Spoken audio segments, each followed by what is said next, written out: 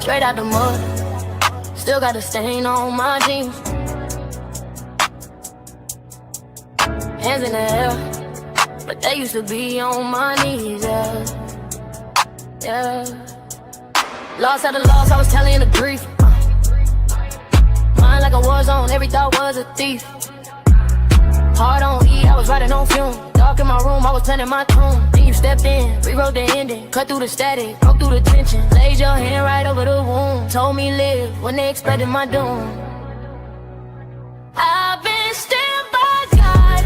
This ain't love. What he put his name on, they can't touch. Haters throw stones, but they can't crush. Diamonds don't crack, we shine under the pressure. I'm more than a conqueror, yeah, that's us. Destiny talking, this ain't chance, it's trust. They try to block it, but the gates they shut. I've been stand by God, stand by God. Grave on the left, grace on the right side. I was walking that line with my eyes tight.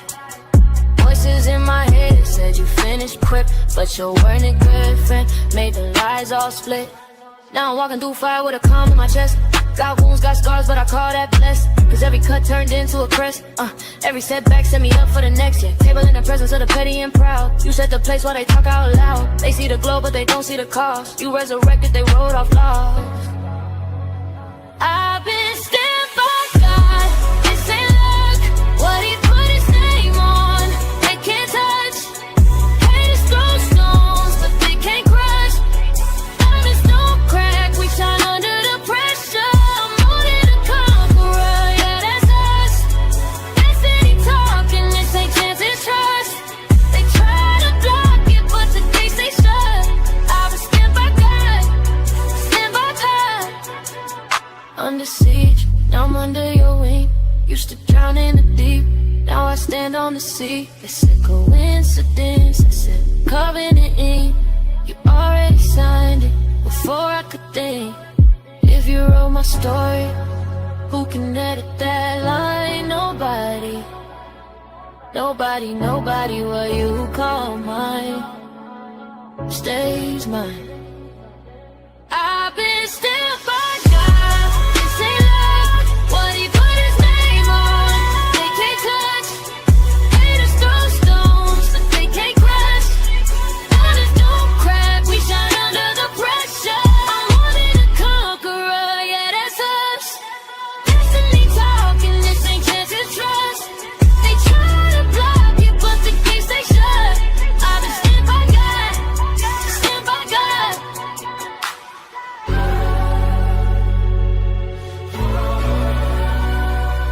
No doubt.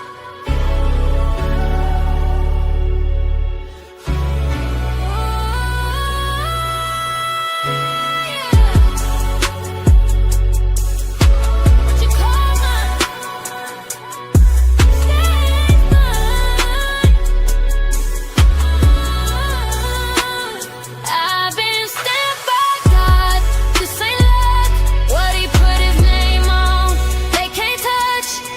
Haters throw stones, but they can't crush. Diamonds don't crack, we shine under the pressure. I'm more than a conqueror, yeah, that's us. Destiny talking, this ain't chance, it's trust. They try to block it, but the gates they shut. I've been stand by God, stand by God.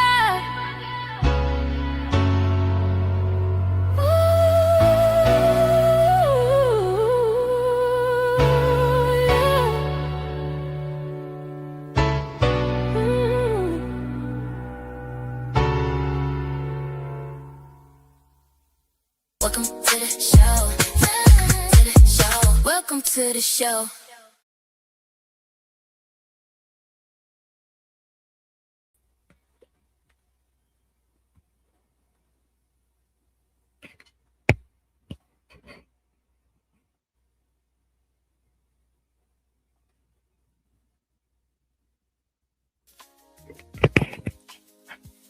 How many people do you know who say, I'm fine, but deep down, they're really not fine at all?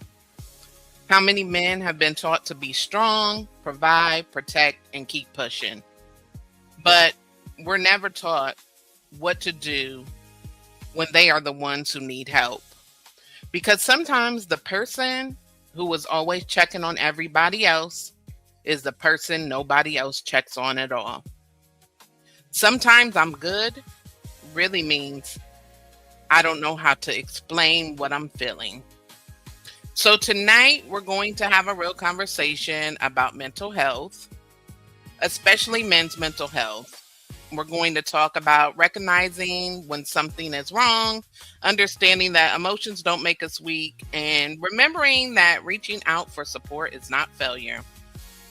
You don't have to share anything personal, but if you're felt overwhelmed, emotionally exhausted, isolated, or like you've had to carry everything alone, then this conversation may be for you.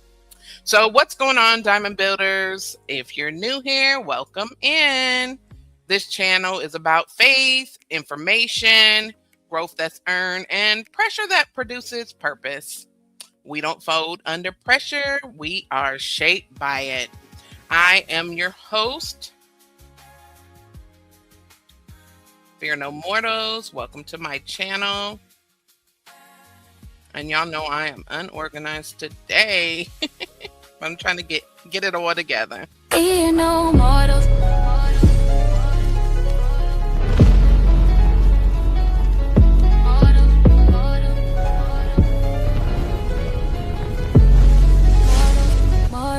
Mortals.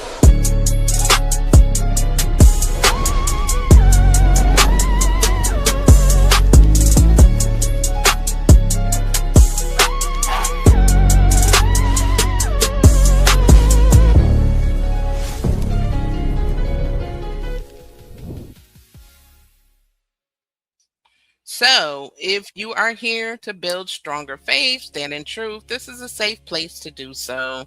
This channel is about encouragement, information, and uplifting one another. So, go ahead and hit that like and subscribe if you haven't already. And make sure to set your notifications to all so you never miss encouragement. And share, especially if you think this message can help somebody else out. And of course, we'd love for you to join the Diamond Builder community. As membership grows, I will be doing some activities for my members. And all support matters and is appreciated to help the channel grow. Feel free to support the channel at 26 Gems F&M on Cash App. Also, you can send a super chat or super sticker as well. I also have a QR code on the screen. We also love gifts. All support counts, and your chat and comment participation helps us in the algorithm. So if you are watching the replay, you can also send a super thanks. We want to build strong faith with the truth of our Lord and Savior in the center, also giving encouragement, confident building, and information that can help save someone's life. We have real conversations that affect our everyday life. So today we are doing something a little bit different. I'm kind of going to do this in two parts today. So we will be focusing a lot on men's mental health because it is National Minority Mental Health Month. I was talking to somebody recently and thought about all the struggles men go through, especially men with melanin. So I started reading some things and thought it would be a good idea to bring some awareness because a lot of men suffer in silence. I will also be doing 2 other streams this coming week, or should I say next week, on mental health as well, because the 27th is National PTSD Day. And I will also be doing a stream on mental health focused on women.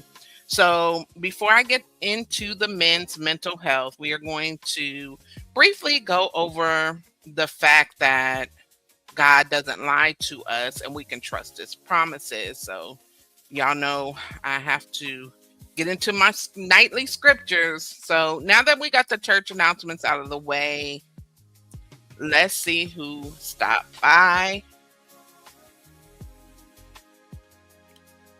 All right.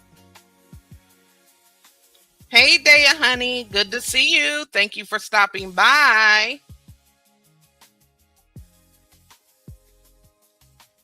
Hey, let's learn something. Thank you for stopping by. And I am going to get straight into it. So let's get into part one. And I wanted to go over Numbers 23 and 19. So God is not a man that he should lie. And this simply means human, period, not just men. So in Numbers 23 and 19, it says, God is not a man that he should lie, neither the Son of Man that he should repent. Hath he said, and shall he not do it? Or hath he spoken, and shall he not make it good? This is a powerful foundation because we live in a world where people make promises and don't keep them. People say they'll be there and they disappear. People tell us one thing and do another. But the character of God is different. God does not lie. God does not make empty promises. God does not need to manipulate us. The question is not always, will God do what he said? Sometimes the real question is, can I trust God while I'm waiting for him to do it?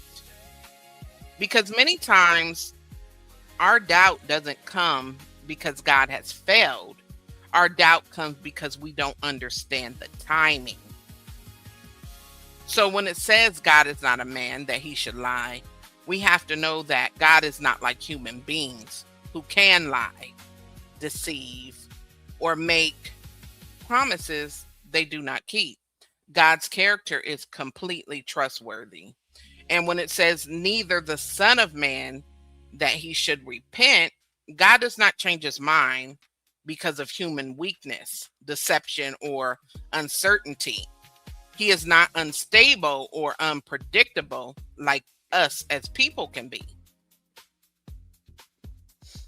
Hath he said, and shall he not do it?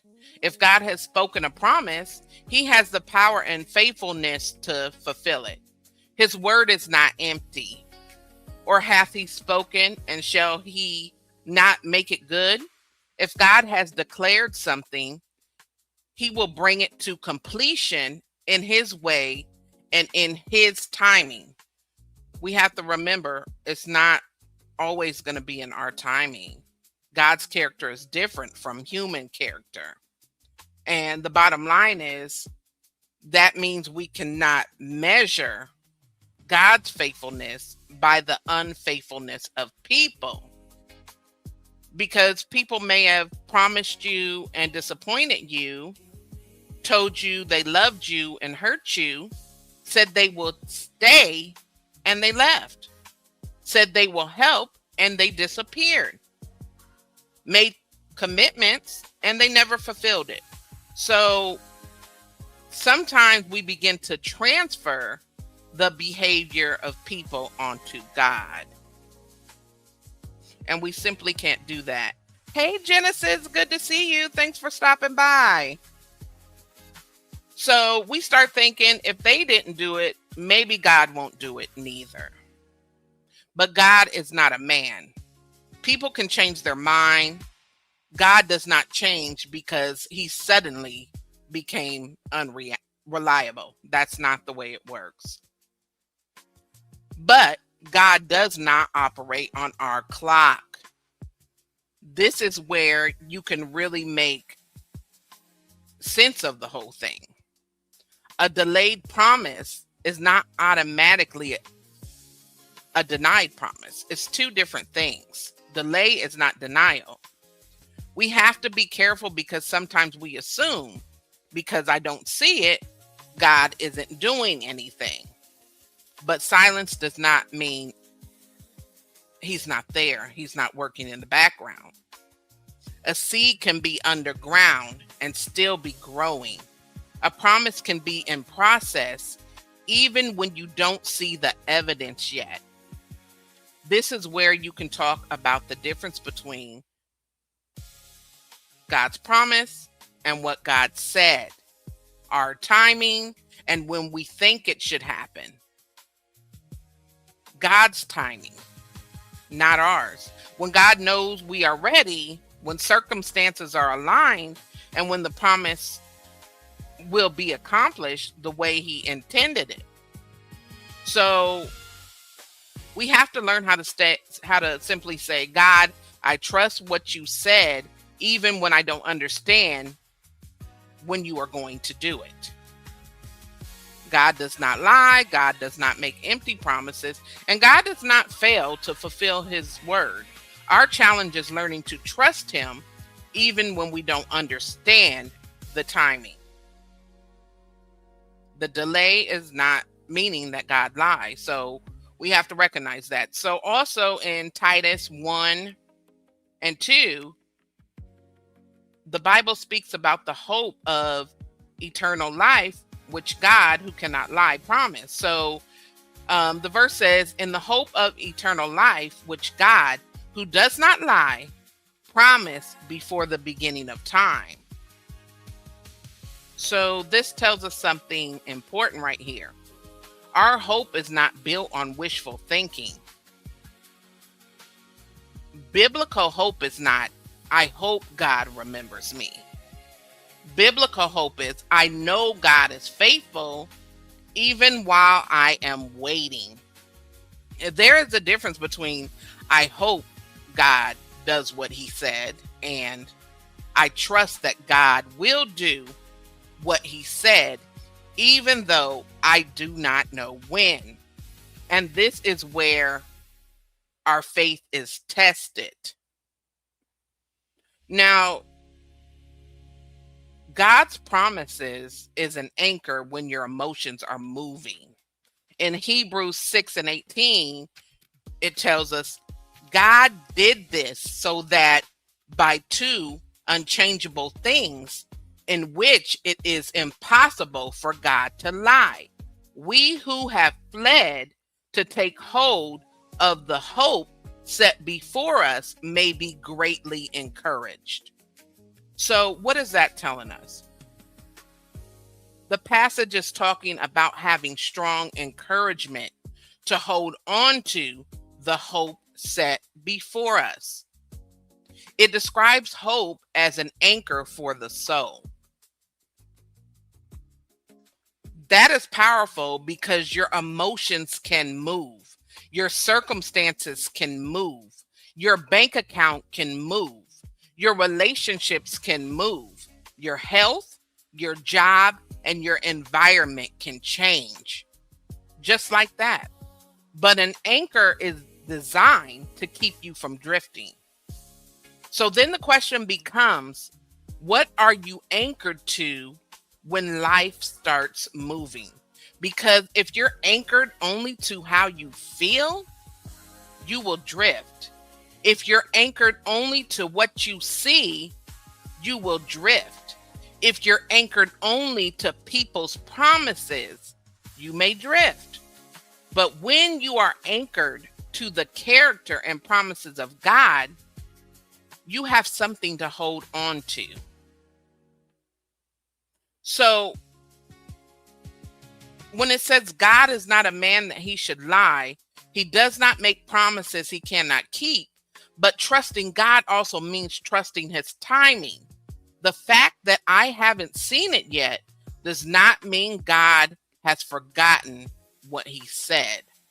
My responsibility is not to force God's timing. My responsibility is to remain anchored while I wait. And that's the beauty of just knowing that just because we don't see it right away, that does not mean that it is not coming. Because God is not a human that he's going to lie to us or fail us. And so that is the message that we have to take in, and we have to ask ourselves, just because I don't see it now, does that mean I'm never going to see it at all? Does that mean that it's never going to come? No, it just means that we may be in a waiting season. And that's okay, because sometimes those waiting seasons, like I always say, it is getting us ready. It's growing us, it's maturing us. And sometimes we have to go through that process, and that's okay. So I wanted to give you guys that to let you know you have to still be hopeful. Don't give up hope just because you can't see things happening the way you want it now. If it is in God's will, it will still pass. Yeah, Diamond Builders. Let's go. Like, subscribe. Don't forget to share. Like, subscribe. Don't forget to share. Turn on that notification bell. Set it to all. Don't miss a thing. Updates dropping. Stay in the loop. Announcements coming. We bring the truth. Make sure you set it to all. Diamond Builders. Don't miss the call. Like, subscribe. Don't forget to share. Like, subscribe. Don't forget to share. Like, subscribe. Turn it on. Diamond Builders. Answer the call.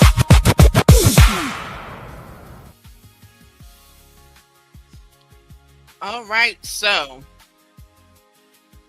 I want to touch on men's mental health for minority. It's National Minority Mental Health Awareness Month. And I know that many people of color suffer with mental health issues. And so I wanted to touch on a few things today and give you all some information as well. So I'm going to give you guys a few stats that I looked up that I think are important for you guys to know. So I just want to start by saying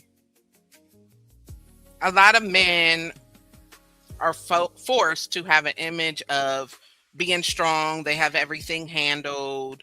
Things are not supposed to get to them, especially the way that it gets to women. But strength is not pretending you don't feel anything. Strength is being honest enough to acknowledge what you are carrying and wise enough to seek help if need be. Because we know that men are often taught, don't cry, don't talk about your feelings, be strong, figure it out yourself, don't admit you're struggling, don't let anyone see you weak. But the Bible also shows men who were afraid. It's not something that just started in this day and time. Men were exhausted back then. Men were overwhelmed back then. Men went through mental struggles back then as well. Men questioned themselves. Men cried. Men needed encouragement just as well as anybody else. There were men who needed other people, and there still are. And yet God was still able to use them. So approximately 1 in 5 adult men in the U.S. experience a mental illness each year, encompassing a wide range of conditions from depression to anxiety. Now, there is a significant treatment gap, which means only about 42% of men with a mental illness receive professional care, compared to probably around 60% of women. So men account for approximately 79% of all suicide deaths in the United States, making it a critical public health issue. There's societal stigma and traditional masculine norms that emphasize self-reliance.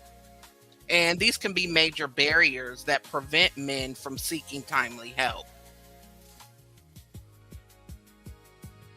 Hey Zone, good to see you. Thank you for stopping by.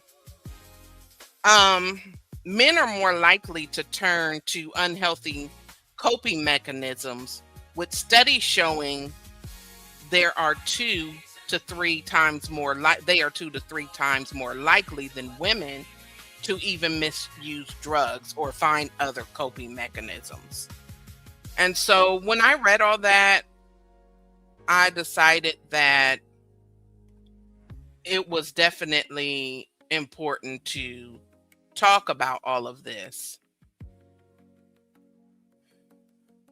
because people are struggling. And in my research, I figured out that more people are struggling than we even know. And that's not a good thing. So we're going to get into some facts about all of this on today. So before I go into some more facts, I just want to use a few examples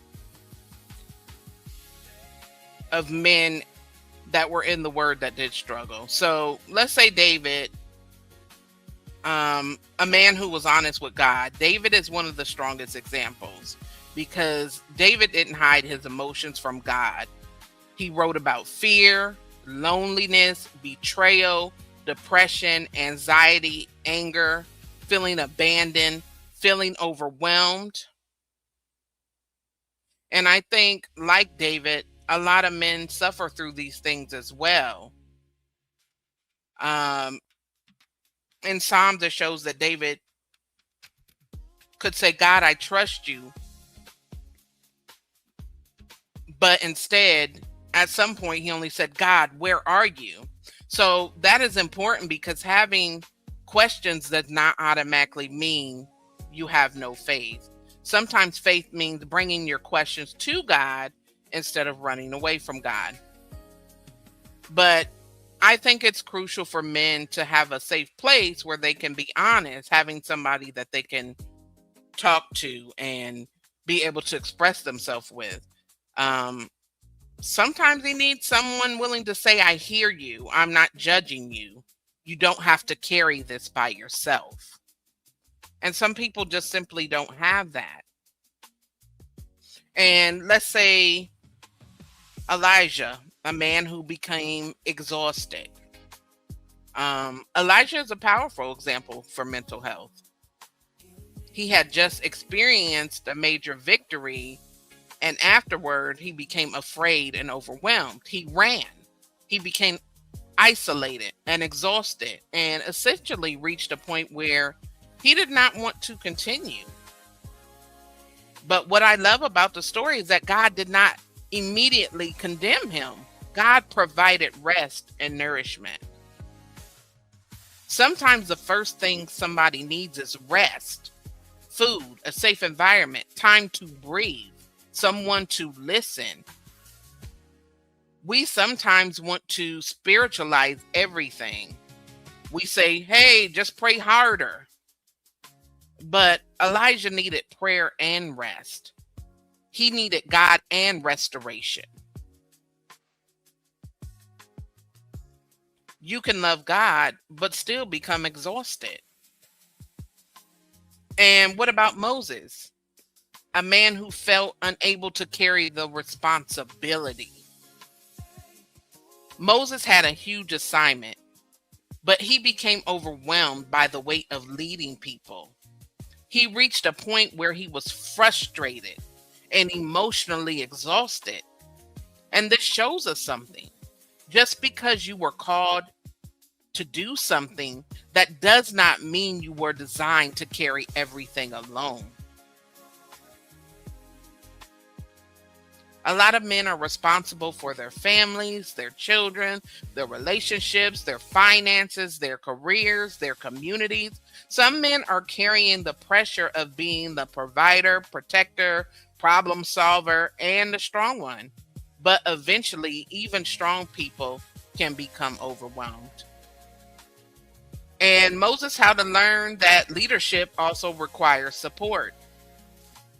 And what about Job? A man who lost almost everything.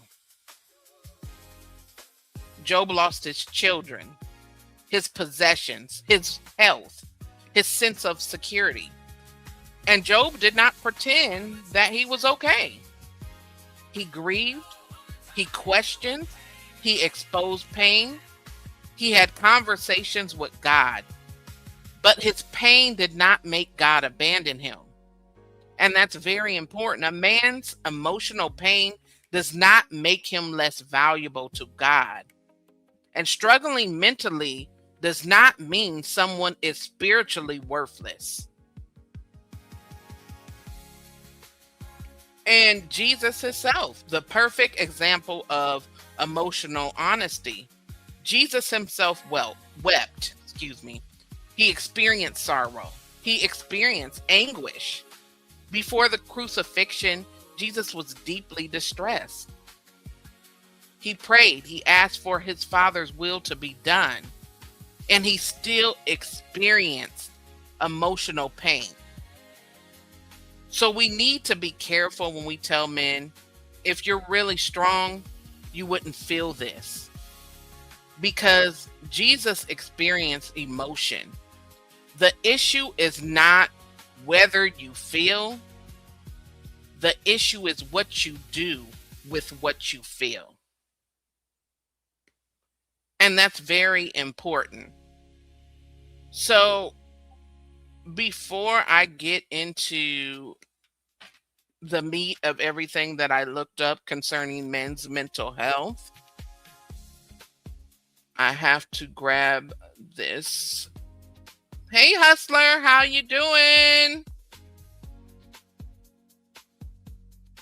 Good to see you. Thank you for stopping by.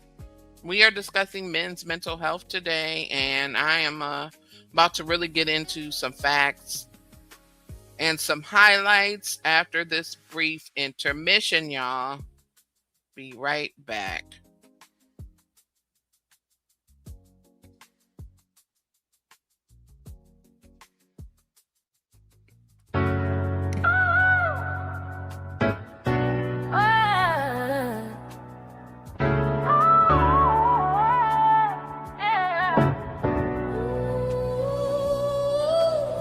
Straight out the mud, still got a stain on my jeans. Hands in the air, but they used to be on my knees, yeah. Lost at a loss, I was telling the grief. Mind like a war zone, every thought was a thief. Hard on E, I was riding on fume. Dark in my room, I was planning my tune. Then you stepped in, rewrote the ending. Cut through the static, broke through the tension. Laid your hand right over the wound. Told me live when they expected my doom. I've been stabbed by God. This ain't love. What he put his name on, they can't touch. Haters throw stones, but they can't crush. Diamonds don't crack, we shine under the pressure. I'm more than a conqueror, yeah, that's us. Destiny talking, this ain't chance, it's trust. They try to block it, but the gates they shut. I've been stand by God, stand by God. Grave on the left, grace on the right side. I was walking that line with my eyes tight. Voices in my head said you finished quick, but you weren't a good friend. Made the lies all split. Now I'm walking through fire with a calm in my chest. Got wounds, got scars, but I call that blessed. Cause every cut turned into a crest. Every setback set me up for the next, yeah. Table in the presence of the petty and proud. You set the place while they talk out loud. They see the glow, but they don't see the cost. You resurrected, they wrote off lost. I've been stabbed by God. This ain't luck. What he put his name on, they can't touch. Haters throw stones, but they can't crush. Diamonds don't crack, we shine under the pressure. I'm more than a conqueror, yeah, that's us. Destiny talking, this ain't chance, it's trust. They try to block it, but the gates they shut. I've been stand by God, stand by God. Under siege, now I'm under your wing. Used to drown in the deep, now I stand on the sea. They said coincidence, I said covenant ink. You already signed it before I could think. If you wrote my story, who can edit that line? Nobody. Nobody, nobody, what you call mine stays mine. I've been stamped by God. This ain't love. What he put his name on, they can't touch. Haters throw stones, but they can't crush. Diamonds don't crack, we shine under the pressure. I'm more than a conqueror, yeah, that's us. Destiny talking, this ain't chance to trust. They try to block it, but the gates they shut. I've been stamped by God, stamped by God.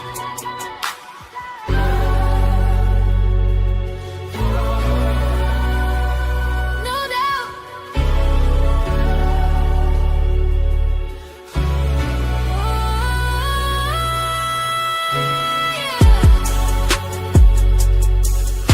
What you call mine? Stay mine. I've been stamped by God.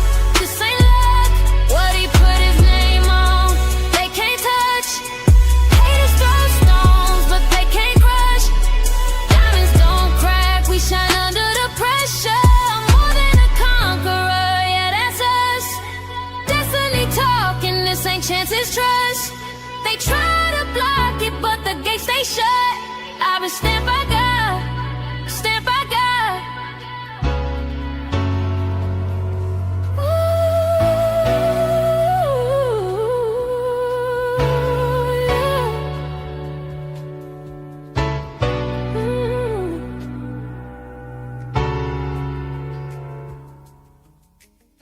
Welcome to the show.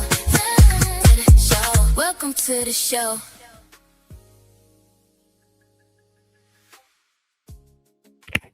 All right, all right. Hey, Zone, how are you? Yo, mic check 1 2. Who got more game than Sun do? Can you hear me? Feel no more? I do hear you. I'm trying to figure out why you're small. Let me try to. Okay, there you go. You know, I'm not so advanced, so I got to try to figure all this out. Oh, it's all good.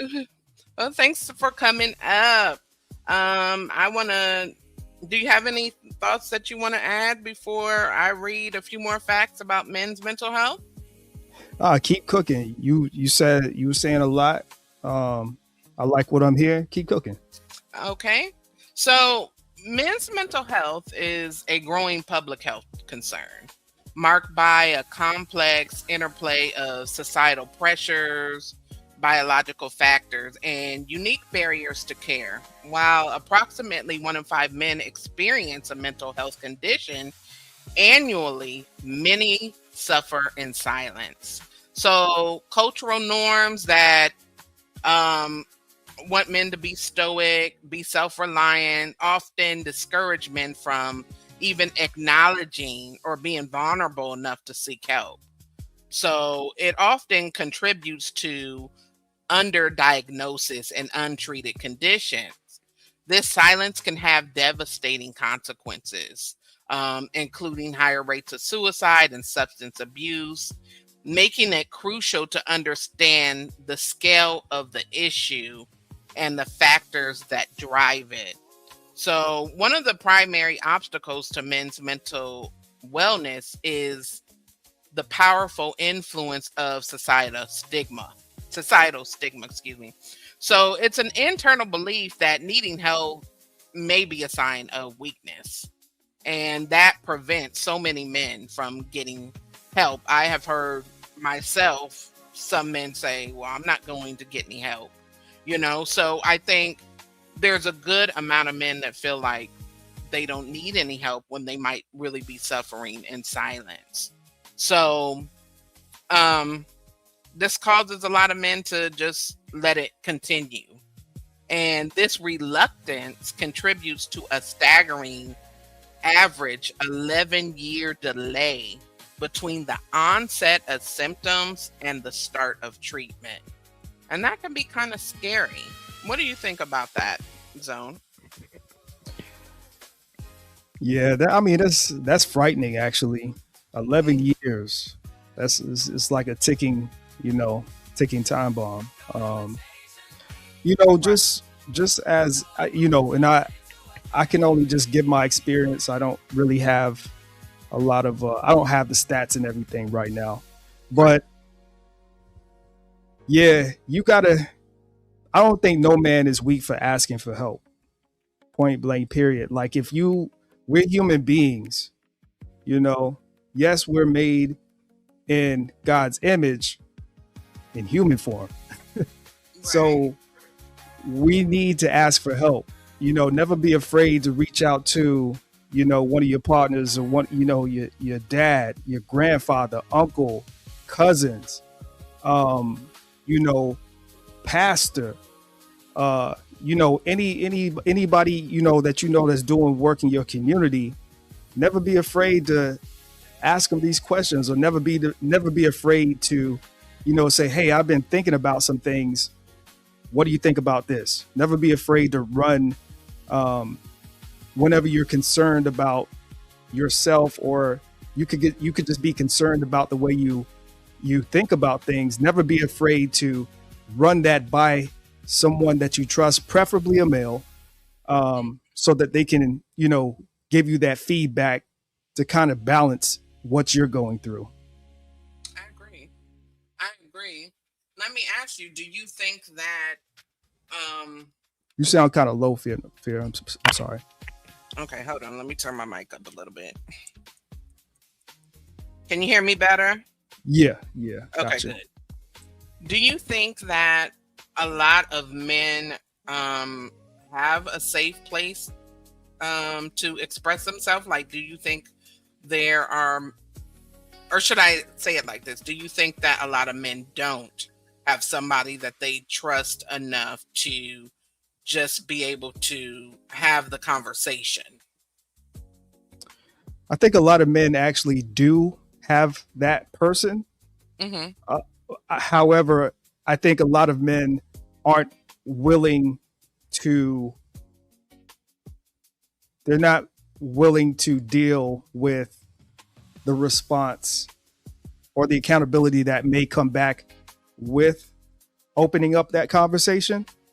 And, I can't tell you how many countless times that, I've been listening to a YouTube panel full of guys, and they're talking about things, and they say, I never asked my dad that, or you know, I never really had that discussion with my dad, or my dad, I never, in their upbringing, we never talked about this when I was growing up. And so a lot of men today Hmm. are looking to more towards social media as to using the resources that they currently have around them. Right, right, right. I can agree with that as well. Um, I think it was just maybe a thing of like older men in previous generations that definitely, like, as you see, there's a problem with people seeking the help and asking the questions now.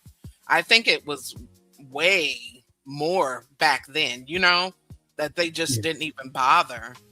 Like going to talk to somebody wasn't even a thing, or expressing their feelings wasn't even a thing. Uh-huh. And so I agree with you. I think that a lot of people just carry that same cycle with them. It's like, well, like you said, they didn't talk to their dad about it. So it is what it is. Yep, absolutely. And then, on the flip side of that as well, you just touched on something very crucial. On the flip side of that, um, because that kind of like was a code of how men of the past were, Hmm. um, you know, not really expressing the way that they felt, not really showing that they were going through things.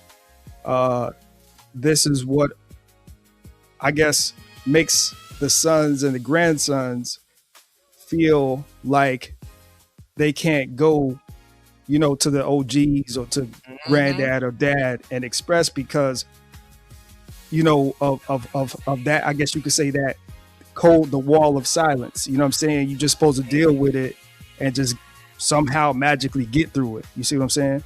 Yeah, yeah. You're just supposed to be strong and you got it. Right, right. I agree with you. I think that's a big thing, and especially in our community. Yep. I definitely do. And I'm going to get into some stats about the differences between others' communities and our community when it comes to that. So, access to mental health is not uniform across all men. Significant disparities exist on race, where you're from, and ethnicity. So, for example, non-Hispanic, Black, and Hispanic men are far less likely to receive mental health treatment compared to their non-Hispanic white counterparts. And it points to systematic barriers and cultural factors that compound the issue of stigma. And additionally, structural issues like the lack of insurance and providers shortages in rural areas create even further obstacles dealing with this. Over 25 million people live in designated mental health professional shortage areas, limiting access for a large portion of the male population. And also, when we're talking about mental health treatment and the rates, 19.8 non-Hispanic white men and only 9.8 non-Hispanic Black men seek the treatment. So it shows that white men receive treatment at twice the rate of Black men. And the stark difference underscores the impact of systematic inequalities, cultural stigma, and lack of culturally competent care for men of color. And so I think that is a big thing that people need to consider as well. I never thought about that in some areas there is no help available also. Yeah. So if you're living in a small town out in the middle of nowhere, there might not be anyone in the area that you can even speak to, even if you wanted to. Absolutely. And it makes for a sad situation. Certain life circumstances place men at a significantly higher risk for mental health challenges. So, male informal caregivers, for instance, experience depression and anxiety at rates far exceeding the general male population, with studies showing a median depression prevalence of over 34%. The intersection of mental illness and homelessness is also acute for men, who represent approximately 78% of many homelessness samples or examples. Among homeless individuals, over 76% have at least one mental disorder, creating a cycle of instability that is difficult to break without targeted support. So I think it's safe to say that mental health takes a toll on even your lifestyle. Sure does. I'm pretty sure we've all probably seen, somebody who was less fortunate, a homeless person out, and just knew by the way they were talking or acting, it could be the substances, but it also could be mental health. I'll give you a current example right now. That's the opposite end of that particular situation. Mm-hmm. But who we've seen publicly crash out over the past 2 or 3 years now, Adrian Broner. Ooh, that's a good example. He the same type of mental health, situations that we would see from, let's say a Black homeless man on the street. He seems like he might be drunk, and then, when you do talk to him, he's stumbling over the words or Mm-hmm. disoriented. We've been seeing the same behavior from Adrian Broner over the past 2 or 3 years now, and this is a man who's made millions in his profession of boxing. So, um, more so than the money itself, your mental could definitely play a large part, more so than the finances when it comes to your lifestyle, because it just goes to show that you could have all the money in the world, in Adrian Broner's case, and still be piss poor mentally. Yeah, I totally agree with you on that. I mean, that just goes to show it doesn't, your finances don't make your health better. You know what I mean? I mean, if you Mhm. have finances, you can go and see someone, Right. but that's not going to necessarily change your mental. If you have mental issues, especially severe mental issues, it doesn't matter how much money you have. Right. And not to mention, they say that when you do obtain a lot of money, you get rich, wealthy, whatever, oftentimes it could actually make you more of what you already are. So let's just say you're just an average class working person, and all of a sudden you hit the lottery one day. Well, if you had a lot of stuff that you were dealing with when you were just a normal working class person, do you really think that just because you hit the lottery, that all of a sudden your behavior is going to change, the way you think is going to change? Or do you think it's more of a possibility now that you have money, you're just gonna you're just going to enhance, you know, uh, your behaviors and your unresolved issues. Good So point. Good point. A yeah, lot of the times it makes it worse. I agree with you, yeah, because that's people always say once you get the money, your real self comes out even more. yes, hmm, I think a lot of the time with the money, people just think, well, I got money now, I can just be myself, you know? yeah. Well, I mean, we just seen it recently with Sean Combs, P Diddy. Yeah. Yeah. You're right. So yeah, That's a good example. That definitely is. Yeah, so when it comes down to it, the amount of money, whether homeless or rich, it doesn't matter if you're suffering through mental health problems. And there's a lot of consequences of untreated mental health conditions um, altogether. But in men, it extends beyond personal suffering. Like you just said, it doesn't matter um, how much you have or don't have.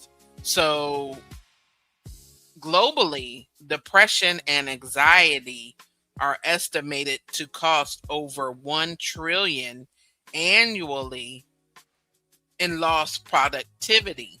In the United States alone, a groundbreaking study quantified the economic cost of mental illness at approximately 282 billion per year. These costs are reflected in the workplace, where men with mental health conditions face higher unemployment rates and lower labor force participation. And then when it comes to, let's say, suicide factors and protective factors, the most tragic outcome of untreated mental illness in men is the alarming high rate of suicide. Men die by suicide at a rate of 22 to 23 per 1,000, nearly 4 times the rate for women. And this disparity is a stark reflection of the cost of emotional suppression and delayed help seeking. Now, beyond suicide, men with untreated mental illness are also at higher risk for co occurring substance use disorders. And we have seen that with broke people and rich people. They turn to substances. So, with nearly 1/3 of men with depression also experiencing substance abuse problems. However, there are possible positive outcomes when protective factors are present. So, I think when it said earlier that some men take up to 11 years to even think about seeking help, that's very alarming, because we never know when it's going to keep deteriorating and causing more and more mental health issues. Something could start small and somebody could get help, but if they keep letting it go untreated, it could be way more damaging down the line. Absolutely. Um, Absolutely. and this goes back to what we was kind of touching on earlier. Do you think men are taught to hide their emotions from a young age? Yeah. Um, I definitely think so. And I wouldn't even say taught. I would say more so like indoctrinated. Like, Mm, because I mean, think about it. Like, we start watching cartoons early. Um, you know, we we get in K4, K5, first grade, and it's you're just as a young boy, like you're noticeably treated differently than the young girls. Like you can be in elementary school. Like, I remember being in elementary school and girls would tell on me for like any little thing possible. So in my mind, at an early age, you know, we already have it in our mind. Like, only girls really like tell. Only girls really do this, that, and the third. So I would say like it's more so of a silent indoctrination process, because and then obviously if you have a dad in the home, even a stepdad, um, you you there's not other than like if y'all go on like fishing trips, or you do things dad and son. That's really the only time that you really just talk to your son like that. And most fathers, I feel like they could be great fathers, but they don't really sit down just to pick their son's brain, just to find out what's going on in their son's mind. So you just grow up like, yeah, you got your dad around, but dad ain't really just tried to see exactly where my mind is. Like, dad ain't, the only mm, thing he asked me about is, you got a girlfriend?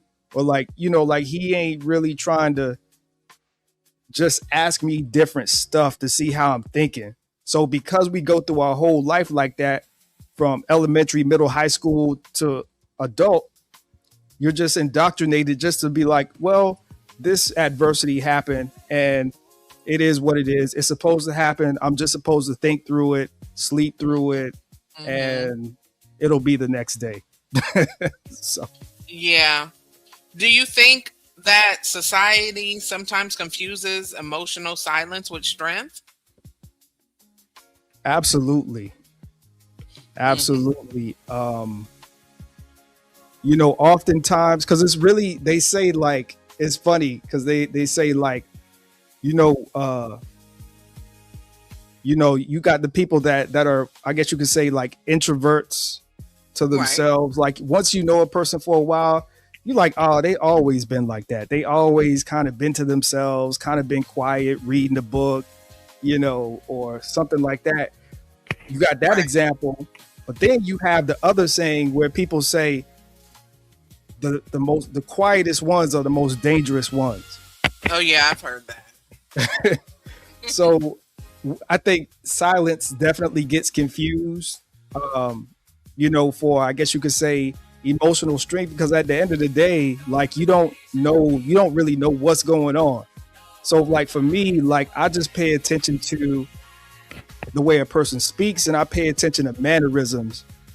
If I'm in person with someone, and that could, because sometimes you could be in a space and people are just quiet, but you might be able to tell that they're having a rough day if they're slamming a pile of papers too hard. Hmm. Or if, even by the way they type on a keyboard, you know what I mean? Like, every Right. type sounds like a sledgehammer. You know what I'm saying? Like, Right. so yeah, the silent component, it definitely gets confused a lot of times. I totally agree with you. And I think that that's just the way a lot of people look at it. So that's a really good point. Hey, Mr. Brown, thank you for stopping by. I definitely think that's a really good point. A lot of men were taught how to work hard, provide, protect, survive, and push through the pain. Um, but many men were never taught how to process the pain. I think a lot were taught don't cry, man up, get over it, you know, don't let anybody see you weak, just handle your business. And there's nothing wrong with being strong, of course, but I think we have to understand being strong does not mean you never struggle. Being Right. strong does not mean you never feel sad or Right. you never become overwhelmed. Being strong doesn't mean that you don't need anybody to talk to. Because Right. sometimes the strongest thing a man can say is, I'm not okay right now. And that's okay Absolutely. to not be okay, you know? But that doesn't make you weak. That just makes you honest. Absolutely. And you know, like that's a decision that I'm a millennial, so Hmm. I'm of the last generation that I believe of like the kind of like harsh upbringing and the easy upbringing, because millennials, like, we were born, right in the midst as the world is progressing, technology is Right. innovating faster than ever, Hmm. video games, some of us had a lot of us had the Nokia phones, then we had the flip phones, and now we got the smartphones. And Right. you know so The two ways and all of it. yeah so Blackberry. Yeah. So I was primarily raised by my grandfather and my stepfather. And my grandfather, that was the easy side of it. Like, he just, whenever I would do something, he always had a nice, kind tone of telling me what not to do and just talking to me, versus my stepfather, who I call my other dad, Hmm. was the complete opposite. You know, he'll say what he means, mean what he say. He'll curse at you. He will, and that's just, and I don't want people to get that confused with mean. That was just his character. Okay. Because that's just, he was kind of like a street guy a little bit. So uh, it's just what it was with him. And with him is where, like, for me, is where I got a lot of that, you know man up, uh you know don't you got to be tough with any and everything. Hmm. um and we just have to realize that, you know young you got to communicate with your young boys, like, everything. How should I say this? we have to be able to we have to be able to use our young boys, our young sons, nephews, young cousins' mistakes as teachable moments. Right. Because oftentimes, I believe, especially like with the older generations, I'm trying to figure out the best way to articulate this. Um, Take your time. with the older generations, this is why a lot of dudes grow up making the same mistakes, because Mm, the older men never really took the time to talk to them about their mistakes, and have them understand the consequences of their mistakes. mm. That's And a good so point. and so as a millennial, because I'm old enough at 37 to be able to see, to be able to experience baby boomer men, and then to be able Hmm. to experience um silent generation men, because my grandfather was of the silent generation, Right. and then my father being a Gen X.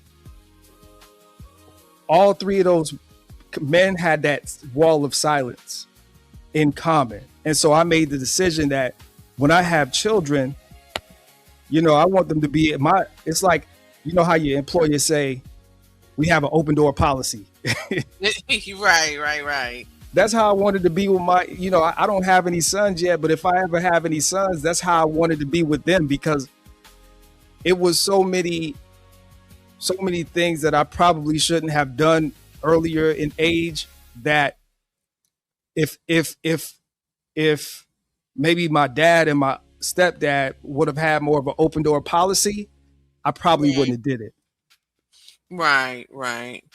And I know that was a little bit long-winded, but my bad. No, go ahead. That's why I'm glad you came up to give your perspective. I mean, you're a man, I'm not. But yeah, so I think that is a great point, actually. I think a lot of the times, like you said, you're a millennial, and so even down to Generation Z now, I think a lot of the times, like you said, the parents don't have that open door policy. Of course, the way people parent have changed drastically from the old school up until this point now, obviously, but I think it's still the thing where there may not be the open door policy to be able to make the kids, and especially the young men, feel comfortable enough to express everything that they may be feeling, or, hey, if you do it this way, you won't have to deal with this later on. You won't make this mistake. And I think that is missing a lot I think it was missing before, and I think it's still missing now. Yeah. For sure. Hey V, good to see you. Thanks for stopping by. And y'all, StreamYard done up the game a little bit, so now I can see the jewels.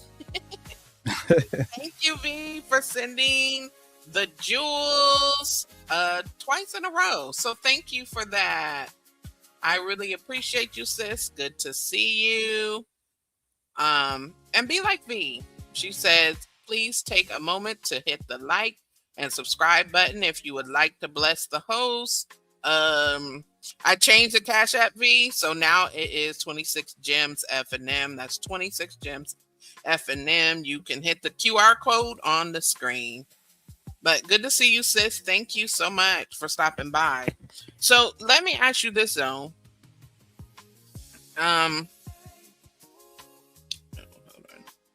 Do you think that a lot of men hide sadness behind humor, anger, silence, or isolation? Like just trying to deal?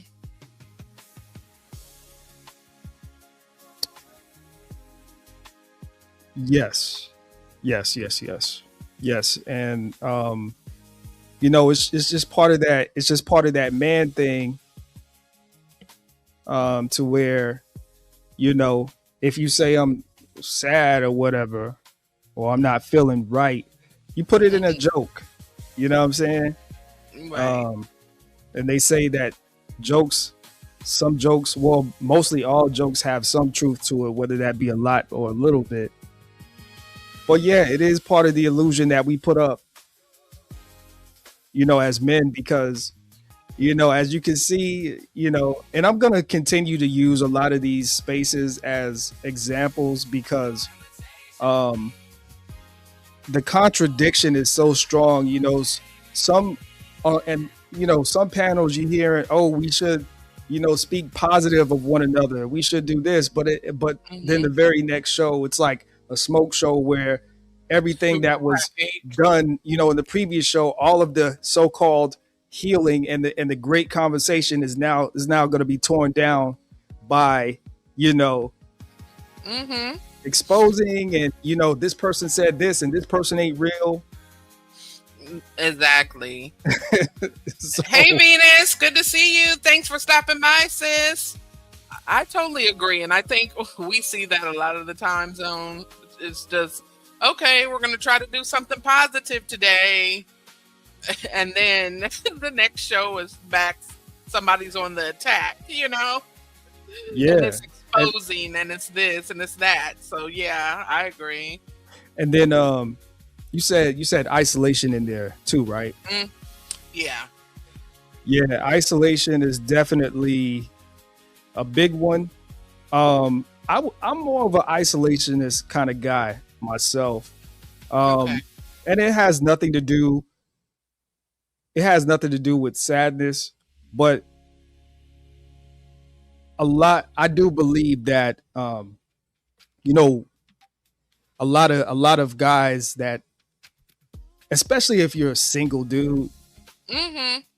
like you need to be out and about and getting it cracking, man. Like if you're a single man, there's no person for you. It's no real reason unless you're sad or depressed, or you feeling that something is not right, that you shouldn't be out and about socializing, trying to find your future wife and all of that.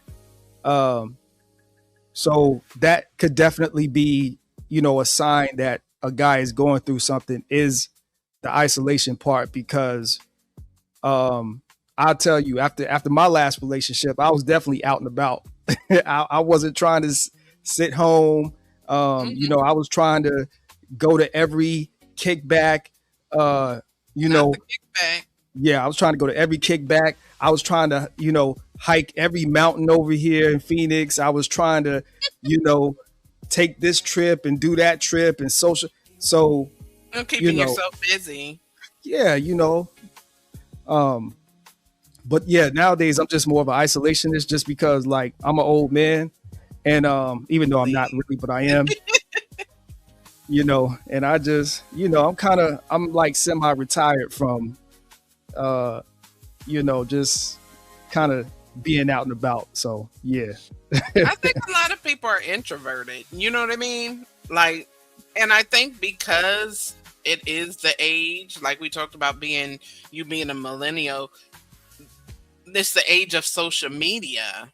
And Uh I huh. think some people just sit at home and rather be online or stroll their phone or whatever than get it out and about. I think people have lost the identity of actually getting out and mingling. Some people, not everybody. You know what I mean? Right. Because everything is just so accessible online that people just in certain, especially the generations like under millennial, Uh huh.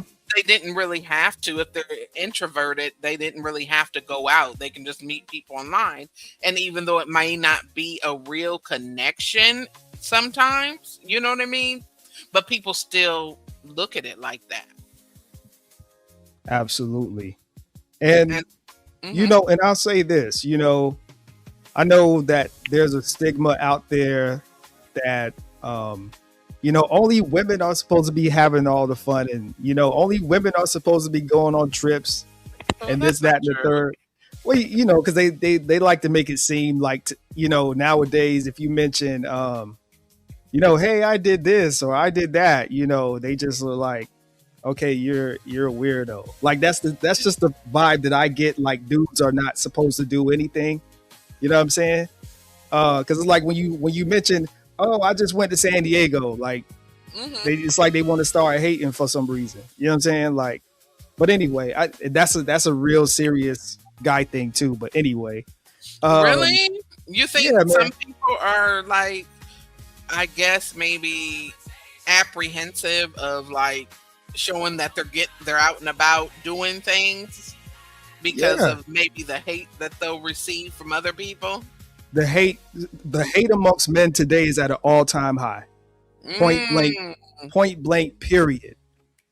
Um, but I mention all of that because that, as a man, that plays a huge part in your mental health as well, is okay. being social. Women are not the only ones that's, God put here to be social. Men, we were put here to be social and have fun as well. You see what I'm saying? Right. So Hmm.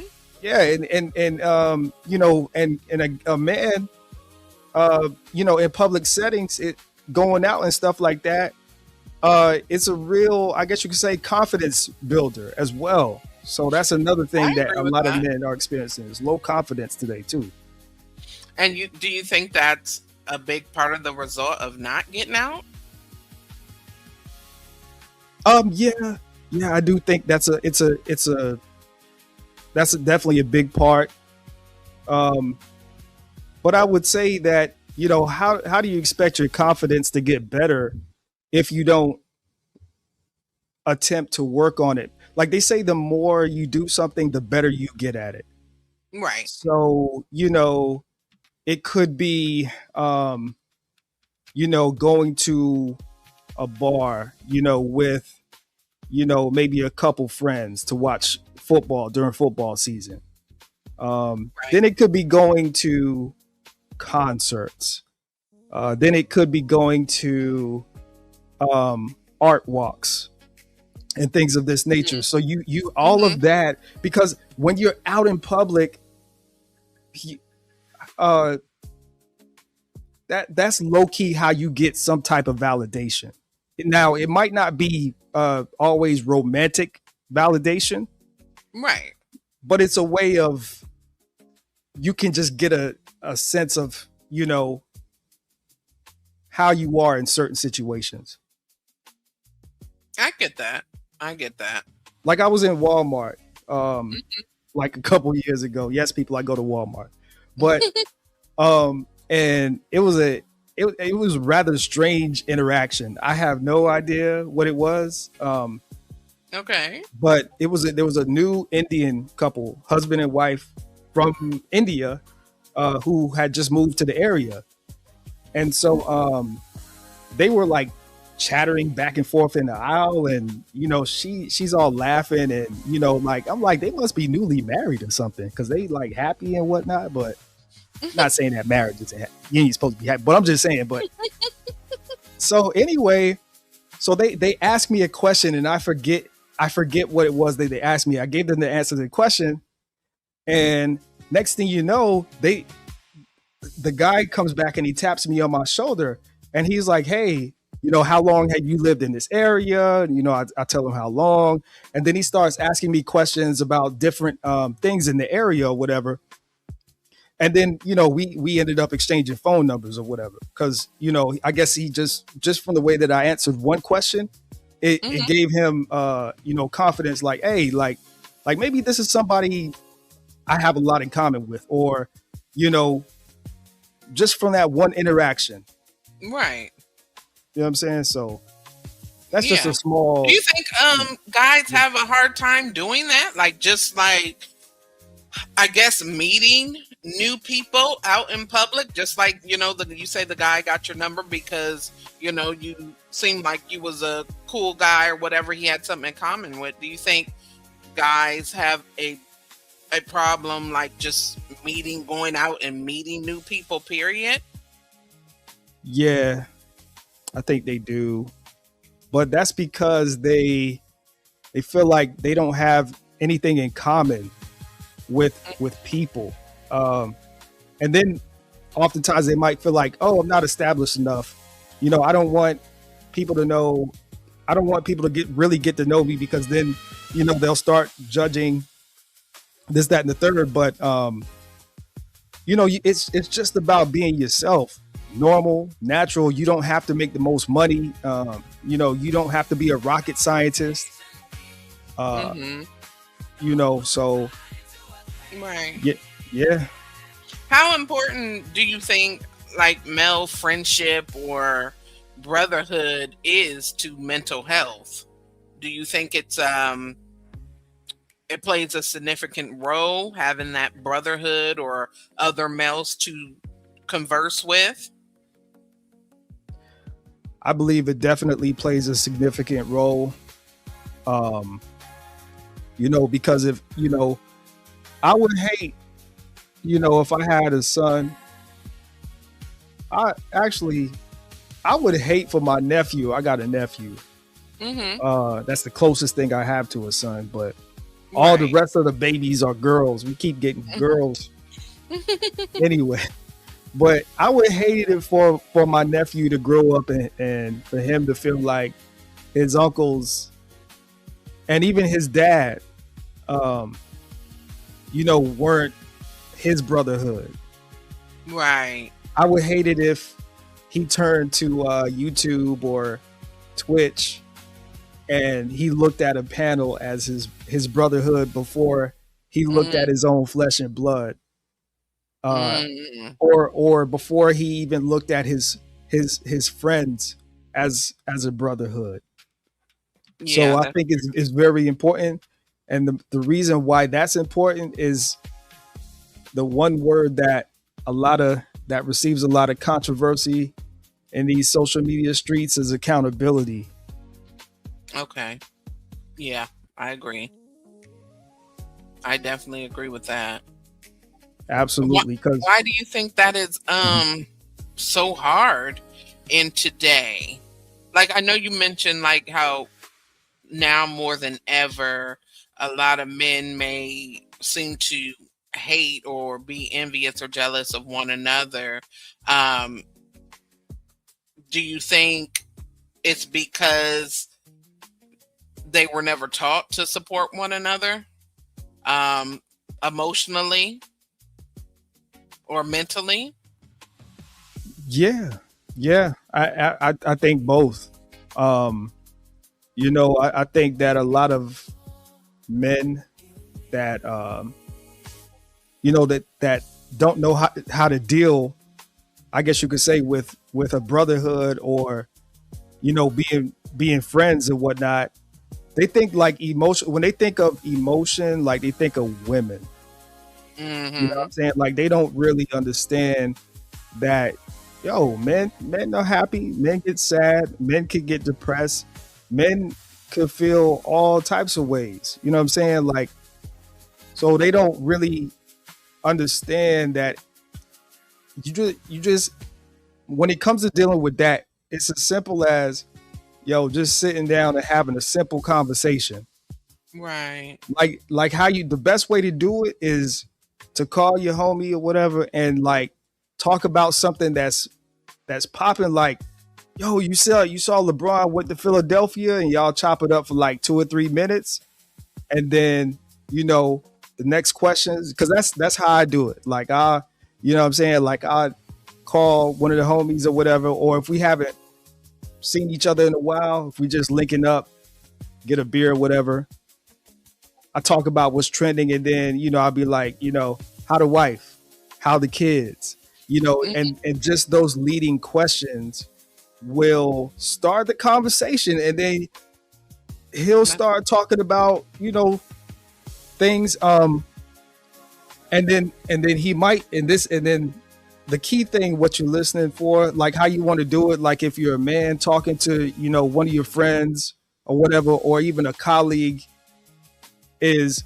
you want to listen for one or two things, and then in your mind, the way that you need to process it is you need to be like, yo, I'm concerned for you. Like that's how you should approach it, like in your mind, and even before you say it out loud, you should say, I'm concerned for you, I'm concerned about you. mm, I agree. I agree. And that because I think maybe people may feel like you're judging them if you don't do it that way. Do you think so? Yes, Okay. absolutely, because you know what I mean, because dudes already be like, man, these ninjas, they don't care about me. Like, don't nobody care about me. You only calling me because you saw this post on Facebook. Like you Okay. ain't checking.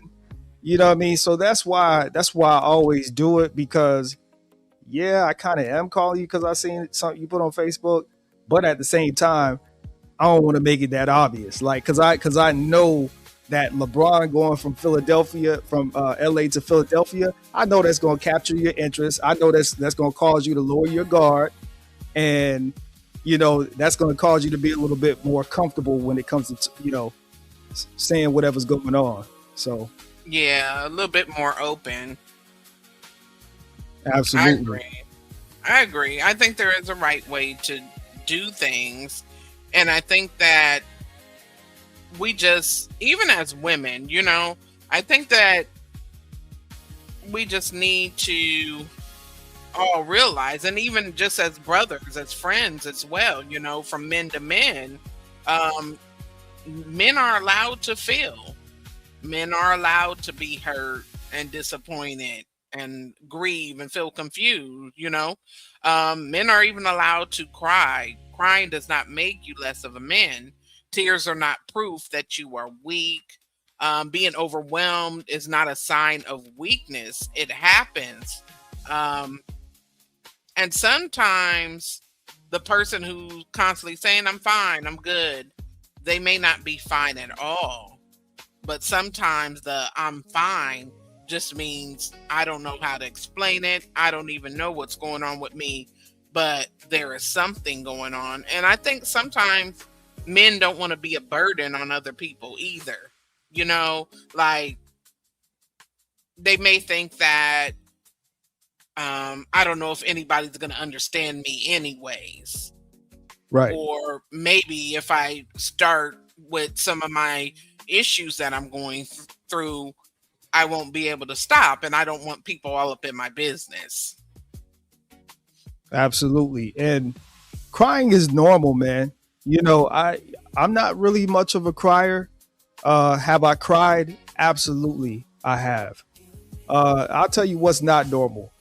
When a grown man has a podcast and he's crying on every episode. Now that's not normal. But you know, when you are in solitude, you're alone. Right. You know, or hey, you might be with your girl, you know what I'm saying? And you might Right. cry. Like it is what it is. Like crying is normal.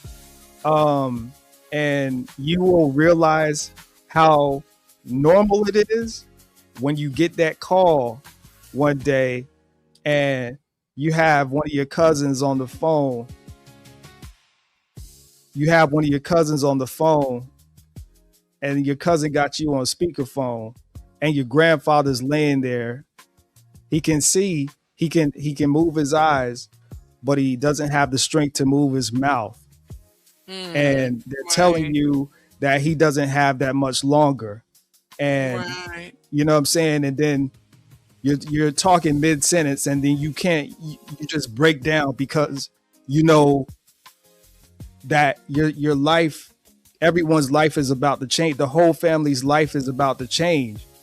And it's in those vulnerable times where you realize, you know, like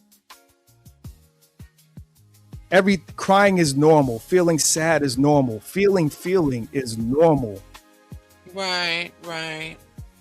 Yeah, that is true. That is true. And I definitely think that it's a time and a place. Just like you said, you know, you mentioned somebody that gets online and cry. I think people have to remember that a lot of the people that are online may not care. They just want a show. They just want something to talk about. So I think it's important to really know that getting online and, you know, crying or expressing whatever you're going through all the time, it may not be ideal. You may want to find somebody that's more personable, you know what I mean, besides the online audience. You know, Yeah. now some people have their moments, but I agree with you. If it's every day, all the time, you know, you might want to seek some professional help. Like I feel like Ryan Clark. I'm not sure if you know who that is, but he just got fired from ESPN. I do know who you're talking about. Okay, I feel like he cries all the time online, and every time I see him, I'm just like, brother, what are you doing? Like, because a lot of when he talks is like about therapy and about these things, but I'm like, are you actually getting the therapy that you're trying to tell everybody else to get? Like, because every time I see you, like every other podcast or whatever, it's like you're always like crying about something. To me, that's not normal. That's not normal. But you know, if a man chooses to cry at the end of his day, or you know, when he's going through really stressful situations or sad situations, it could be Right. even tears of joy. Right. So that is normal. You know what I'm saying? Right. So yeah. I agree with you. Yeah, I definitely agree with that. one of the most important parts of mental health awareness is learning to recognize when something is different, um, and paying attention to yourself. Um, Sometimes I think people just need to ask themselves, am I constantly angry? Am I constantly isolating myself? Have I stopped enjoying things I used to enjoy?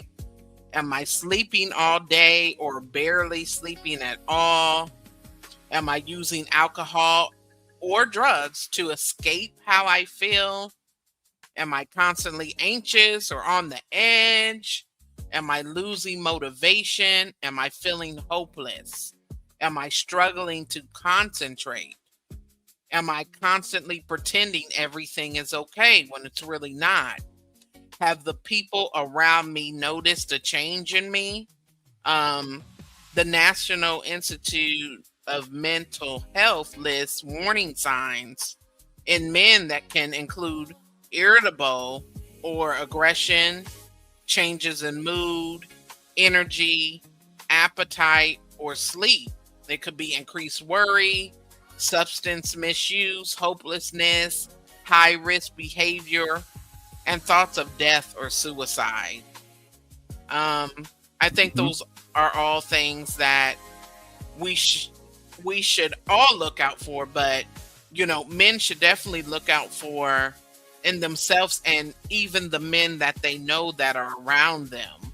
Um, Yeah. because people do not want to wait until the thoughts are suicidal to take mental health seriously. Um, you shouldn't wait till you lose your job or wait till your relationship falls apart or wait until you explode on everybody or do something crazy, You don't have to wait until you're sitting in a dark place to say, I don't know how I got here. I think it's important to pay attention to the warning signs before a crisis takes place. Yeah.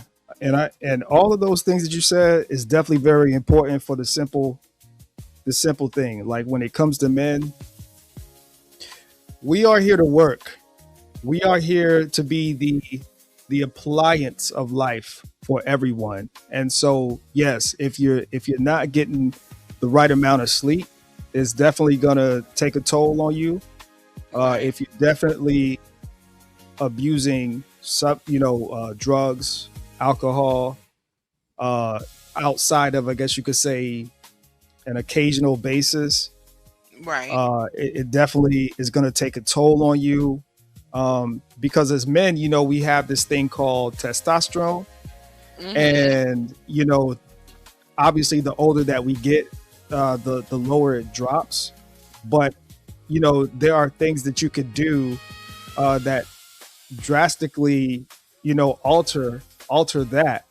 And so, like, one of the ways, a lot of ways that you could, I guess you could say, like, offset those things is you have to be disciplined as a man to take care of yourself. Because here's Mm. the thing, see, for the women, and obviously this doesn't apply to all, but women, they were put here by God for us to procreate, multiply, you know, and eventually Mhm. take care of. You know what I'm saying? That's why they were put here. But as men, Mhm. we can't be at an optimum level with our situation if we're not taking care of ourselves. So Right. that's why it's very important for us to take care. You know what I'm saying? You got to have the right mindset. You have to be disciplined. You have to be able to focus from the time that you wake up to the time that you go to bed. You need to be consistent with basically almost everything that you do. You need to make sure that you're putting forth maximum effort as much as you possibly can. You need to make sure that you are contributing in all the ways that you possibly can. You need to make sure that you're proactive. You need to have momentum, and you need to make sure that you're utilizing your time properly. Mhm. So everything that Fear No Mortal said is basically a direct correlation of everything that I said, but those are characteristics that you have to apply every single day so that your life can run smoothly, so that your situation and lifestyle can run smoothly. Because if you're not taking care of those things, it's gonna be a Mhm. rough ride for you, player. And I agree because I think there's a lot of pressure that comes down to men and the identity of a man. Um, a lot of men are asking themselves questions that may not feel comfortable saying out loud, like, who am I if I'm not successful? Who am I if I cannot provide? What about if I lose my job? Who am I if my relationship ends? Or who am I if I'm not the strongest person in the room? Sometimes a man's identity becomes so connected to what he does for other people that he loses sight of who he is as a person. Because men feel the pressure, well, some men, to provide, protect, to be the strong one, to be the problem solver, to be Mhm. emotionally controlled, financially successful, respected, and independent. But what happens when a man feels like he is failing at the role he believes he is supposed to fulfill? And I let think, me, if I go ahead. just could interject right there, because it's Hmm. sorry to cut you off. Like that part is very important. Like everything you're saying about success and failure, because Hmm. here's the thing: everyone's success is their success. Your parents' success is their success.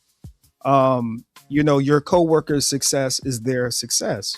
And Right. so a lot of and a big issue that a lot of men have is measuring their success against other men.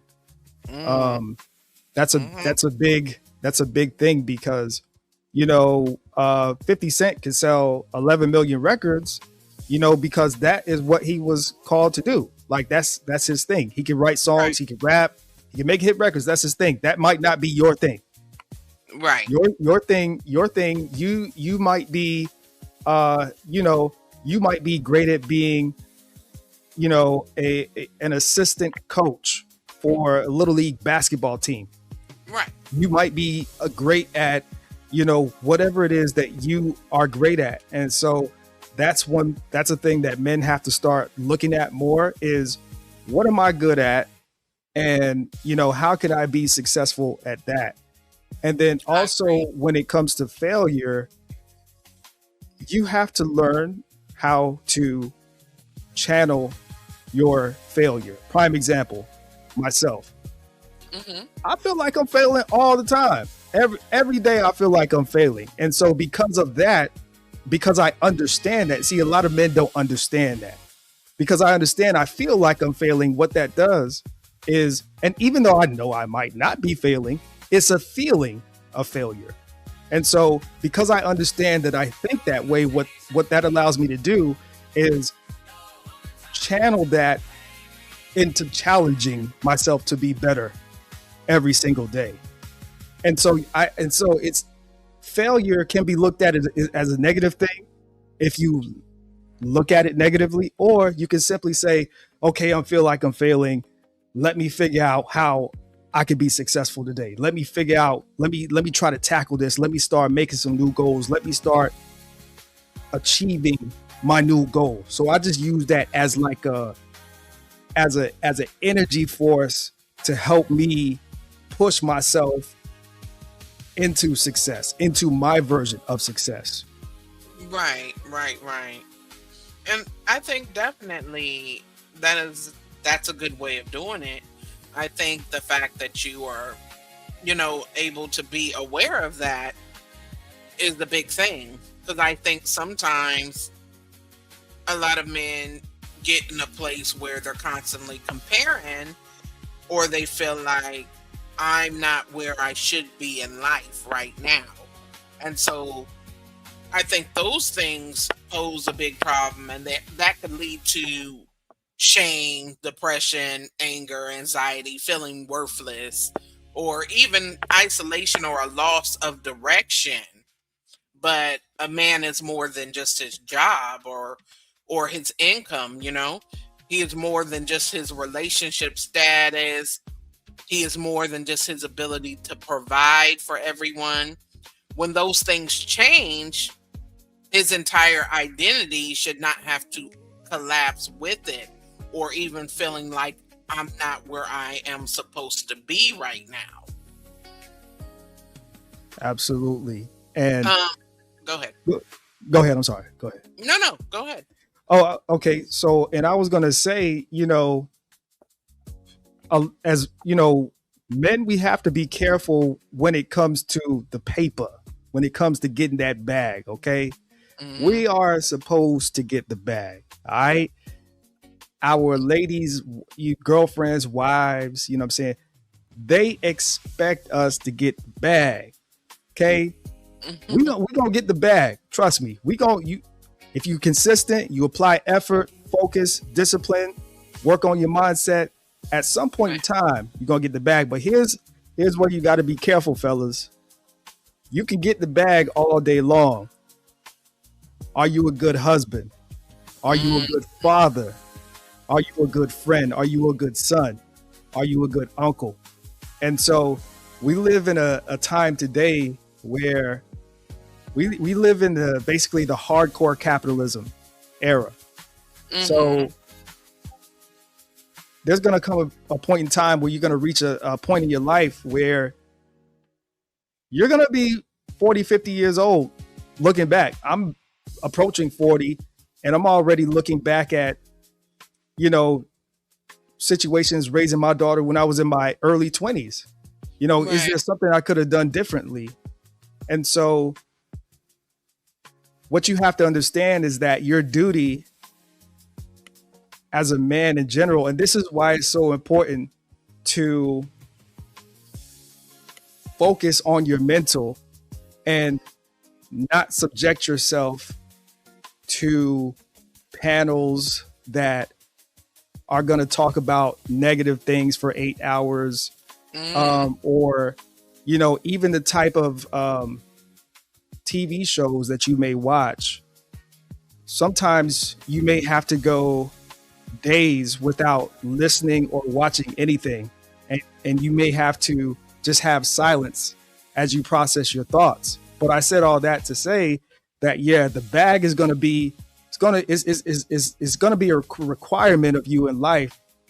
But your duty, as everything that I said, father, husband, boyfriend, friend, nephew, son, you're going to find that those duties are going to be greater as time goes on than just the bag.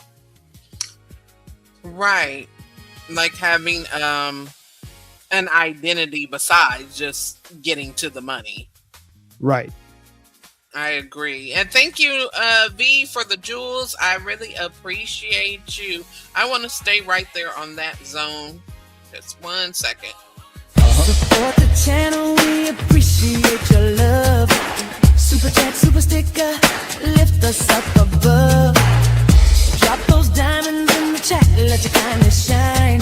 Cash up 26 gems, F&M, every gift divine. However you choose to help, it all counts the same. Support small creators, help us grow the name. Stack it up, show some love, let the blessings flow. Thank you for supporting, together we're alone. Show some love.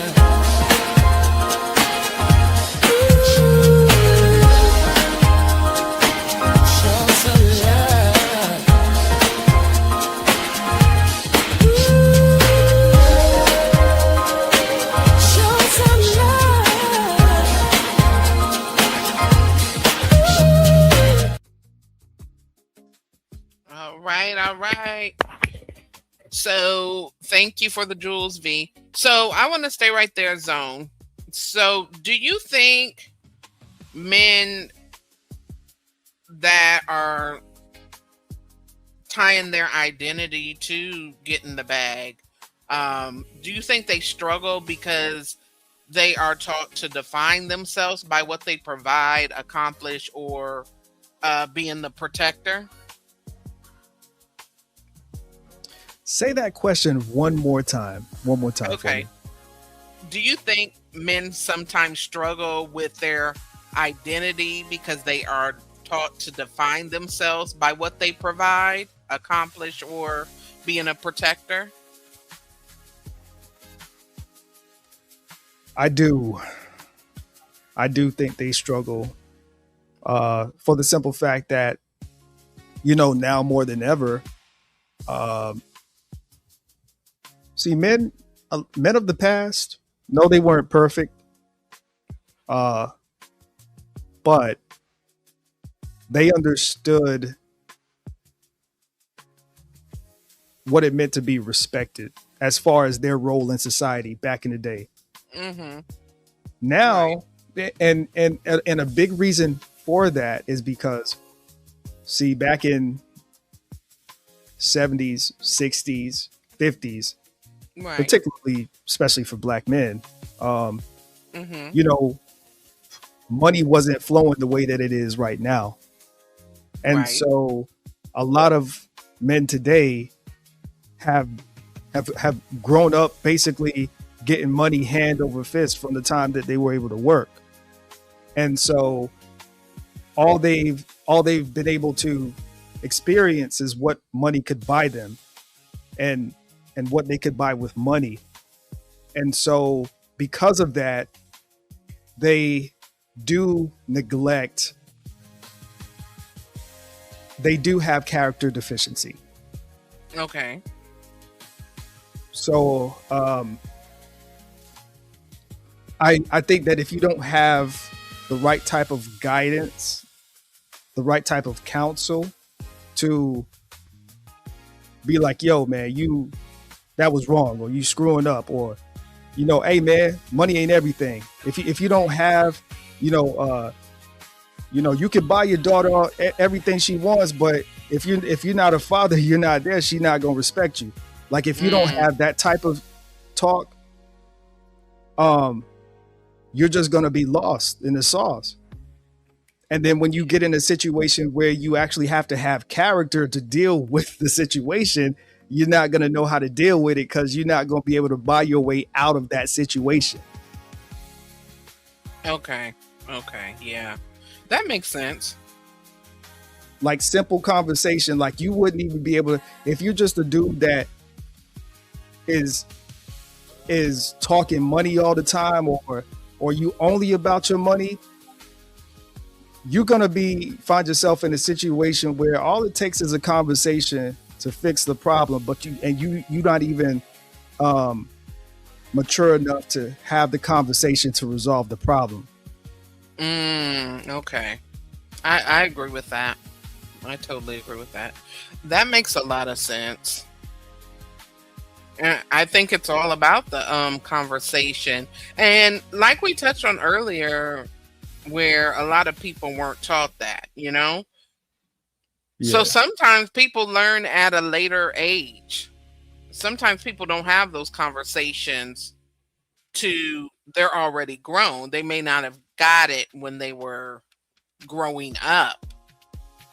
Sometimes I think it's important for men to always be understanding and being open to still learn new things. Sometimes it may be, well, I don't want to listen to nobody, Right. I don't want to, listen to somebody else's advice or take what he's saying to me because I'm already grown.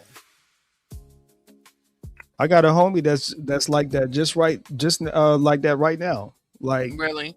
he, we both came up from humble beginnings. And he was in a relationship, I believe, with his children's mother. That didn't work out. She ended up putting him on child support. Mm, And it seems like ever since then, like I could tell his behavior changed by certain things he posts on Facebook. Oh, F these women, you know, white women are better than blah blah blah, and you know, like he just really kind of like went off his rocker, and he's not realizing that. And subsequently, I guess, you know, it did make him, he took that frustration that he was feeling, and he did use that to run up the bag, and he went traveling to different countries, which was fine, because I do feel like that was well needed therapy for him, traveling and getting his mind off of that. At the same time, you know, when you're saying these things online as an almost 40-year-old man, you know, it kind of got people granted, you can say what you want, but it kind of got people looking at you with the side eye, because it's like, just because you came into some money now, you got to be careful, because now you're neglecting who you used to be, which was actually having a conversation and actually righteously saying thought-provoking things in a righteous way. Okay, yeah. Yeah. I see what you mean. Like, I don't know. I think that, like you said, the way he is right now, because of what he went through or experienced, it turned him into this person that he is now. And I think it goes back to what we were even saying about how it doesn't matter if, like you said, he's traveling the world and everything. It doesn't matter how much money you have if there's obviously some underlining things going on that has caused you to have this kind of vitriol for certain things and certain people, you know? Yeah, because he's not realizing that no matter how much money you have now, if you really want a righteous woman or a good woman, that righteous or good woman that does come into your life, especially if you travel in the world, obviously you're seeing, you know, many beautiful women of many different nationalities and ethnicities. That righteous or good woman is not going to respect the money like that. She gonna tell you flat out, you can have all the money in the world, but that don't mean you can talk to me this way, or that don't mean you could treat me this way, and that doesn't mean that you get to have, you know, an extra girlfriend and a side chick. Right. So, Yeah, that is true. Yeah. So let me ask you this. Do you think, as we know that sometimes the way people act out could be underlining issues, do you think that anger is sometimes easier for men to express than maybe the trauma that they face, or even fear, or even sadness, whatever, you know, has the underlining issue is? Do you think sometimes it's easier for men to be angry or express anger than dealing with the real issue? Oh, it's 1,000 times easier to express anger, because you know, men, I mean, we're nothing but strength. So it's nothing for us to punch a wall, or it's nothing for us to, you know, test your jaw if we think you talking slick, or it's nothing for us to, you know, do something disrespectful to try to you know, get out that angry energy, that negative energy, you know, and and we have testosterone as well, you know, which I will say this, like, when you really think about it, as far as the male anatomy, you know, I know women like to be like, oh, all men want to do is have, you know, sex or whatever, but that's the aggression, the anger, and I'm trying to paint the correlation here. Okay. Anger and that are very closely connected when it comes to men, because men will have no, if we see an attractive woman, we'll have no problem telling her, yo, in ways that we want to get with her, right? Right. The same way that we don't have a problem taking out our anger on something if that's what we want to do. Okay. Okay. I see what you're saying there. Hey Dragonfly, good to see you. He says, praise the Lord, F&M saints. Look like we back in the congregation once more to get these heathens in right standing while dropping these gems and stepping in the name of love for Christ. Hey Dragon, good to see you. Yeah, I agree with that. So let And me then, ask you, because you said that, mhm, um, do you think it's just like you said, it's just as simple as like stepping to a woman just the same way as it is easy to express the anger? Do you think the majority of men maybe, or it's easier for the majority of men to express it that way? absolutely, it's 1,000 Okay. times easier because you know it's easy for us. Like a woman, she ain't, if she's in her right mind. Like Okay. a woman is not just going to attack a man or just randomly go up and hit a man, because she knows that it's going to be harder for him to get him off of her than it would be for her to get another woman off of her, right? But, Right. but for a man, we don't even be thinking twice about it. For a Hmm. man, it's like if you say something the wrong way, it's on go. Right. Okay. I see what you're saying. Yeah, Um, like we were saying, I don't think that sometimes anger comes out as the easier emotion rather than expressing the trauma. Um, I think sometimes anger is the emotion people can see, but underneath the anger, it may be pain, it may be grief, it may be rejection, shame, loneliness, disappointment, feeling powerless, or even fear. Um, some men were never taught to say, I'm hurt, so they say, I'm mad. Some men were never taught how to say, I feel rejected, so they say, I don't care. Some men were never taught to say, I'm scared, so they become controlling. Some men were never taught to say, I need help, so they disappear. But avoiding the emotion does not make it disappear. What you refuse to process may eventually begin to control you. Have you seen like situations like that? I guess you kind of use your homeboy as an example. yeah. I mean, I see it, just casually throughout society when it comes to these men. Like, you know,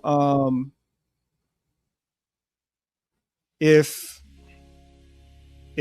let's just say like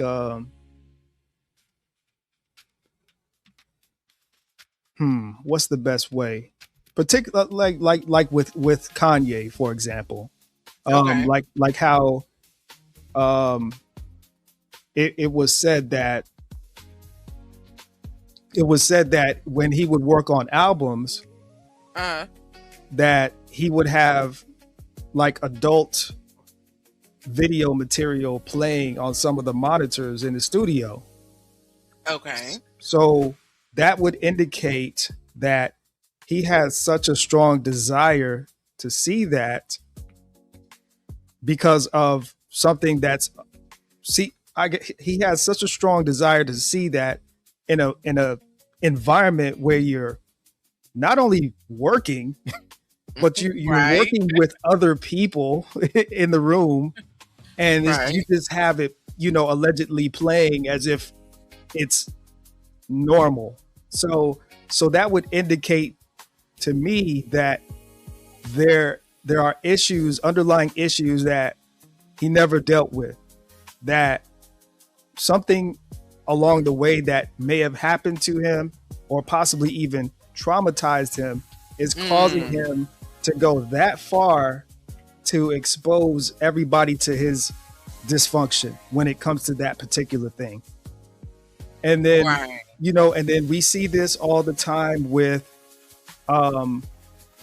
gambling, men, it starts out with, poker, blackjack, just playing games. And then next thing you know, you get an adrenaline rush from gambling, and now you're in Vegas, and and because you haven't dealt with that issue of even that addiction of gambling, the adrenaline rush of it, now you're losing your mortgage in Vegas. Yeah. That's a good point, because there are just so many different addictions. It's not just always necessarily alcoholism or drug use. There is porn addiction, there is gambling addiction, there is all these other addictions as well that people use as coping mechanisms, for underlying issues and trauma as well. So yeah, that's a good point. You could even have, I guess, like addictions when it comes to or issues when it comes to the streaming. Like obviously streaming is newer for us. It's fun, but especially if you're a man, because I do be seeing a whole lot of men on these panels for 10, 11, 12 hours a day. I have to ask myself, I'm like, how can I get in your position? How can I get in your position where I can take 10, 11, 12 hours out of my day and be on a panel? Because I got to make some money at some point. So even this content, the streaming stuff, it could get to a point where if you don't have any regulations, that you're going to get consumed by it, and you just got to be careful with that. Right. I definitely agree. And Dragon says, "Whoa, what is this surge of power that's flowing through me? Where did this wrench come from? Did I get blessed with this responsibility again? Then there's only one thing to say: I have the power." Dragon, please count your blessings. And hey, guest, good to see you. They say, "May I join the live? I am white and I am married to a man who has been working since he was 8, and seeing them depression signs are hard to see, but it's been tough as a wife of 10 years. Sure, you could join the panel. You will have to come up and show yourself before I add you to the stream. Like you'd have to show me that you're a real person behind the covering. But yeah, I definitely think you made some good points right there, Zone. We just never know what people are using as coping mechanism. And I think it's sad. Like when I was doing this research and looking into a lot of things, and I just realized how many men do not actually speak up and they cope in different ways. It's really a sad situation that you all don't feel comfortable enough, to really express the way that you're feeling. Yeah. And I wish there was more outlets and more safer spaces, because I think, like, even when we're talking about this online thing, right? Mm-hmm. When a lot of men come online to, like you said, you see them on for hours, they're arguing, they're fussing, they're fighting and everything. To me, it makes me think that they don't have a proper outlet in their personal life, or else maybe they wouldn't be so addicted to getting on here and acting a fool. You know what I mean? Right. Maybe this is the only outlet that they have. And in a way, Absolutely. that's kind of scary, you know? Yeah. How many people do not have somebody in their real lives, like offline, that they know personally that they could actually vent to instead of getting on here and going off to a whole bunch of strangers, all the time, spending all their time on here like it's become an addiction. Because we have to face it, some people are making money on here, but a lot of people aren't making that much money on here. Oh yeah. I mean, terms and conditions are changing like literally every other day. They're trying to Right. figure out how, how they can get the most work out of the content creators for the smallest pay as possible. Uh-huh. Um, and I just want to say, man, look, man, I'm not, for the people that's listening and for the people that is gonna listen on the playback, man, I'm listen, I'm a wild dude for real, for real. It's just that, what I'm saying, I done got old and what I'm saying, I got some grays in my beard, you know, and I just realized where I'm at right now in life. So before I do something, I always think, does this make sense what I'm about to do? Should I even be doing this? So yeah, I like adventure, you know what I'm saying? I like the ladies, you know what I'm saying? I like tequila. I like all of that. But as a 37-year-old man, I even like I'm I was just out in Vegas like last month and I'm not really into poker and the whole gambling, but I did spend a little bit of time at the casino and I was like and I felt I don't want to say a spirit, but Uh-huh. when I was at the poker tables, it made me really realize I felt like this surge of energy come over me. Like I'm like, oh, this is how they can spend. You go to the casino at like 8 Hmm. p.m. and you ain't walking out of there till 8 a.m. the next morning. I felt what that felt like for the first time ever. Hmm. Hmm. So it's just that, every decision that I make now, I'm like, how is this going to affect me? How is this going to affect my daughter? Like, how is this going to affect those around me? Because I have responsibility and priority now. So, I just, I'm at a point now where I think a lot before I react and I think a lot before I do. Um, So I just wanted to paint that picture, like I'm as wild as they come, trust me. But at the same time, I understand where I am in life, and I understand my priority and responsibility and my duty. Well, it comes with maturity. Yeah, We all have to kind of grow up at some point. Hey, absolutely. Muddy, I see you in the back. You have to show yourself so I would know you're a real person. Okay. Are you the one that was on the asked to come up?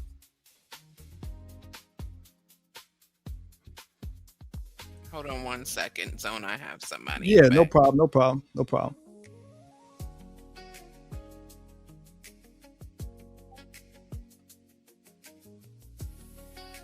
Let me put my covering on.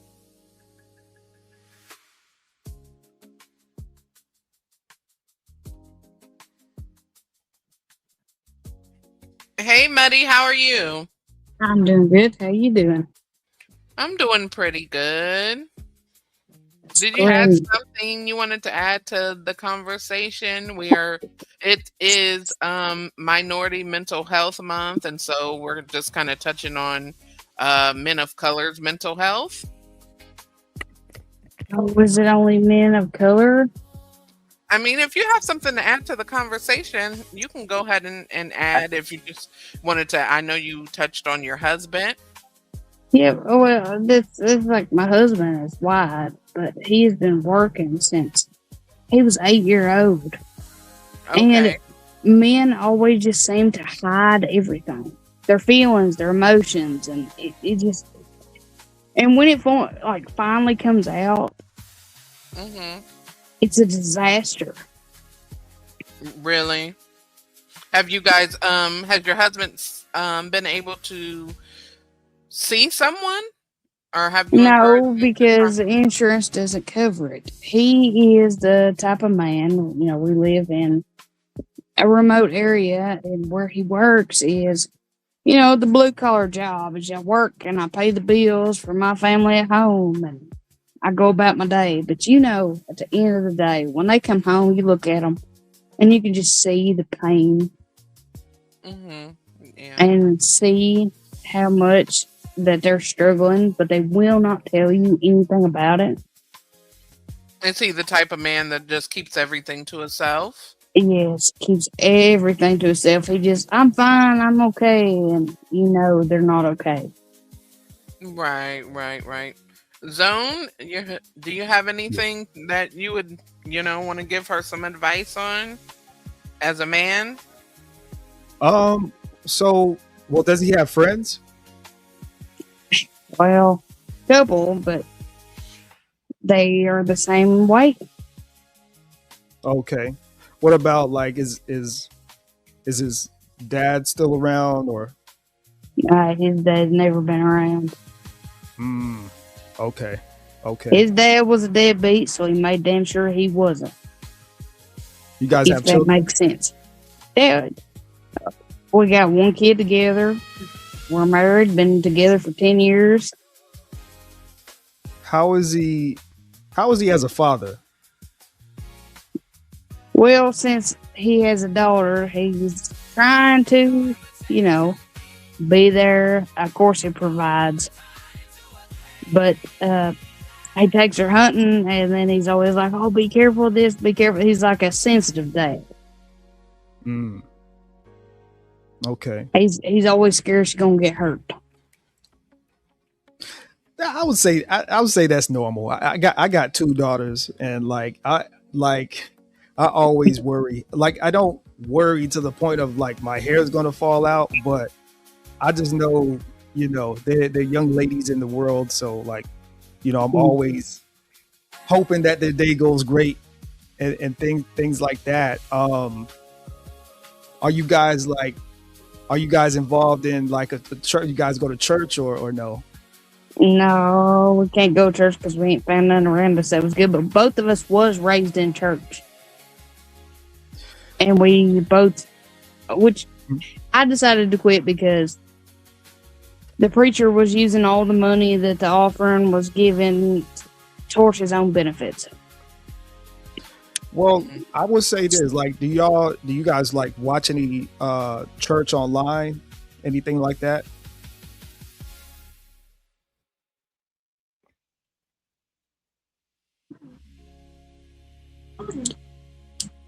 Do you guys like watch church on YouTube or Facebook or anything like that?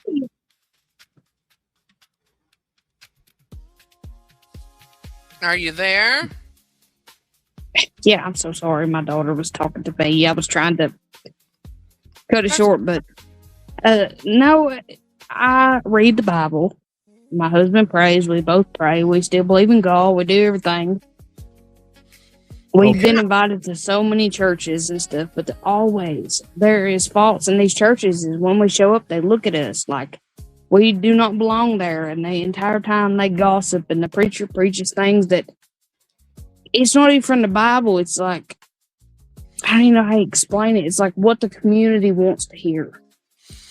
I would say this about that because this is ultimately a faith-based channel, and I'm just touching on men's mental health, but I am a faith-based channel.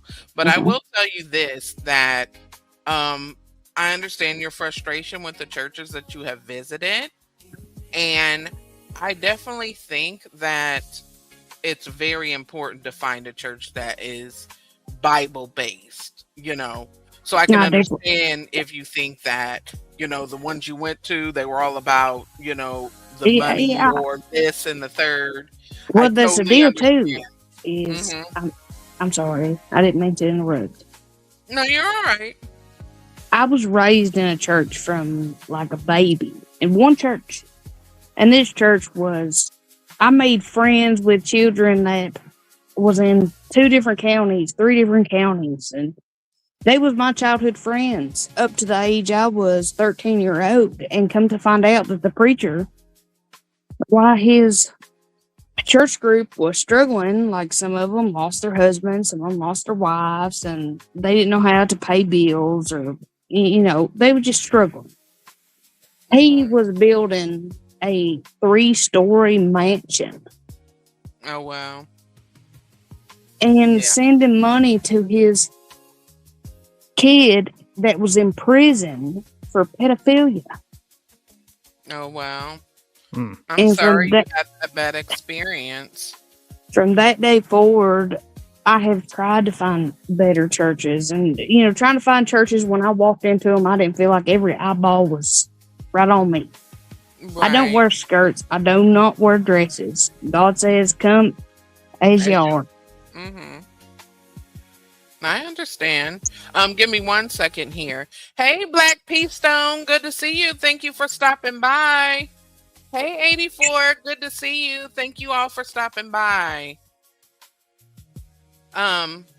I understand what you're coming from, and I think Zone made a really good point. Maybe you should try to look at some people that are online that maybe are preaching straight from the Bible, because that's what you want. I've seen a couple. I was paying close attention to them, and I was listening to them, and I was like, maybe if I could stream this on my big TV we got, right, and right. and make that our 3 to 4 hours, and we sit and just listen.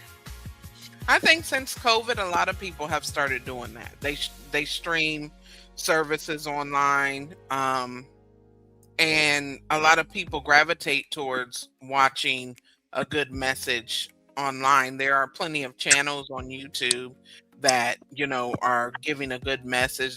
They're coming straight from the word, versus some of the churches that may be all about their own gain or greed. So Yeah. you just have to find one that you're comfortable with, and also make sure that you and your husband are reading the word for yourself and praying. Oh, yeah. And and just staying in the word of God. Mhm.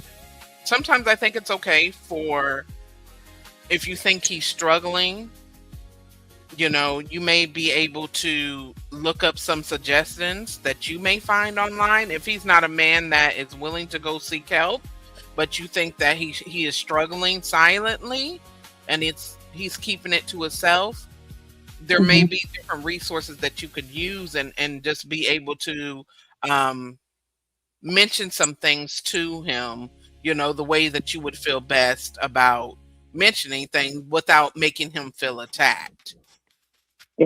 It's like with certain men, every woman knows. Well, I can't say every woman, but most women know men are so different than us. Right. It takes, you could say, just a hair of a wrong word, and their ego gets offended, bruised. True. Just like I told my husband, I said, if you are hurting or feel bad or grieving or whatever, don't be ashamed to show it. And Right. he said, well, I don't want to feel that, and I don't want to show that to nobody. Hmm. So He went through when I lost my mother when I was 21 years old. He went through that with me, and he was close to my mother as well. And he was a mess. He didn't want to show emotions. He wanted to be strong for me. But then once I started, kind of accepting it, when I started praying and reading my Bible and stuff, that's when he broke. Oh wow. Okay. Hey, Coach Ferg, good to see you. And I'm sorry for your loss. yeah, condolences. Thank you. Stone, you were gonna say something? One thing I did want to touch on that she mentioned. So So it sounds like he's, he has the traditional wall of silence, which is not always necessarily a bad thing. However, you did mention that, like, when the anger decides to come out, it's like one big ball. Do you guys get into arguments frequently about that, or No, like, he is the type that shuts down and will not say a word for weeks. He will text you if you text. Like, I will text him every morning when he's at work to make sure he got to work okay and he is doing okay. He will text and respond, but when he gets home, if an argument has went on, when he gets home, he will not say a word. He shuts down completely. And when he shuts down completely, like, what does he do? Does he watch sports? Does he drink beer? He goes to his room, which we don't. People think that's crazy. We do not sleep in the same bed. I can't sleep with him because he's like a WWE wrestler in his sleep. That's a different story. But yeah, we drink beer occasionally, but that's not his like outlet. He goes and shuts down, and he does not talk to nobody. Okay. And when he's over it, then he comes in there and acts like nothing ever happened, and it pisses me off. Because to me, I'd rather you punch me in the face than ignore me for a week. Well, I would just say that because obviously when you're around somebody, long enough for a few years, you learn their patterns. So I would say that that's probably his way of dealing, with whatever he's going through. I don't necessarily see it as a bad thing, as long as obviously he's not violent No. during that particular time. And conversation is always key.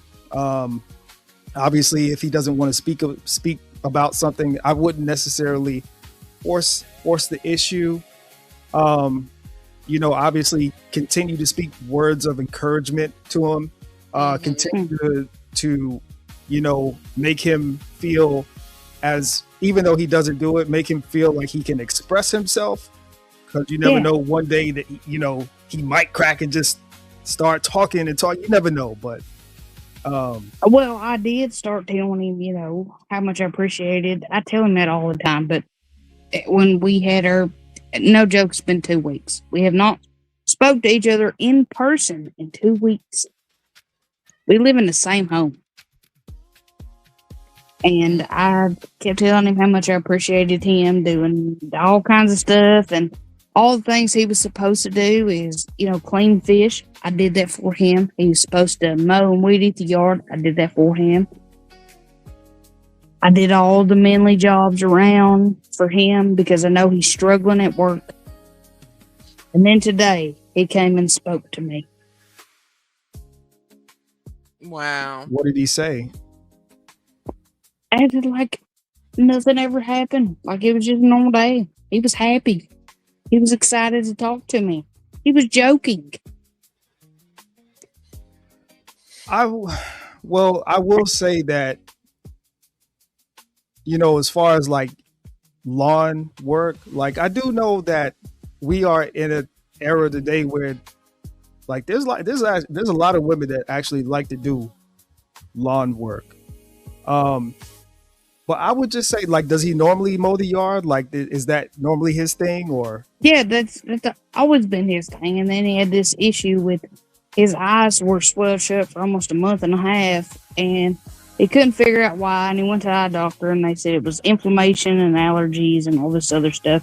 So while he was at work, I got his weed eater started, and I weeded the entire front yard and backyard and did not tell him.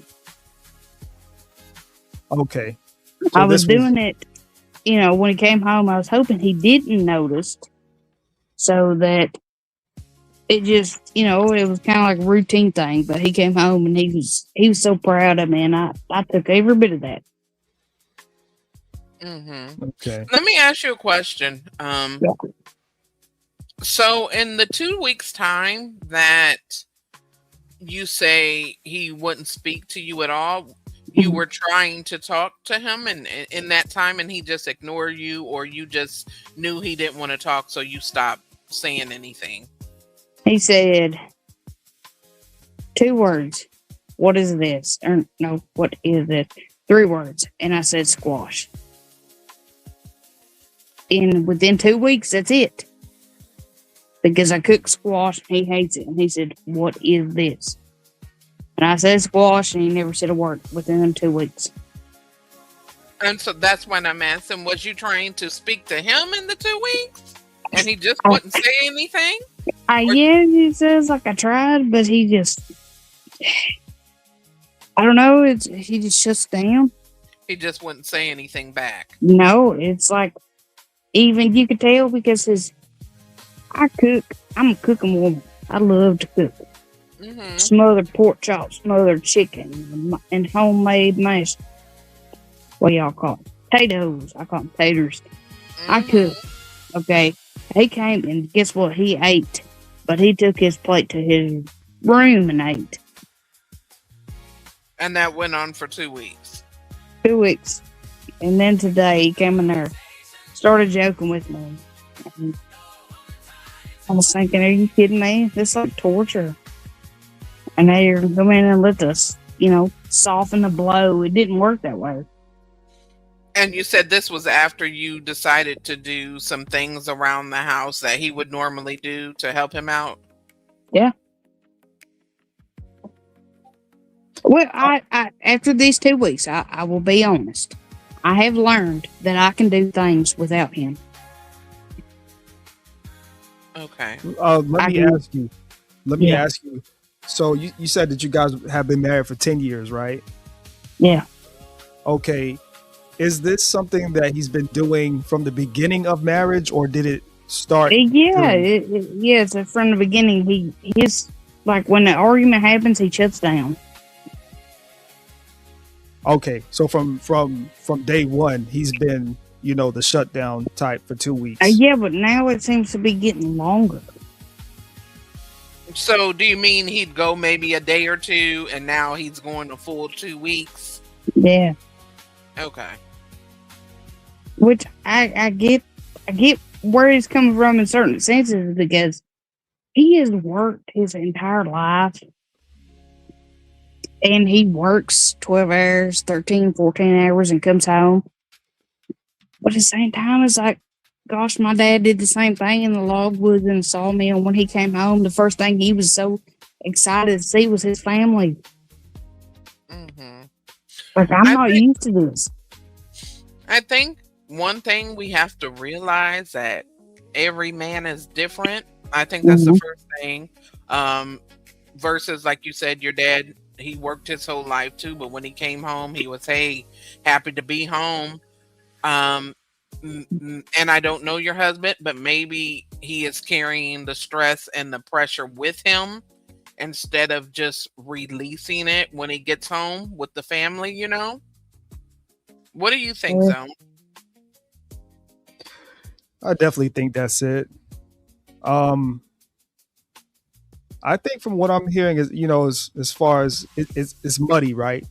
Your screen name? Yes. Okay.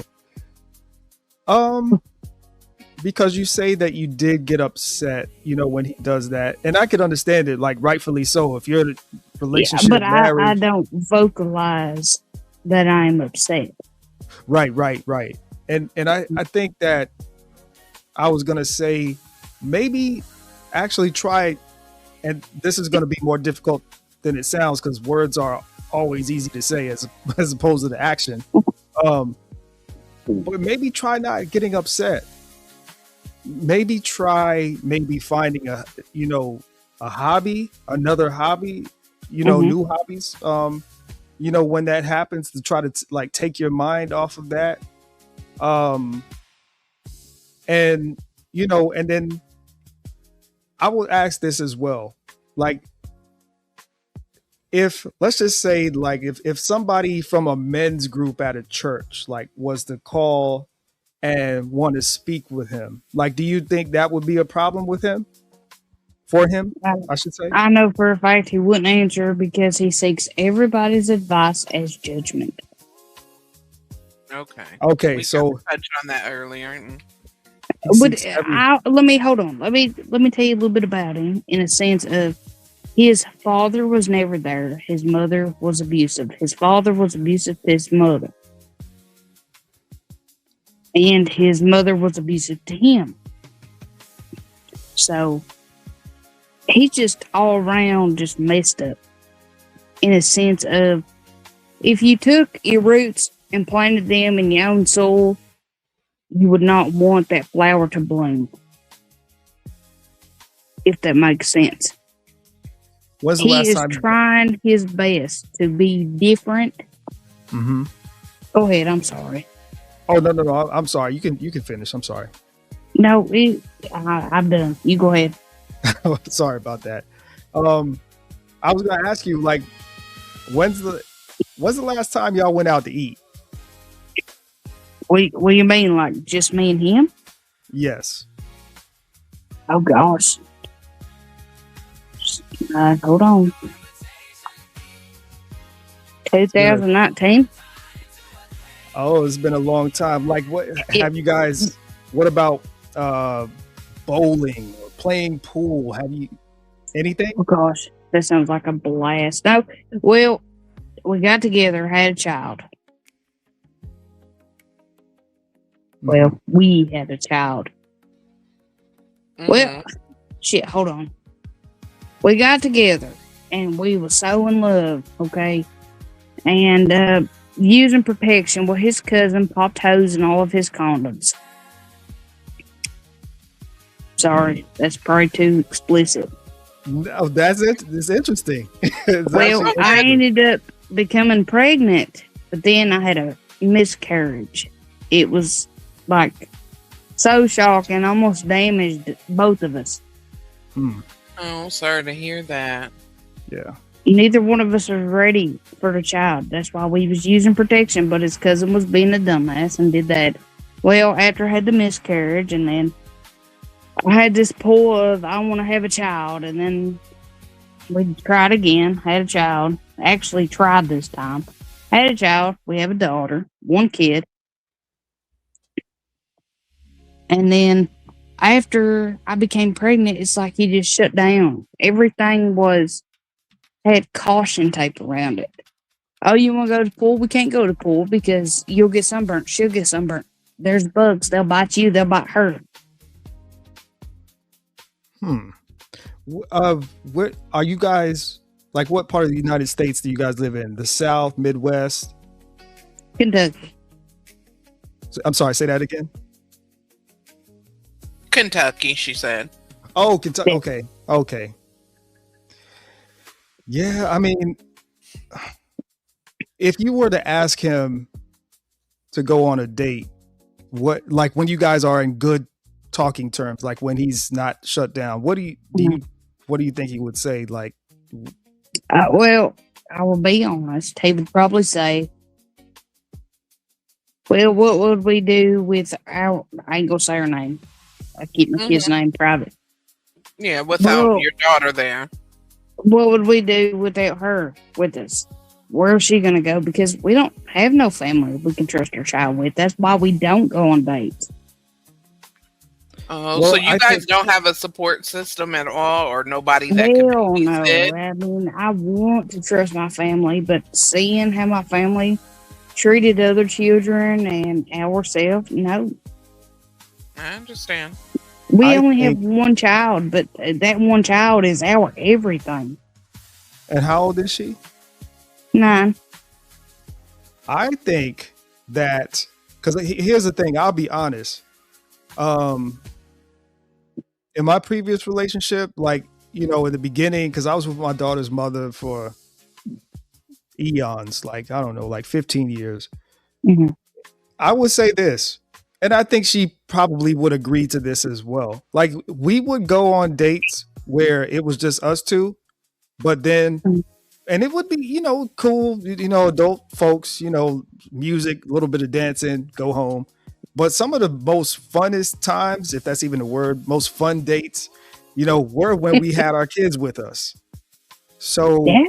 and it makes the family bonding stronger. It's memories that you're creating. It's memories that you can think about when you're feeling sad, or you might even be frustrated or even stressed.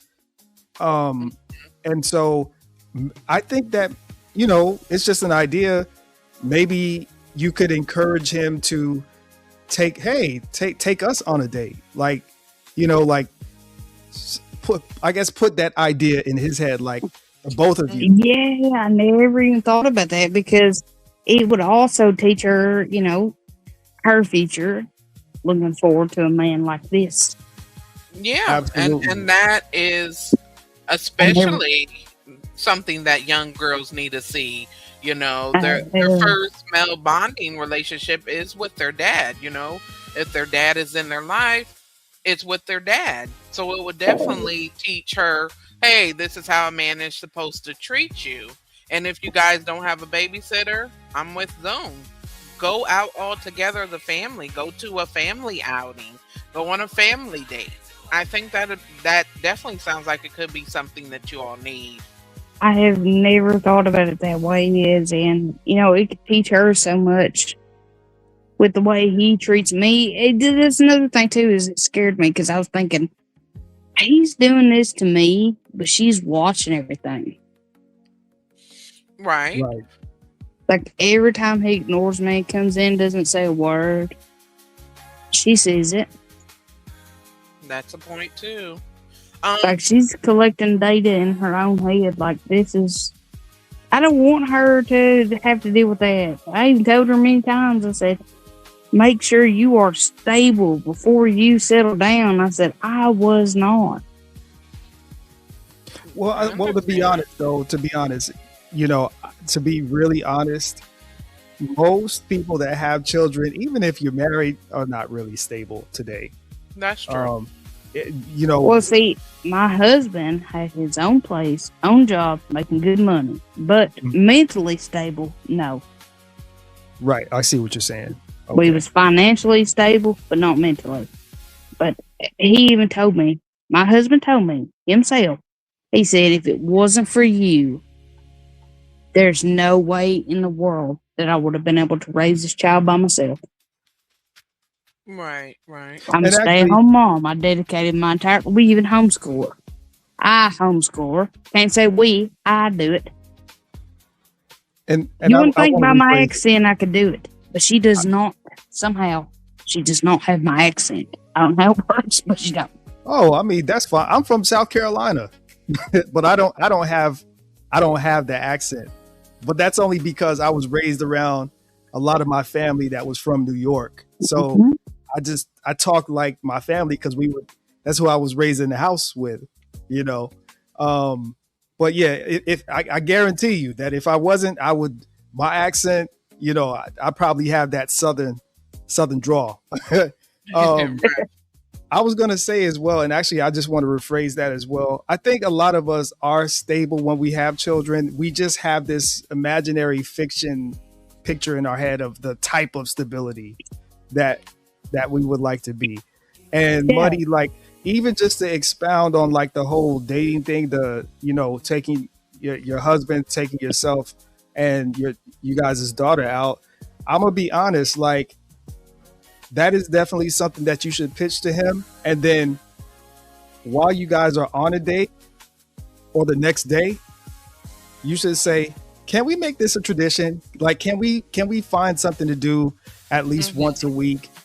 Because I know when I was growing up, like it was a tradition. Like we had so many like little theme parks that we could go to. We could go to Frankie's Fun Park or, a place called Gaddy Town. Back in the day, we had DZ Discovery Zone. See, y'all don't know about all that, but these were things that we could do,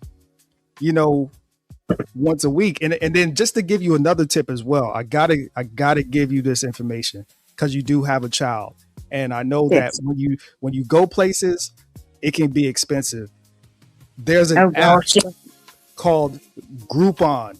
There's an app called Groupon, Groupon, Groupon, and it has so many discounts in there that you could like use like to for bowling alleys or for restaurants or for laser tag or for movies, you know, Dave and Buster. Like there's all even like at hikes, there's all types of activities that it has coupons for. Because I trust me, me and my daughter's mother, like we were couponing our way, to every little thing that we could. So And they gave some suggestions in the chat. They said, I remember Discovery Zone. I take mine to Dave and Buster's. yeah.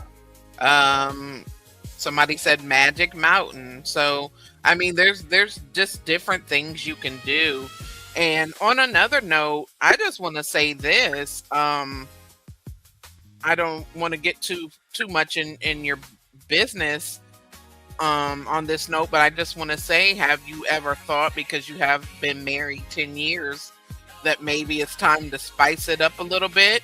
Like put the baby to bed and try a few things new to get the Girl, spice back in the relationship. girl, don't You get know what I me mean? started. You might want to go I've been, get your little outfit. You know what I mean? A little dress up and put a little hold spice on, back. hold on. I'll tell you all about that situation. Me and my husband haven't slept in the same room since my daughter was 2 weeks old. She had a spell where she got choked Okay. and she turned blue, 2-week-old little baby. So I And you dedicated myself to her and she's stay at 9 home now. mother. Well, look, listen, I'll say this. My daughter swallowed, what did she swallow? I think we were driving to drop her off at her auntie's house. And we were driving, and next thing you know, in the back seat, I'm hearing all of this. And we on the highway, everybody going 70 and 80. My daughter messed around and swallowed a marble, and it got Oh stuck in her wow. throat. I had to, and I'm just saying this because I'm a dad, you know what I'm saying?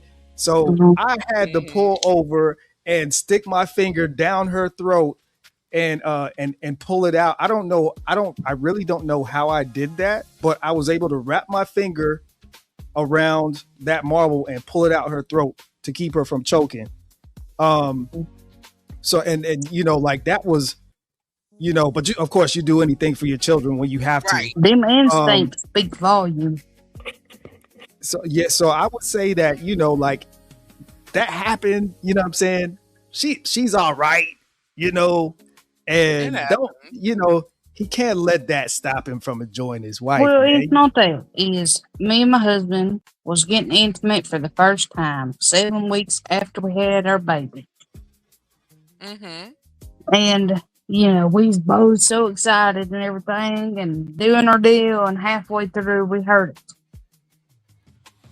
Okay. We heard her choking. Got up and both of us butt ass naked.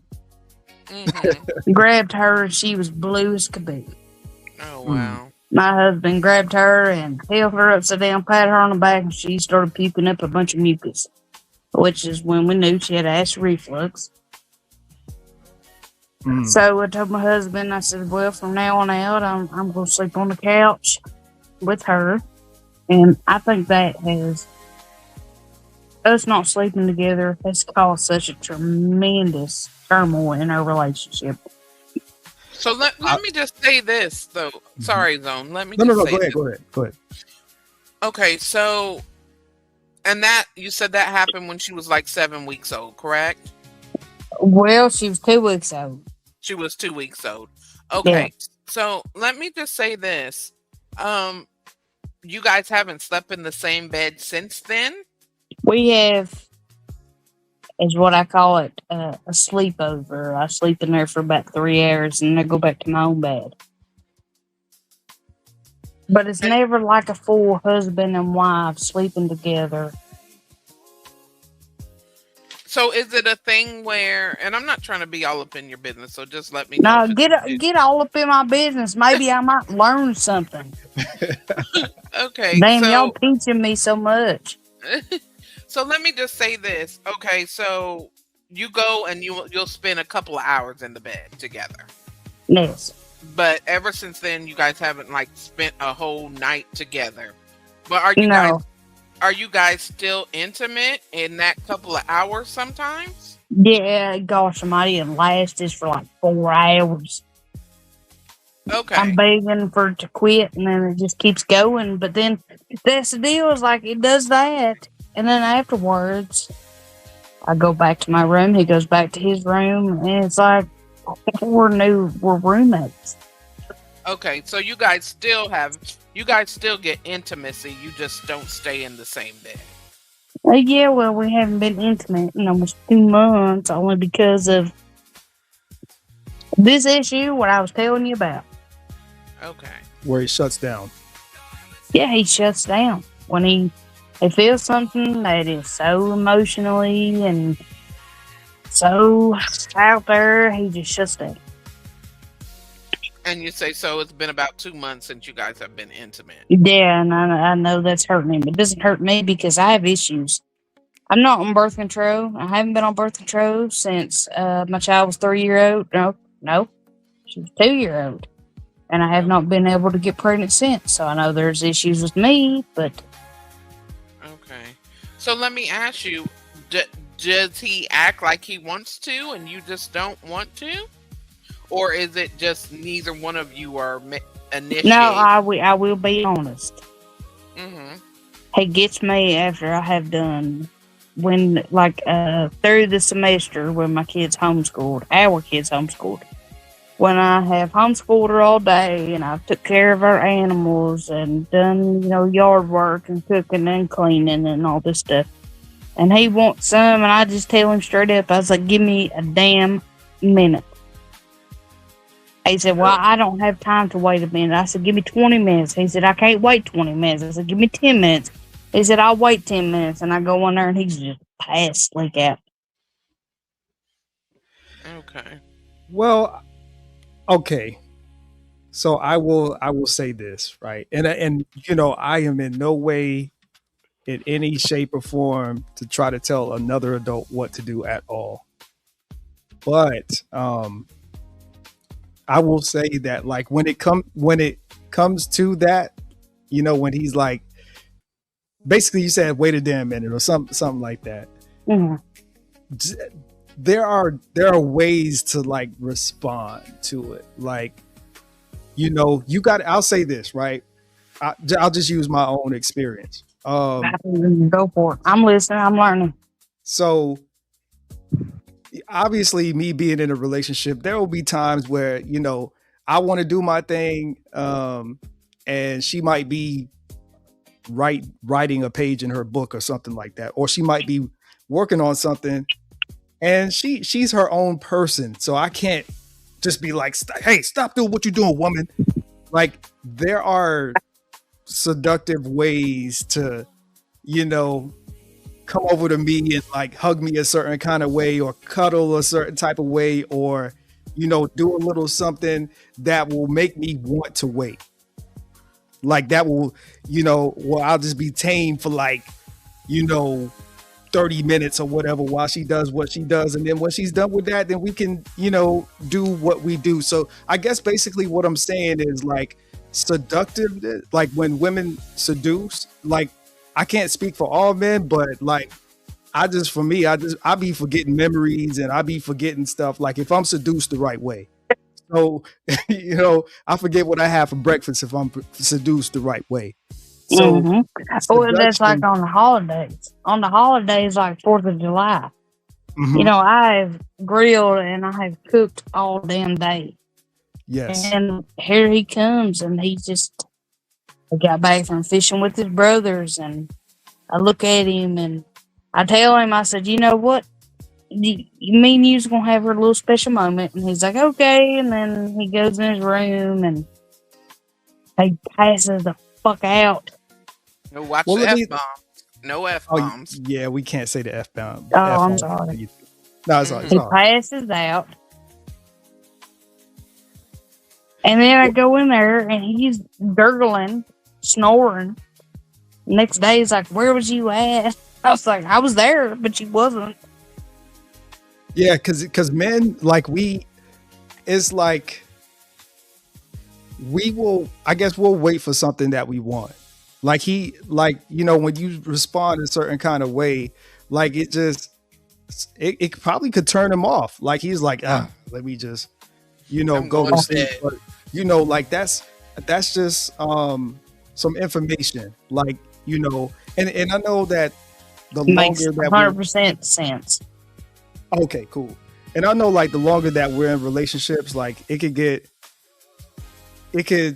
people say that it gets boring, but I'll say this, because Fear No Mortals like hit it right on the head. I didn't really want to ask that question because I ain't really want to go out there about the intimacy, but it sounds like you're not enthused about, when it's time for y'all to do that. Yeah, you ain't fucking wrong. Oh, sorry.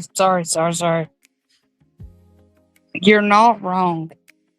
I am 27 and I have something wrong with me even doctors can't figure out. They're like, you should be, tearing his skin apart. Okay.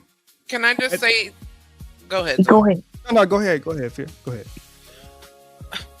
I'll just say this, and I'll be frank with you. Mm-hmm. You don't want them to start looking elsewhere.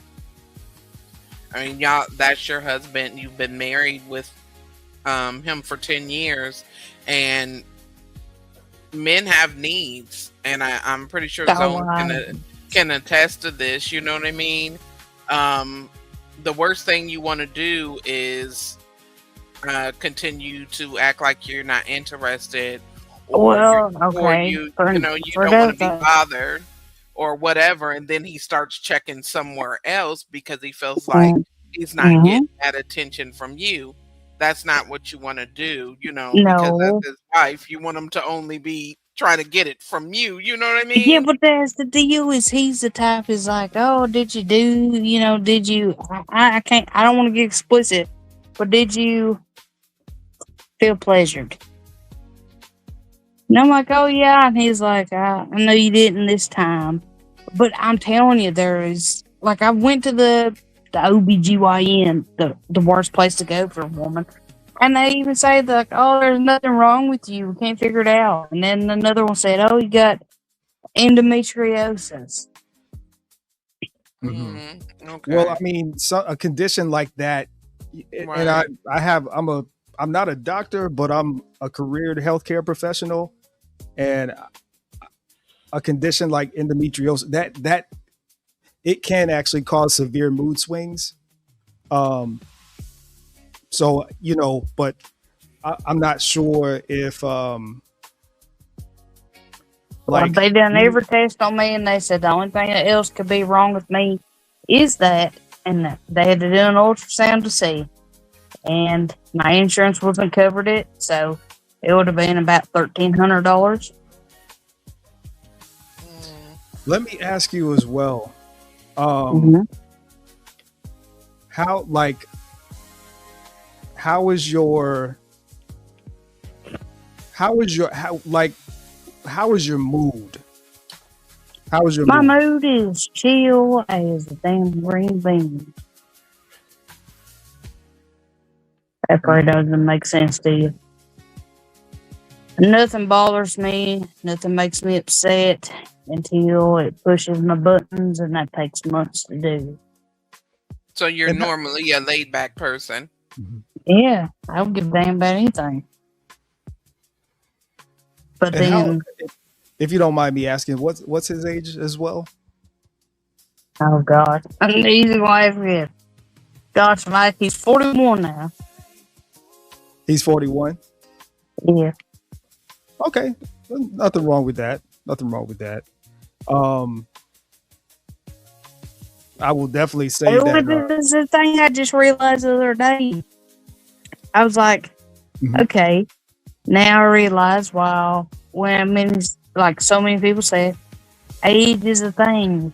And even my husband told me, he's like, oh, got to be worried about that. And I said, oh, when I hit this age and I'm ready to go forward, what about you? He said, more than likely, I'm ready to stop. I'm ready to just settle. I'm 27. Mm. Like, to me, it just feels like my life has just begun. Oh, yeah. I mean, Yeah, you're still young. No, yeah. gosh. Don't pick it, please. Don't shred me apart for it. I love older men. Oh, No, there's there's nothing wrong nothing with wrong that. with that. Not I at mean, you're all. 27. It's not like you're 15, you know. Yeah. I mean, You guys have been traditionally, together for a long time. yeah. He didn't even know my age in the beginning. It was just our cousin, my cousin, whatever. Gosh, somebody even saying our cousin sounds awful, but he literally was our cousin by his aunt and by my uncle. Was my first cousin, and it was also his first cousin. We was not related, I promise. Right, I get what you're But saying. they hooked us up, and there we are. 10 years later, and we're still together. But I promise it's not incest. No, It's just I have realized my Mhm. life is just beginning and his life is slowing down. Well, but Well, I wouldn't say his life is slowing down because he's only 41. You know, yeah, God, God willing, Yeah. he still has a lot of life to live. Yeah, but Yeah. he's worked his entire life. Like he's ready for a subtle, slow going life. And I'm out here I'm inventing shit. Hmm well, I will say this. Mhm. Um, I was just talking to my dad today, right? And my dad's in his 70s, right? And we were just talking about how he can't stay still. You know, like he's retired, but Mhm. he's always doing something. Like right now, he's remodeling his RV. You know what I mean? And just different things. Like he has to continue to go. And he's like, I might even go get myself a little part time job to keep myself busy or whatever. And it's not, he doesn't need the money, but it's just a point that he worked most of his life, and now that he's retired and everything, he still cannot stay still. He has to keep doing something. And me and him was talking about how after people do retire, especially men, they don't, once they stop and just shut down and not do anything, that's when they start, deteriorating, so to speak. Or they, you know what I mean?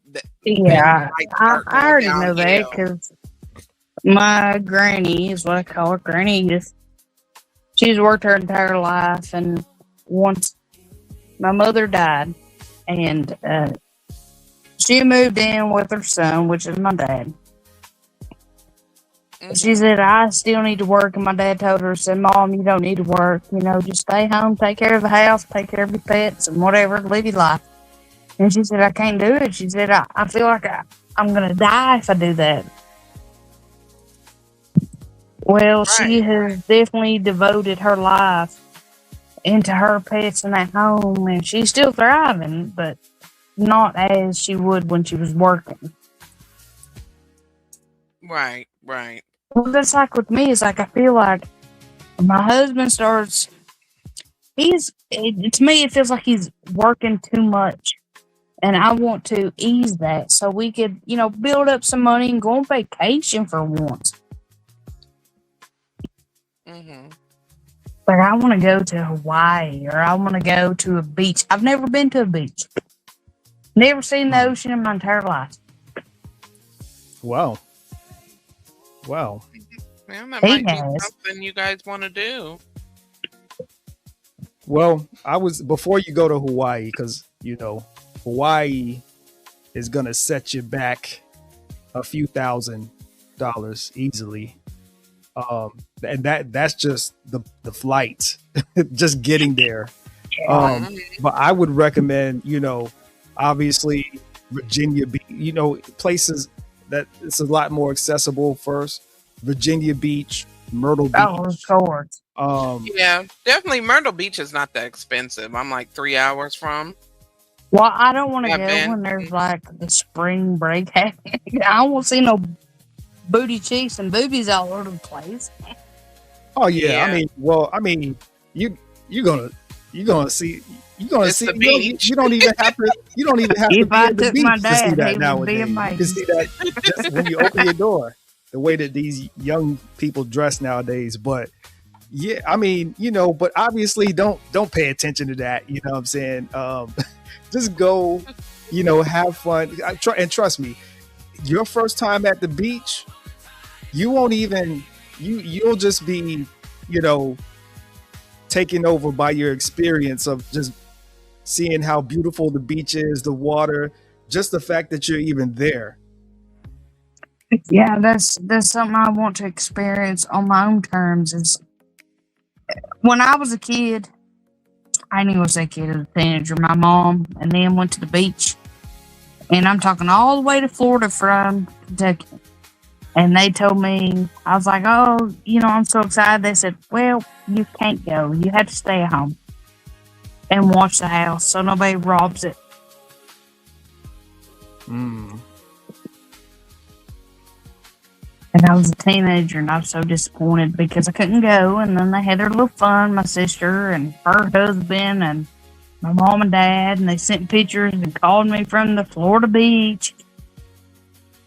Oh wow. Look, I'll say this, and since because I kind of like where this conversation is going, and in pertinence to men's mental health, I will say this just from speaking, not saying that I'm that much older than you, but No, you know, so a part of men's mental health is the social part of it, like we were talking about earlier.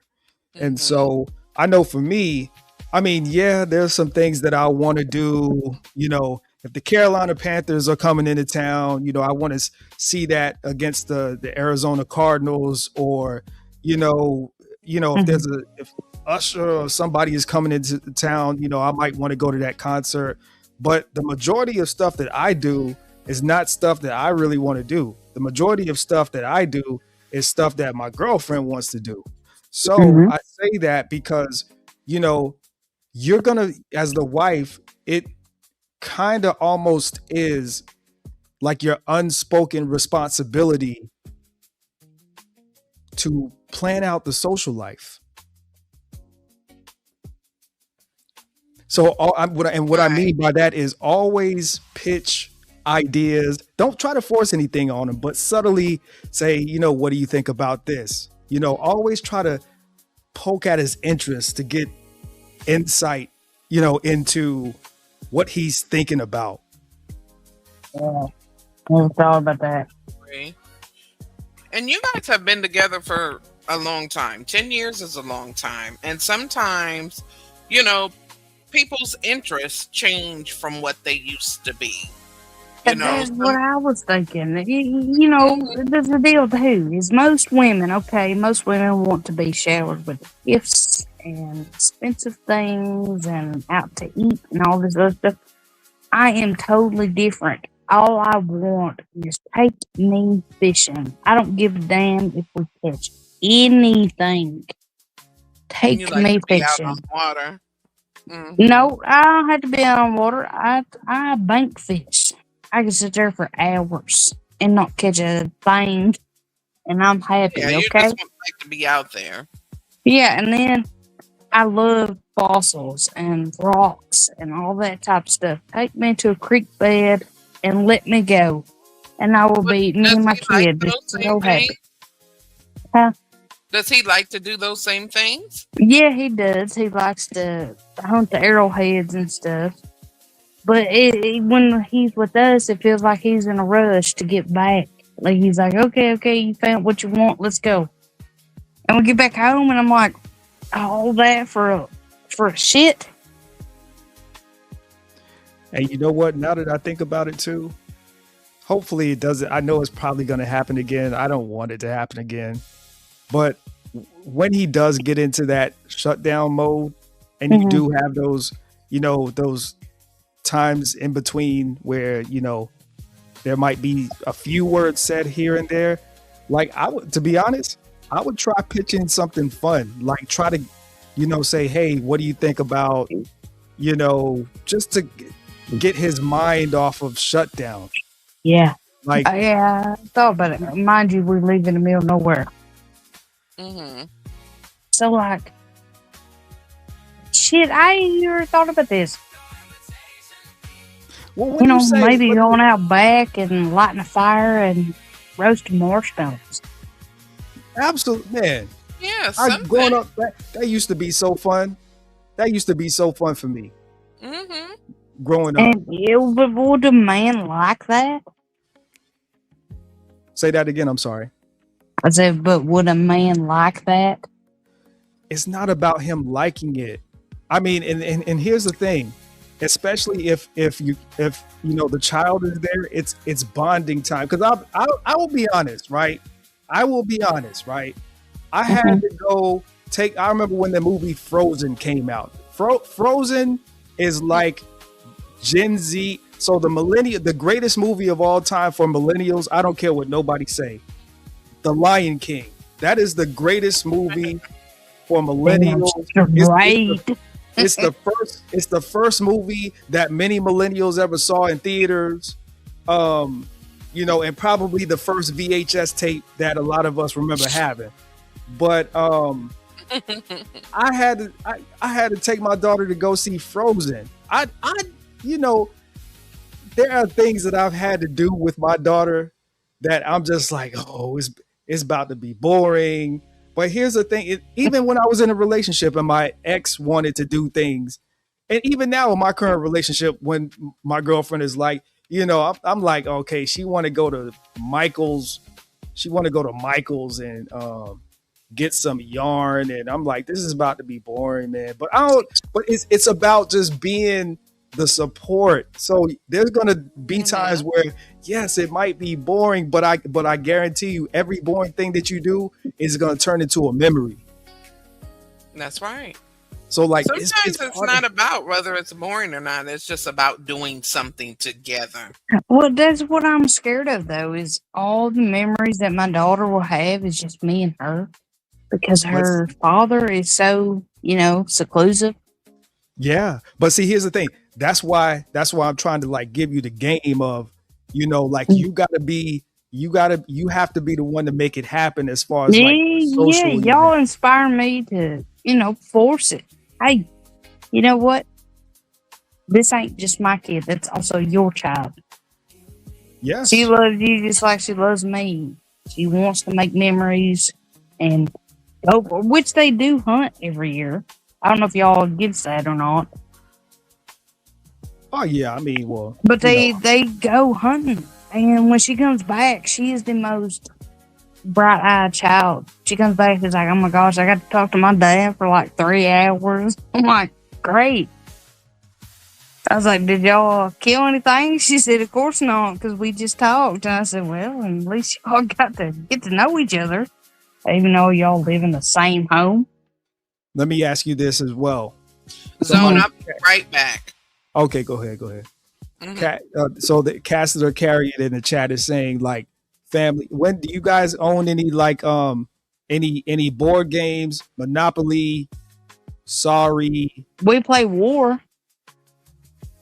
What about Monopoly or like anything like that?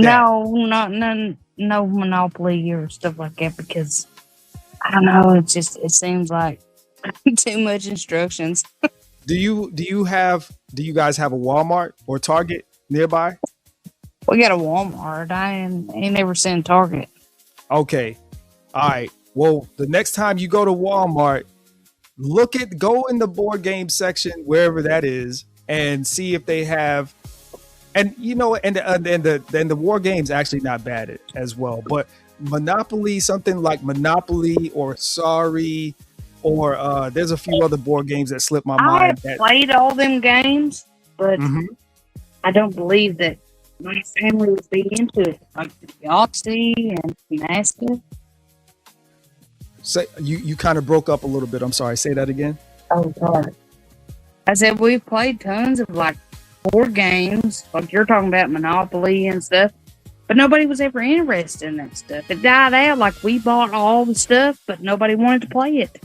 But here's the thing: have you guys played Monopoly and ordered pizza at the same time? Play Monopoly while you ordering pizza and eating pizza, like you know, like it's a different, you know, dice are rolling, you're eating pizza, y'all are getting hyped. Because I'm gonna be honest, like those are some of the things as a family that I used to do when we were a Yes. child. Mom, I dad, get it. child. Well, You know? that's for you guys, but for us, even when I was a kid before I moved out, we lived so far away from the city, you cannot order stuff to your front door. Baking the pizza, making the pizza. I'm sure you guys have grocery stores, right? You got to have a grocery store. We have grocery stores, but they're about 30 minutes away. Well, y'all need to have some pizza up in that house. Yeah, On- the pizza. Okay. on a Friday. Domino's. And Yeah, you Domino, Pizza whatever Hut. you want to do. Domino's, Little Caesar, Pizza Hut, or if you know, even if you want to bake a pizza from scratch.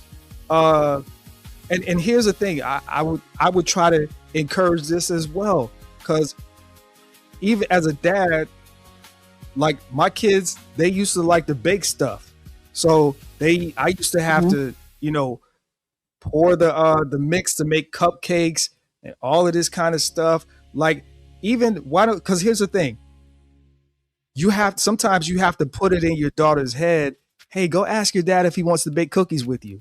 Like you have to do all kinds of tactical and sneaky things yeah. to I get make that. it work. Like everything that I'm telling you they're either things that have been done to me or things that I have maybe thought of to do, but at some point, at some way, like it was done. You know what I'm saying? Like, Yeah. so I'm giving you tactical moves. yeah, absolutely.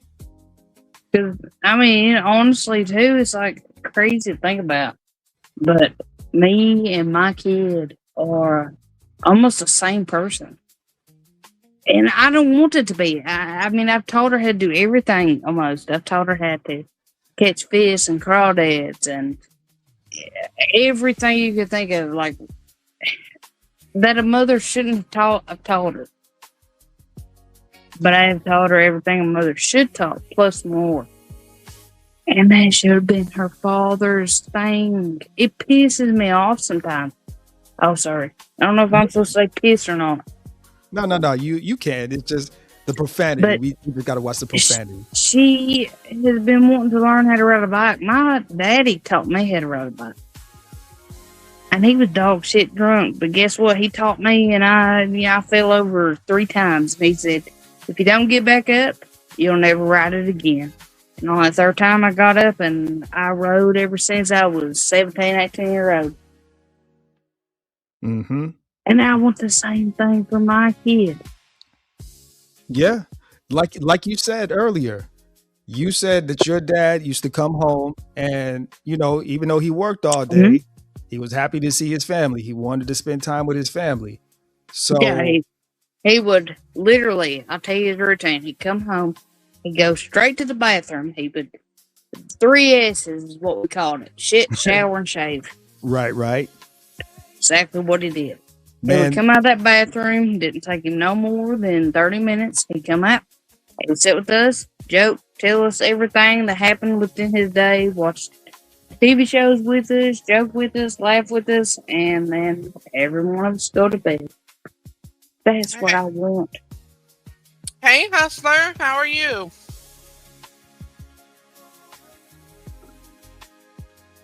Are you there? Salute. How's everyone doing? I'm doing well. How about yourself? Good. How's everybody doing tonight? good. Salute to you.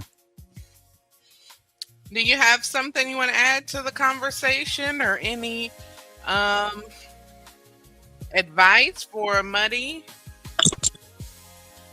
I'm not one to give financial advice, honestly. We're talking about men's mental health, Hustler. Oh, okay. Makes Well, sense. that's the overall topic. We've kind of got into a couple of different things. Yeah. Honestly, I don't think men's mental health is considered enough in this society because, we're told as men we're supposed to be strong, stoic, don't let anything bother you. And if you do, you're weak, you're pathetic. I say bullshit. Excuse me, I'm sorry. We're all human at the end of the day, so we all got feelings and we all have issues. So that double standard needs to stop. Women got issues, yeah, but men got issues too. So you gotta look at it on both ends. I know men who contemplated deleting themselves. Hell, I've contemplated deleting myself a few times. So I understand it don't get considered enough. Right. Yeah, and that's why I thought this was important to talk about. Because it's a big issue, especially amongst men of color. It's a big issue. I mean, people are struggling silently, and a lot of men don't address the issues that they are dealing with. Like Muddy said, her husband just kind of shuts down and doesn't want to talk about it.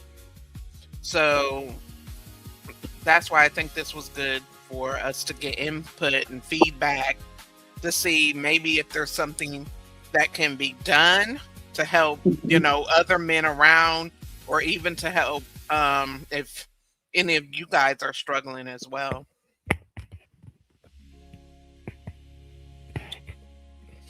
Fear. I actually have to run. All right. If you are, I'm not sure how much longer you're gonna be on, but if you're on when I get back, I'll jump back on the panel. Okay, Zone. Thank you so much for coming up. No problem. I really appreciated you and your input. Absolutely. Salute to you. Salute to Huscular and Muddy. Come around. Start coming around. Are you subscribed to the channel? Yeah. Okay. I think this will be a good place for you. So hopefully we'll see you around. I feel like it. Thanks for all the advice. Absolutely. All right. Well, I'll be in the chat though. I'll be in the chat. All right. Thank you, Zone. Peace.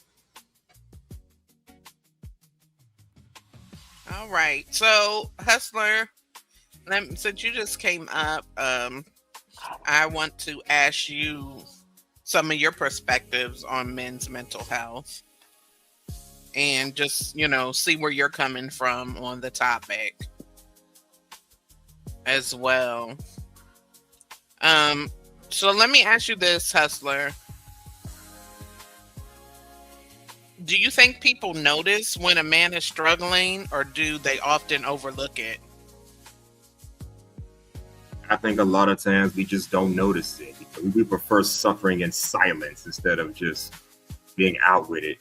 And speaking of self-deletions, when I was in the military back in 2013, I literally had a soldier who committed self-deletion, and we found out maybe, I don't know, weeks later, even did a funeral in his honor. I mean, when he's on base, when he was on base, he didn't seem like anything was bothering him. But I guess that's the thing. You don't know what somebody going through behind the scenes. So right. And that's goofy. He's like this NCO you can just laugh and joke with, but at the same time be serious with. Really? And that's what happened. It's been like 13 years since this happened. Man, oh man, you don't know what the hell people go through behind closed doors. And nobody even had a clue. It just kind of happened. Yep, absolutely. Wow. Yeah, that's alarming. And earlier I went into some stats about, male deleting themselves at an alarming rate.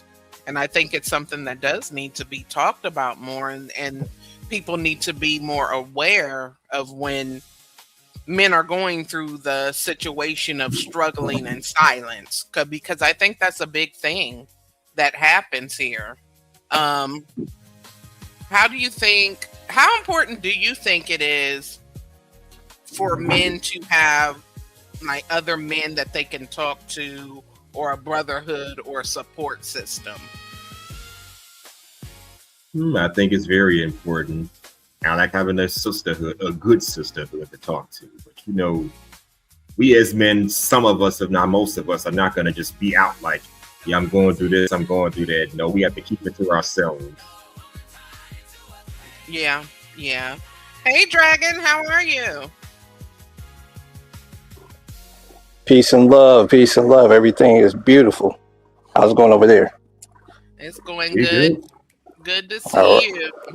Good to see Well, you guys as well. I'm glad both of you came up. So I want to get your perspectives on this whole thing. I'm going to ask you the same thing I just asked Hustler. All right. How important do you think it is for men to have a brotherhood or a support system? Yeah, absolutely. Absolutely. Got to have accountability partners. Got to have some people who's going to be in your corner. Some real brothers that's, you know, going to be able to lift you up, especially if you're not going to be able to carry the load yourself sometimes. Yeah, man, like you definitely need somebody in this life to get you through those muddy and treacherous waters. When you don't believe that you can do it on your own because you've done it for so long, or you don't even know how to do it. You don't know how to navigate, you know, your way through it. Like you need some powerful and uplifting, upstanding brothers that's going to be able to, you know, be able to carry you through to the other side and be able to build you up too, in the way that they can see what's in you.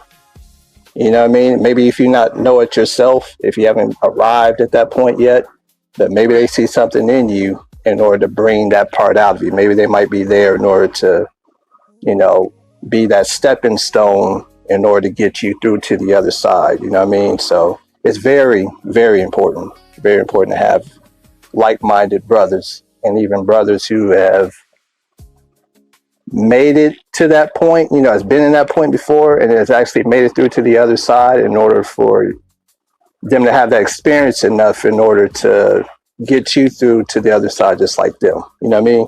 So, yeah. I think that's a very good point. Hustler, do you have something you want to add to that?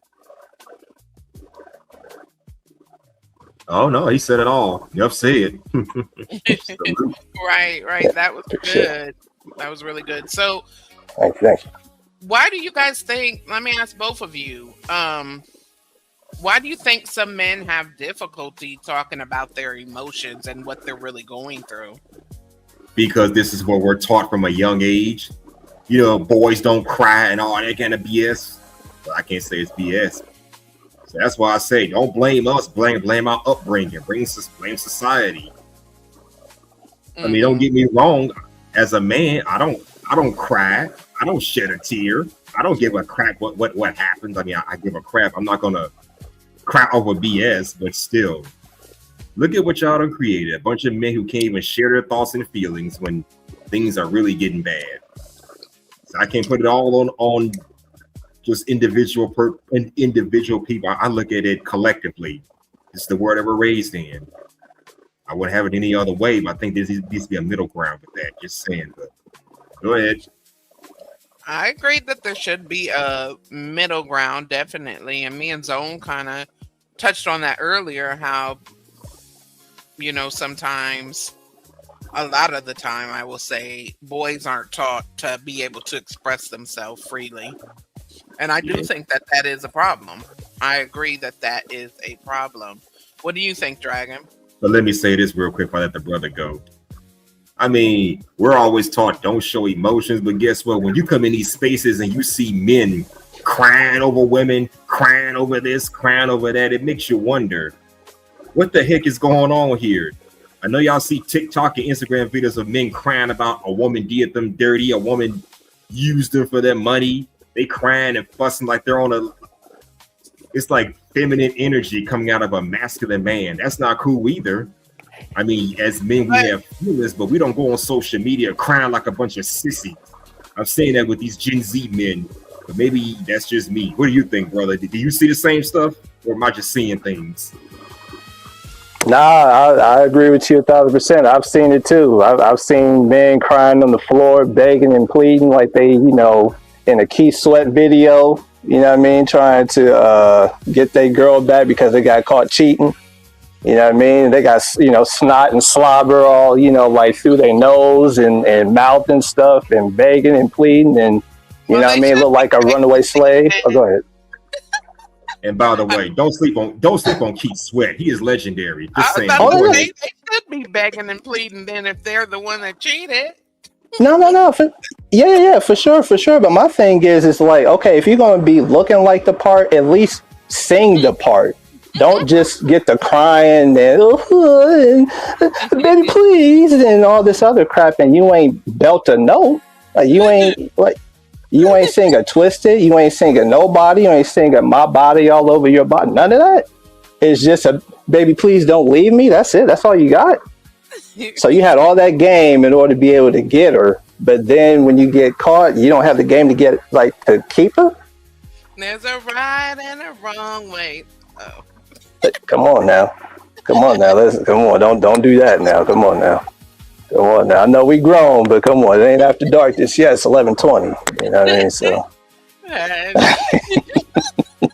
you feel what I'm saying? But okay, so I'll say this, guys. I understand exactly where you guys are coming from on that. I can see if somebody's just all out of whack and in their emotions all the time, especially getting online, because at the end of the day, a lot of people don't even care. They just want to see a show. So getting online and expressing your emotions all the time to a group of people that don't care about you, I definitely don't think that's good. But it is okay to cry as a man and express your emotions in a place that is safe. You know what I mean? It's okay to feel overwhelmed. It's okay to feel pain, feel hurt, feel sadness, grief, loss, whatever it is, It's okay to express that from time to time. Crying does not make a man weak. But I do get the point of, just getting online looking like a fool, crying every time you get on, acting crazy. That's something different. And by the way, I wanted to touch on something just real quick too. What the brother Hustler was saying, as far as blaming the upbringing and stuff like that, and us not really knowing we don't know how to express our emotions, especially when we're kids. I believe in another way, like we sort of do. We do know how to express ourselves. I mean, we know an expression to let out when we hurt ourselves. Like if we tripped over, like as a baby, like if we tripped over our feet and then we scabbed our knee or something like that, we know how to cry, don't we? That's the first thing that come out, right? Like if our parents made a face and we laughed at it because we thought it was funny, like we knew how to express ourselves then, I say all that to say though, is just like we know how to express ourselves, but I think that there's correction in the expression is what comes along with it over the years. Is just like when you're a baby, you can express how it is that you express yourself. But then when you become like an adolescent, a toddler, and then a kid and all that other type of stuff, then that's when it kind of gets corrected after a while, and it gets molded to where you can't cry as much as you used to because you're getting older. You can't show this type of emotion any longer because you're becoming, maybe more mature, or you're trying to become more mature at your age. You know what I mean? So it's a lot of, if you want to say blame, it's a lot of blame in a lot of areas. I mean, society is definitely one of them. In the household, parenting is definitely another. But then when we become adults, it really is on us. We have to be the ones to control our emotions. We have to be the ones that is in control of who we are at the center, our foundation. You know what I mean? We can't allow outside forces to dictate and to be able to control who it is that we are as people. You know what I mean? Who we are as far as the foundation of whose we are in Christ. For a lot of people that believe it, and even for some that don't. So yeah, it's a lot more multifaceted than people really give credit to. But I do, agree with Brother Hustler, and I do agree with you too, FNM, as far as there should be a meeting in the middle with all of this. It really should be, because somebody has to get somewhere in order to keep from all this stuff happening. But at the same time too, quiet is kept. It's kind of a good thing that we do see this stuff occurring on social media and sometimes on these panels, because for other people, it's kind of like it's a learning thing for them, because it's like, okay, well, if they're acting like that, man, God forbid, I never want to look like that. God forbid, I never want to get out my body and crash out just because a woman rejected me, or because this dude said this, or this chick said that, or this person messed me over, or this, that, and third. Like, no, I got to be in control at all given times. Now, there's a sense of thing called being overwhelmed. Of course, everybody gets overwhelmed. Everybody has a bad day, and this, that, and third. And that's normal. That's natural. We're human beings, so it's bound to happen. But to try to control yourself and to try to be balanced and centered as much as possible, that's the goal for me. So I agree with that. I totally agree. I could see how you could look at it as, hey, I don't want to be like that guy. I don't want to do what he's doing. Right. So I got to learn how to handle things a little bit better. I mean, we could all learn something from some of these crash outs, I guess, Absolutely. But yeah. I think it's a thing where people need to be able to express themselves with others in real life, offline, and have that kind of connection with people offline versus just always bringing it online or spending all their time online, because I think that can be a detriment too when you don't have people that you can actually associate with offline that personally in real life. Yeah. Absolutely. I think a lot of the times, and just tell me what you guys think about this, a lot of men spend so much time worried about how they're going to take care of everything else and everybody else that maybe sometimes you all neglect your mental health because you're focused on providing or taking care of a family or trying to get accomplished. Do you guys think that's a thing?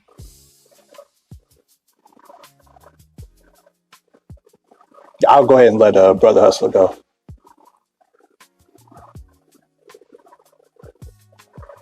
Hustler, are you there? I'm here, but I didn't hear the question. What happened? I stepped away. What happened? What was the question again? I'm sorry. I said, do you think a lot of men suffer with neglecting their own mental health because they are dealing with everything else, trying to handle a household, taking care of the family, trying to get accomplished, and things like that? Yep, I think to an extent. I mean, it's either that or maybe they're just ashamed to go get help because we live in an overly judgmental society that's going to put stigmas on people when they get help. It ain't just men. Sometimes women suffer from it too. Now, who suffers more? That's a matter of opinion. But yeah, sometimes we just don't want to get the help because we either feel like we don't need it, or we feel like, or we're just too ashamed to get it, or we feel like it's just useless to us, depending on the situation. Mm-hmm. Hey, Jeremiah, good to see you. Thanks for stopping by. I totally agree with that, Hustler. I think a lot of people don't. Earlier, I read some stats, so I wanted to make sure I had the right information. And I will say this, especially in our community, only 9.8% of Black men go and utilize mental health treatment or go and talk to someone professional. So I do think it's a big gap where it's saying that at least 19.8 non-Hispanic white males go and get the help. So even that's a low number, but it's even lower in our community of men that actually go and receive the help. And it also told us that a lot of the times a cycle of mental health issues, men will let it go on for a cycle of 11 years before they finally do decide to go and get the help. So I totally agree that some people they might be ashamed. They might feel like they're not comfortable talking to someone, or maybe they just think that they can deal with it on their own without going to seek the help. What do you think, Dragon? Yeah, yeah, absolutely. I agree with that. It's always, because to be honest, I mean, it's always been a stigma with, Black American men, especially with the whole going to therapy and seeking help that way mentally. It's always been a stigma like that before probably any of us was born, to be honest. Yeah, it's because it's something about receiving help from somebody else who is more experienced, to where I believe a lot of people think that that's probably like it puts them in a subservient role. Like, I have to submit myself in order for me to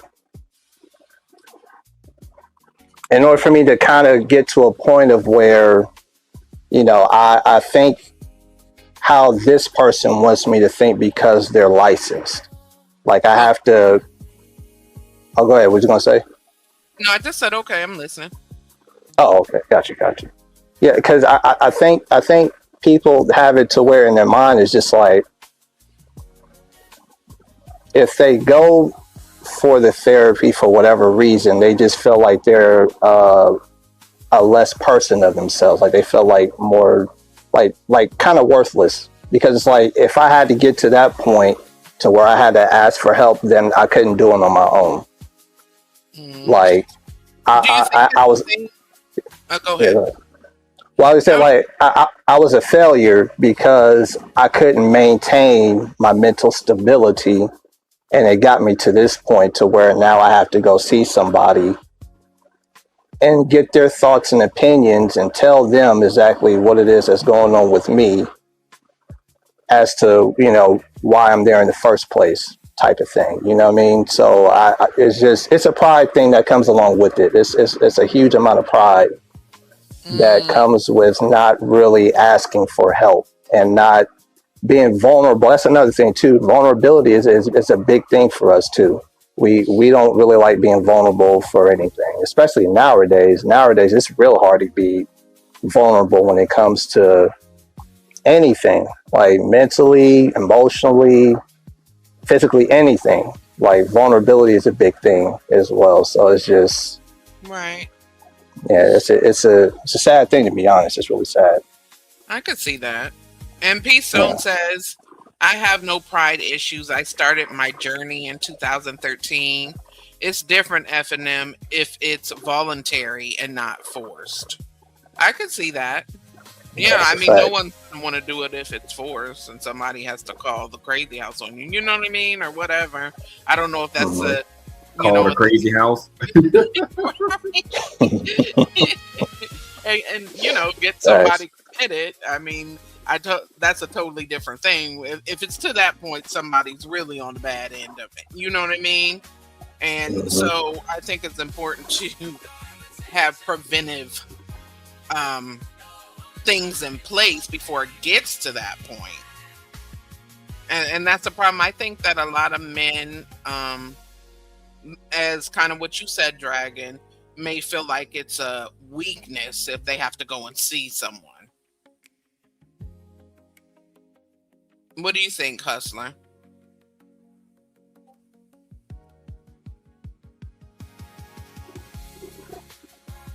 Yeah, it is a crazy situation.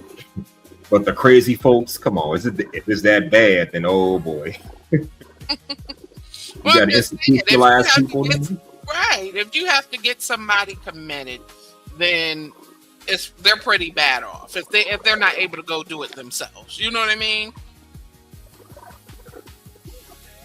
So that's all I'm saying. And we want to prevent it from getting that bad. Mhm. But just like they say, pride comes before the fall too. If nobody really believes that there's nothing wrong with them, Now then that's the fact. yeah, yeah, That's then, definitely then the fact. yeah, then what would be the point of them wanting to even attempt to try to get the help? And especially if people's telling them exactly what's wrong with them, or what's going on with them, or they could see something that's off with them, and yet that person's not receiving it, or they still have a veil around their eyes to where they can't see it. All they know is that they're doing the right thing. I mean, and people, because I think I heard this before, is just like people only knows but so much as to what they do. Hmm. You know what I mean? So if you know what you've been accustomed to doing, and what you've been indoctrinating to doing, or what you've been taught, that's all you know until you seek other knowledge. That is true. And I'm So for yeah, like a person that is dealing with mental health issues, or now we say mental health issues before they would say, well, a crazy person doesn't know they're crazy. They're crazy. true. You know what I mean? So Yeah, I get what you're saying there. A lot of people suffering don't even know that they have mental issues to a certain extent. right. hmm Yeah, it's a slippery slope. It's a slippery slope. Because some people, they'll even take it, they'll take it personal, especially if you have good intent, in order Hmm. to let them know exactly, like, hey, maybe you might need to go see somebody because I see that you're overwhelmed with this, or because I've known you for a long time and I know that you've been dealing with this, and I know you don't really like to talk about X, Y, and Z or whatever, but maybe it'd be better to talk to somebody who's more licensed, or who's more experienced, or who knows that type of field, or who can relate to where you're coming from. you Right. know but Yeah. some people they just believe that they're fine. They believe that everything's good until the day that they're not. And That's the sad part, yeah, and the more sad part about it is just like, people don't understand, your mental health can affect everybody around you, not just you. mm, that That's that's that. right. Yeah, that's the part about it, and that's the more selfish thing that people don't really equate that to. Like, it's selfishness that goes along with that. Because you crash out, this, that, and third. I mean, it looks bad not only just on you, but all the people that surround you, your family, and everybody else. I Hmm. mean, yeah, people don't see it that way. They don't look at the bigger picture. They just look just based off of themselves and how they feel, how they think, and whatever else. They don't think about the long term. They don't think about the bigger result after the fact. Right, right. And I think a perfect example was the lady that was up here earlier, and she touched on how, you know, it was affecting her family, or, in her Mhm. situation that she was dealing with her husband. So you're absolutely right. It affects everybody around you. And that's not a good thing. And P Stone said it's not a weakness because we're all human and have vulnerabilities. And I agree with that. Yeah. Um, there's nothing weak about wanting somebody to talk to. There's nothing weak about saying, hey, can I talk to you? There's nothing weak about saying, I need somebody to listen. There's nothing weak about saying, I don't need you to fix it. I just need you to hear me. And I Yeah. think that's something that a lot of people have to realize. And if the first person you reach out to does not understand you, that doesn't mean you should stop reaching out, because you have to find somebody that's safe. You have to find somebody Yeah. that's trustworthy, and everybody's not that. You know what I mean? Find Absolutely. somebody who can listen without making you feel ashamed for having emotions. And somebody, it could be a friend, a family member, a mentor, or it may be a counselor or a mental health professional. You can be strong and still need support. Hmm. And I think that's what a lot of people kind of get misconstrued. It's not a weakness.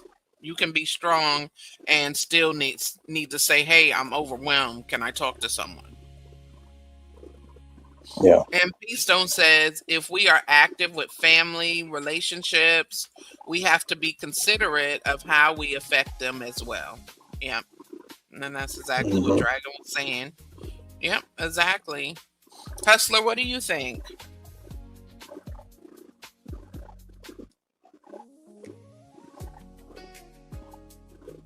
You there, Hustler? He might have stepped away. So let me ask you this then, Dragon. Go ahead. Shoot. Okay, so what do you think makes it easier for a man to open up and talk?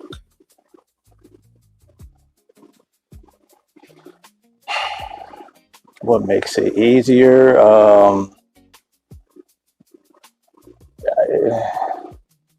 Depends on the man, to be honest. I mean, there's some men that it's easier for them to open up with their guys, with their homies.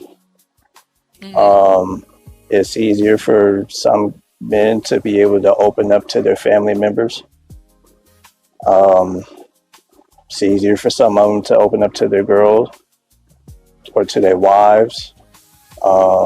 It's quiet as kept. It's easy for them to open up to therapists or somebody that they can really relate to, just like what you was talking about. Like if it's somebody that's trustworthy, somebody that they know, Right. somebody they build up a rapport with or history with. I mean, people like them, I believe, would be like easier for them to open up to. I mean, even some people some guys are able to open up to Christ. Right. They're able to go ahead and go to their prayer closet, go to the upper room and talk to him and in the way that they see fit and the way they know how to. I Yeah, agree so with that. so there's all different types of ways for men to open up in a way. I think my thing is just like when they do open up, Mm-hmm. are they willing to open up the floodgates and then let the issues of life flow? Or are they just willing to just open up just a tad, just for a little bit of the water to just kind of like seep through, if that makes any sense? Okay. Do you mean like not really being so vulnerable? Maybe just, saying surface level things instead of really getting into the root of what they're going through? Yeah. That's how you actually hit it right there. Yep, that's it. Right.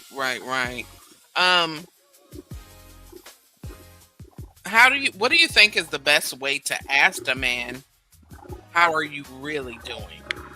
Like if let's say, I mean, it doesn't have to even be like a wife or a girlfriend situation. It could be even just a friend of yours, notice, or you know what I mean? Somebody that you notice may be going through something. Like, what Yeah. is the best way to ask them, like, what's really going on without them being offended or thinking that you're judging them? Like, how would somebody approach it to you without you being like offended? Okay. Because I guess I'm speaking out of experience because I've had I've had my guys at the time. I've had homies and stuff that I asked them that same thing because I knew something was off. I knew that they wasn't, and I used to be around them a lot too, so I always saw it, but they just Right. never really spoke up about it in depth. So me, like, what I would do is just like, if we was, maybe in a place to where, like, I see they're about to crash out, or I see that something was just off to the point of where they just had like a bad temper or something was happening, I just like pull them to the side to where it's just me and that person, right? And I just Right. ask them like, bro, like, what's like, are you all right? Like, you don't seem like yourself. Like, we boys, man. Like, I anything that you want to tell me or anything that you want to talk about, we can just leave it at the table right here. I'm not one to look at you different or to judge you or to, make it seem like I'm better than you or nothing the sorts like that, man. It's just, I see that you going through it, you hurting or whatever the case is, and it's just like, man, I'm here. Like, if you ever need an ear to be lent to, or you need to talk or whatever, bro, like I'm right here. Like, never hesitate to let me know what's up, but in your time though. Do it in your time. Like, you don't have to do it right here and right now, but just in your time whenever you feel comfortable to let me Right. know what's up. You know what I mean? So that way I give them the option to do it. They don't have to do it just because I'm asking them right there on the spot, because they might not feel it right there. They might want to feel like cussing me out, or they might want to feel like, throwing some hands or something like that. So Right. I just let them know just right then and there, like, hey, whenever you feel need to talk or whatever, I'm here. I'm in your corner. I got your back, bro. Just let me know what's up whenever you feel the time to do so. Right. Right. I think that was an excellent response. That's good. So, in the contrary to that, what do you think the worst way would be to approach it? Like, when a man opens up, what should people avoid, like, trying to say to him? That Judging. maybe. Go ahead, Yeah, Hustler. I'm back. My bad. I'm back. yeah, Mm-hmm. it's all good. Heard enough of the conversation. Yeah, go ahead. Well, Hustler, what do you think is the worst way to, if a man starts to open up, what do you think people should avoid saying to him? If he's opening up and wants to express whatever he's going through, what do you think people should I not think we should avoid saying dumb stuff like "man up" and just stop acting like a little bitch. That kind of mess.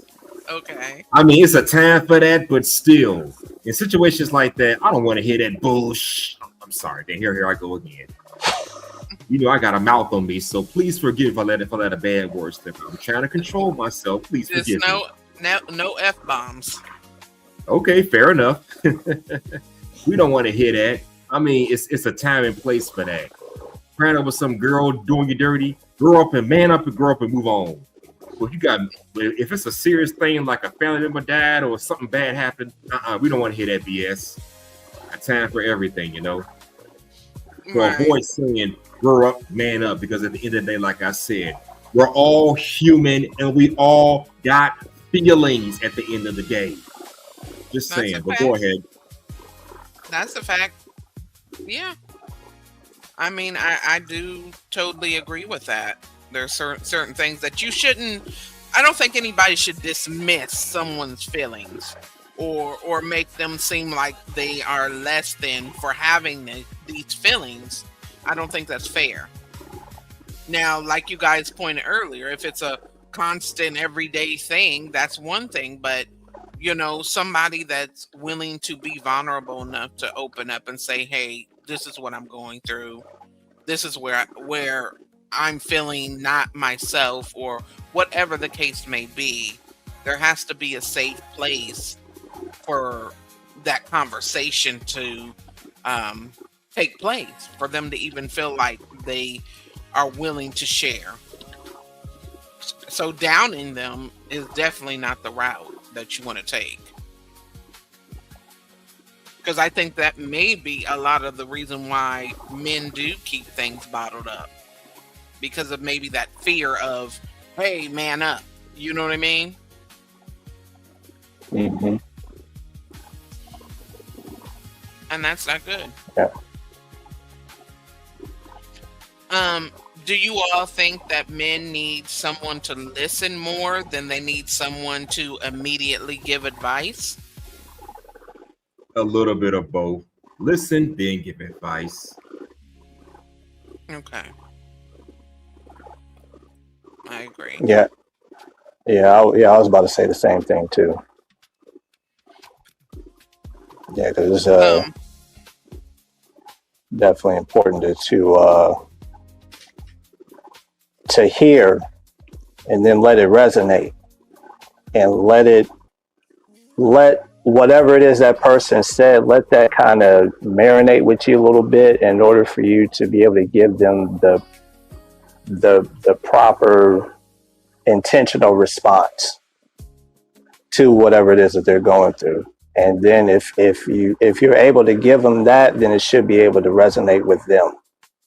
mhm. You know, because it should be a two-way street. Like if that person's being, vulnerable or whatever, and they're letting you know what's going on, then you should be able to do the same for them while listening to them. I mean, even though that's a form of vulnerability, listening to them in the first place. But then also responding in care, responding in kind, responding with compassion and empathy should be Right, the other way, you know?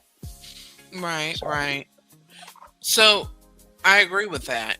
Um, because we know that a lot of times young men are built to, you know, be strong and don't cry and, don't show your emotions and things like that. Do you think society sometimes confuses emotional silence with strength?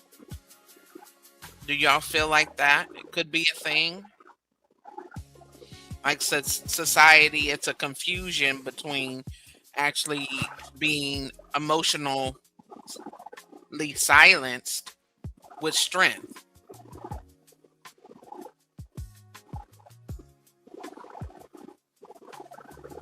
Or do you all think it goes hand in hand?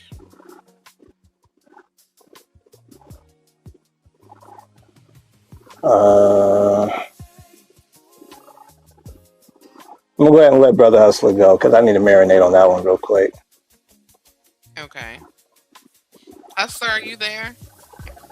Yep. What's the question? Do you think society sometimes confuses emotional silence with strength? Emotional silence with strength. I'm gonna say yes, it does, because there's a difference between being stoic and just being flat out ignorant. So yeah, they Mm-hmm. do that. I mean, most men like to hold their emotions in and don't express themselves. They look at that as a sign of strength, and maybe it is to an extent. But they also say it takes a strong man to show his soft side. And that may have been true 25, 35, 40 years ago, but new era now. So I can't. I that don't line agree with is so that, blurred, Hustler. it barely exists anymore. I get what you're saying, but I still think there has to be a place for a man to show a softer side. I mean, for me, I don't think, and I think for most women, no one really wants a man that wants to treat his woman the same as he treats his homeboys. As far as, yeah, what's up, my nigga? This and whatever. You know what I mean? There has to be a time and a place. You know what I mean? Hmm. So that's what I'm. I think that I get that in this day and age. Well, you know what? In a way, I can't even say that even years ago. because I think men were always kind of taught to be strong. You know what I mean? Hmm. I think, and to be honest with you guys, now that I really think about it, I think even in this day and age, some men are softer than they were even like 30, 40 years ago. You know what I mean? I think I agree. there's a difference in that. Oh yeah. I Yep. mean, if you look at pictures of men back when we were younger, you're either Gen X or millennial, like I am, born in 1984. You will see a difference in how men carried themselves back then compared to today. Think about that. 40 years ago, not one man was wearing skinny jeans or crop tops and all that kind of bullshit. Sorry. Nobody was wearing that. We dressed like men back in the day. Now, I ain't gonna lie. When I was 19, I wore baggy pants and baggy shirts and whatever, but that's how men carried themselves. Even 2001, 2002, we carried ourselves differently. I don't know what's going on with this new generation of men. Right. I Well, swear to God, when I see young men with they tight jeans, I can't tell if it's male or female until I get a closer look at the person. I'm like, oh, that's a man. Oh God, no. Yeah. When your sister's jeans, really? I mean, Nobody was there's a doing lot this of 30 that. years ago. My bad. Go ahead. No, I was just gonna say, yeah, there is a lot of that now. I mean, things like, I mean, you see that more and more in society today. It's more open than it used to be. I will say Mhm. that people are more open-minded. I don't necessarily want to get into that whole other conversation. Uh, You mean they're woke now? Yep. if that's what you want to call it. Um, but I think that I don't know if it was so much as there was more emotional intelligence then, or if it's more emotional intelligent now. But in some ways, I think people take things more personal now, or they're more sensitive to a certain degree, if that makes sense. Mm. Sort of, kind of. Yep, it does. Yeah. Yeah. Because it could be something that somebody says to one of you that you wouldn't take offense and wouldn't find it a big deal, but that somebody else would go off the deep end about. You know what I mean? Hmm. Yeah, for sure.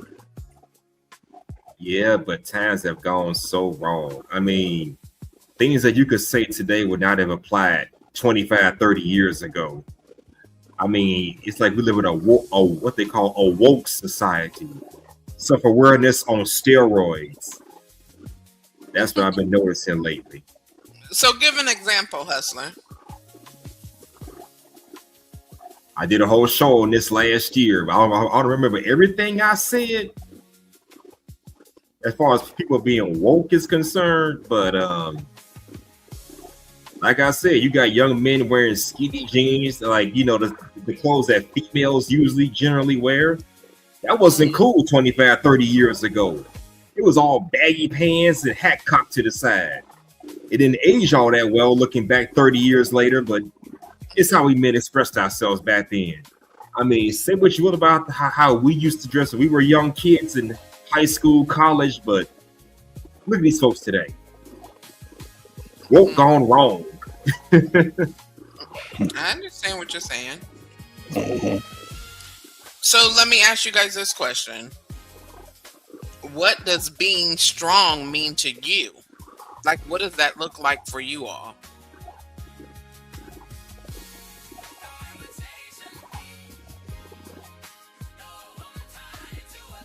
Anyone can answer.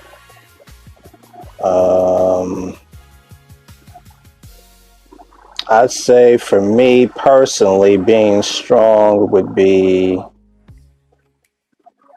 taking care of all of your responsibilities,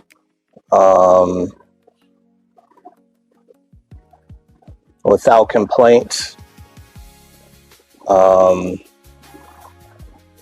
without any type of selfishness, without any type of attention seeking.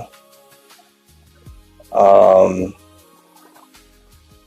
Strength is also setting boundaries and standing by those boundaries, sticking to those boundaries.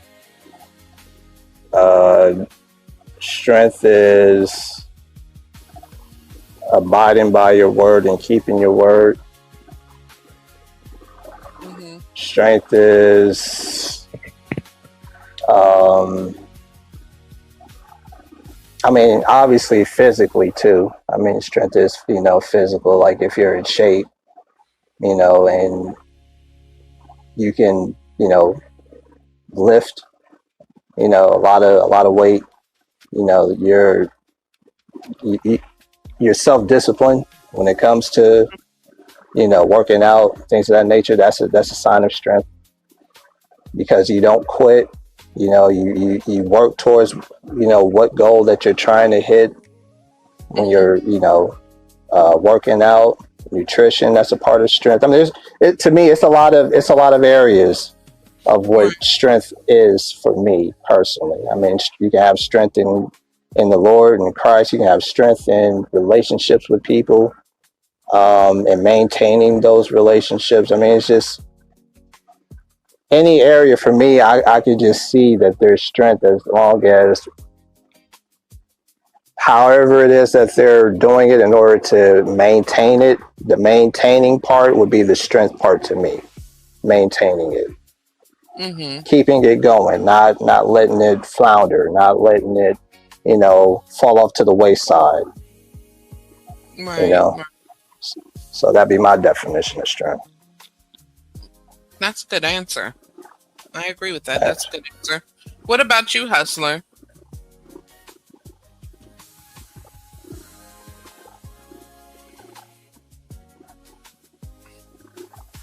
Hustler, are you there?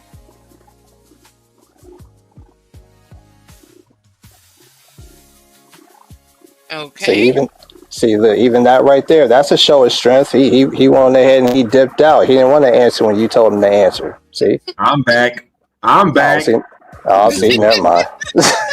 See, I didn't give you alley oop, man. You didn't drop the ball, bro. Did you Alley hear No, the questions, Hustler? Now, I'm What not was going the to keep question? on I'll repeating the answer it. questions now. I appreciate the effort, sir, but I can answer this. it's all good. It's all good, What family. What does being strong mean to you? Standing on business. Don't let people bother you. And be yourself no matter what anybody says. That's easier said than done for some folks. Authenticity over performance in most cases, anyway. Yeah, that's my definition of strength. Mm-hmm. That's a good answer. Yeah. I'll rock with that. Yeah. Mm. So let me just say this, and I had touched on this a little bit earlier, but according to the CDC's most recent data, the suicide rate among males in the United States was nearly 4 times the rate amongst females. And that means we can't keep telling men to simply man up. We have to start asking, how are you really doing? And when somebody answers honestly, we have to stop making them regret telling the truth. Like, Mhm.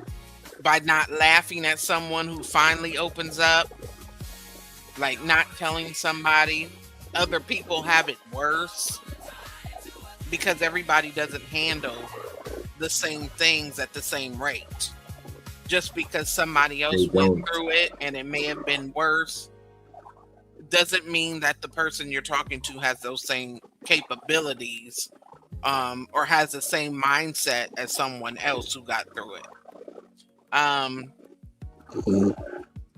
we can't immediately try to fix them either. Sometimes they just need a listening ear before we even give the advice.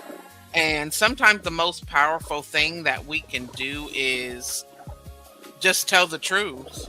I may not completely understand what you're going through, but I'm here for you. And it's kind of like what you said you went through with your friend Dragon, hey, I'm Yeah. here for you. And if you need me, I'm here for you, whatever's going on. Hmm. And I think that's important to just let people know, hey, open up on your time. You may not want to share everything right now. They may have to work their way up to it. And that's okay. Sometimes we can't expect everything to be laid out right there. And some people don't know if they can be vulnerable enough. They don't know if they can trust you enough. They don't know. They might be ashamed. They might feel like, like we talked about, that they're weak for having these emotions or having these feelings or whatever it is. And some people are dealing with trauma that they never got healed from. And so it's important for us to be able to just say, hey, I'm here. And that's one of the things that I think a lot of people don't have, that person just saying, hey, I'm here. In this day and age of social media, a lot of people don't have that personal interaction. They turn online to get advice. They turn online to even have some kind of social life. Me and Zone kind of touched on this earlier, how some people don't even get out that much, Yeah. So being online is their I do. whole life and identity. Would you say, Hustler? Not for me. I have a life online. I have a life offline as well. And that's the I'm way at it the, should be. I'm at the gym putting some hustle into my muscles. Then I come on live and chop it up with y'all. Or pop my ear off or whatever the hell. Yeah. But just think of all the people that don't. You know what I mean? It's healthy. You have a healthy balance, but there's so many other people that don't. Yeah, that balance is kind of destroyed. I mean, have y'all noticed go back 20 years ago when we barely had internet or we barely had social media. Back then, you had to, take online dating, for example. Meet somebody online, send them a message. If they respond, arrange to meet up and go from there. Even back when we had online dating, we still put in effort to try to meet somebody. You could just stay behind a damn computer all day, hiding your identity. You have to reveal yourself at some point. And I'm speaking from experience because back when we had stuff like MySpace and Black Planet, y'all remember that stuff back then? Yeah. I've had females off of both sites. So I could just pop my ish off on MySpace and then meet them up close in person. This is the real hustler and muscular. But nowadays, everything is online. Everything is online now. So having a computer now, just be whatever you want to be. No balance anymore. It's sad. Yeah. What's that song? Sad but true. It's sad but true. Yeah. Right. That's facts. Right. I agree with that. And I think that's part of the problem. I do. I think back at a certain point, we were more social. People got outside more. People actually wanted to meet up. People actually wanted to, mingle with people on the outside versus just talking online. So I can agree with that. What do you think, for Dragon? You agree with that? Yeah, because I'm right there with Hustle on that one. I come from that age too. I used to be on the sites also, man. I used to be on like Tagged and used to be, Facebook and all those other eHarmony, all that stuff, So from going to that and not even trying, but like just being charismatic as much as you can and putting that effort into talking with women and then meeting up with them, or even if you're at the job, because I did both. Like I was online with it and I was in real life, approaching, females and talking to them, getting their numbers and exchanging info and all that stuff and taking them out. So I Yep, did same both. here, buddy. Same here. Go ahead. For sure. I already painted you to be one of them dudes too, man. I painted you. Yeah, I already knew. Man. But so yeah, it's just that compared to where we're at now, it's just like more people rather have relationships. Just like you said, it's online. Like it don't even have to be a meetup. Like folks can just go ahead and just claim you as a online husband, or online wife, or online boyfriend A or chat girlfriend, or wife, a chat wife, a chat husband. yeah, chat wife, chat. There you go. Yeah. I don't know the terms nowadays, but yeah, there you go. Cause I don't get down like that. You know what I mean? It's just like I'm too old school with it. Like don't claim me. Like if we're in the chat together, if we ain't doing anything outside of that, it's just I don't know. It's just strange to me. But and I don't know nobody who does it, but it's just for me, it don't work out like that for me. Right. I gotta have something tangible. You feel me? So V had a comment for you, Dragon. oh Lord, what a mini me want. Oh Jesus. Sis Dragon was see, here she go. See what I'm saying? Trying to get through to this. We trying to have a good show, and then now all of a sudden now here she come to go ruin it. Look at this. Hey, look. Just because the Keebler Elves ended up, laying her off so she can't make those cookies no more, don't mean she got to come after me. I'm just saying. So let me say this, guys. I think it's important to notice changes. If men are feeling, and this could go for anybody, but since we're just specifically talking about men, I think you have to ask yourself, if you're feeling off, to get to the root of the problem, what has changed in me? And not ignore it. Instead of only saying, "Nah, I'm good, I got this," try asking yourself, what am I actually feeling? Am I angry? Am I sad? Lonely? Anxious? Exhausted? Overwhelmed? Try to name the emotion can help you begin to understand what's happening. We already said it's important to be able to talk to somebody, and try to at least find one safe person that you can be honest with. We read some stats earlier saying how often men turn to other addictions as coping mechanisms when they're going through mental health issues. So some people may cope by drinking, using drugs, becoming reckless, lashing out, isolating, or burying themselves in their work. Some use relationships, sex, or distractions to avoid the way that they really feel. But distractions is not always healing. Sometimes you have to stop running long enough to ask yourself, what am I actually trying to escape? And I don't think a lot of people stop and really have even an honest assessment of themselves. And that could cause the problem to deepen, The Fire of Philadelphia. Hey, how are you? Good to see you. And he says, Jesus Christ is that person. Place our anxieties on him, for he cares for us. Absolutely. That's definitely true. Sometimes people have no one else to talk to. And we're talking about having at least one person to be that safe space to talk. But what about the men that don't have that? Then what do they do? Where do they go if they don't feel like they can trust anyone to be vulnerable?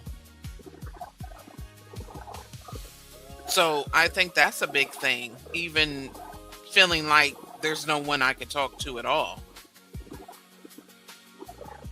I know that sometimes I felt like that, even, as a woman, but, sometimes you may feel like there's no one to talk to. and then only person you can do is talk to God. You know what I mean?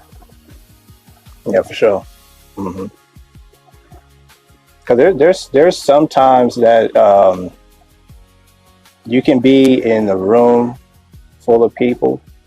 There could Mm-hmm. be some times to where you could be around your family. You can even be on this panel right now, and somehow, some way, you still can have that feeling of loneliness. Like you still can feel like no one really understands you. Right, right, right. I understand. I You think a lot of know, people deal with that at one point or another. Do you? yeah. Oh yeah. Yeah, absolutely do. Yeah, yeah. Yeah, me It's too. just yeah, it's a sad thing. It's a sad thing, but I think it's a thing that we all eventually have to go through at some point, one way or another, because I think it's a crossroads. It's a kind of like a reminder of no matter how successful you get, no Mm-hmm. matter even if you're younger, like no matter how many chicks that you bag, no matter how much money you get, no matter what type of career jobs that you've had, no matter even if you're within Christ and you have a good relationship with Christ, there will be some times too to where you will have that feeling of just loneliness. Like you don't feel like nobody's able to hear you, or you don't feel like nobody's really there with you mentally or emotionally, or just not like on your level. Yeah. But and the reason yeah, and the reason why I'm saying that's kind of a good thing too, because it keeps you centered. It reminds you that just because you feel that way doesn't mean that you have to settle for it. Doesn't mean that you have to dwell in that. There's Right. always an escape. There's always a way how you can get out of that. You know, Right. Mm-hmm. and I and there's definitely. always and there's al- oh, go ahead. My bad. Go ahead. No, I just said I definitely agree. Keep going. Oh yeah, yeah. And I was gonna say this last thing, just to land the plane. I was gonna say like, and even though you probably don't believe that there are people out here, or even your family members or whatever, that maybe in your mind, like they probably don't really understand you and where you're going, and as far as like what you're dealing with on a daily basis, for you to be able to stop and think, and it's like, man, I'm really carrying all this weight by myself. I'm really going through this all by myself. They wouldn't understand that. Why would I tell them what's going on with me? Or they wouldn't understand that because they probably would judge me because of this, that, and third. It doesn't mean that they're like a lot of people who's really in your corner is not going to try. Mm-hmm. They're at Yeah. least going to try because they care for you and they love you that much, in order for them to be able to try to understand you, to be able to try to do what they can in order to meet you halfway, to get you about that darkness, you Right. know? Right. Yeah, that makes a lot of sense. I agree Yeah, with that. I definitely agree with that. That's a good point. 'Cause yeah, you never know if people really care about you. You know what I mean? They'll want to see you doing better. Hmm. I yeah, understand that. So that was a good point. The Fire of Philadelphia kind of gave a testimony in the chat, and he says, um, Jesus Christ is the truth, the way, and the life. No one comes to the Father except through him. He understands us. He says, my brother committed suicide, and I found him. My condolences. I'm so sorry to hear that. yeah. And My condolences too. he says Jesus is peace. He said I had it all. Top poker player, the women, the world essentially. But Jesus fills that void, brother. It's about getting closer to true followers of Christ. I encourage you to find true believers. I encourage everyone to find true believers.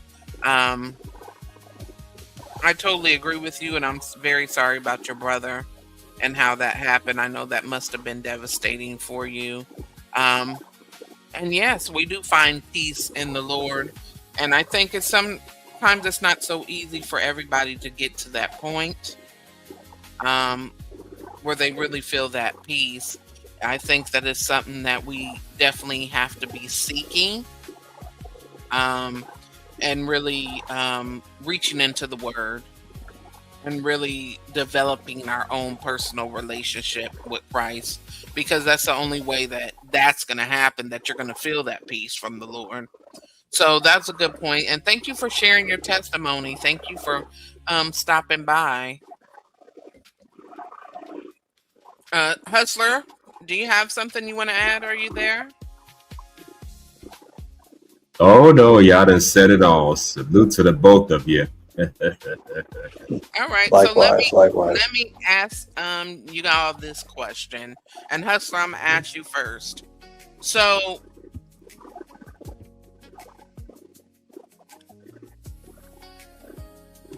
hold on one second, guys. I'm sorry. What is one message you would give to a man who feels like he has to keep everything inside? You can only keep it inside for so long until it eventually explodes and come right out like a champagne bottle. Once it builds up, it's gonna pop. I've been through it, so I know. Just don't let it explode on the wrong kind of people. You know what I mean? But go ahead.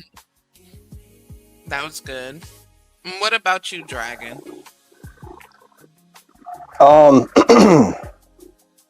Yeah, Hustler said it actually pretty well.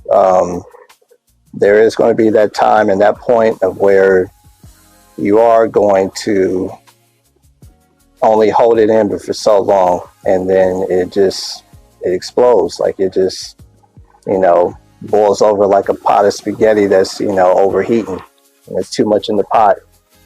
But the thing about it is you want to do everything that you can to prevent it from happening. It doesn't mean that you might succeed, but at least do everything you can to mentally prep yourself for when it happens.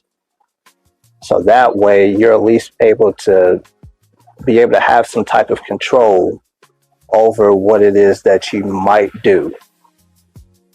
Okay. So my thing is just, don't suffer in silence with it. Tell whoever it is that you trust, whoever it is that has been in your corner since day one. Definitely tell the Lord, if not first, if not anything, Right. definitely tell him about it. But don't suffer in silence with it, because there's been a lot more people who have suffered in silence and who has actually had an early death due to the stress that they have suffered with for all this time.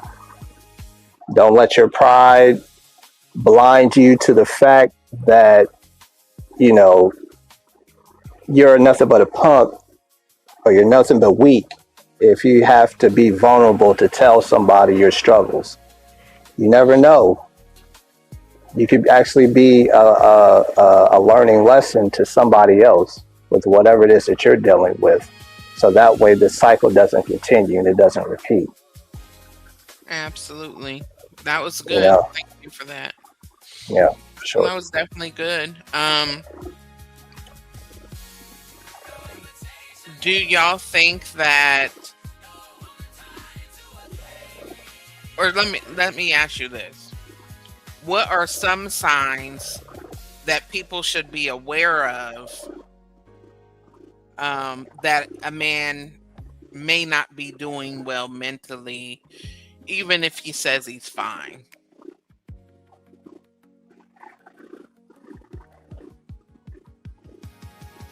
Like, what are some signs that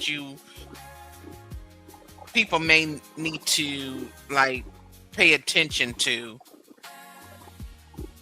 that a man may be suffering from mental health issues, even if he says, "Hey, everything's okay"? Like, what are some indicators?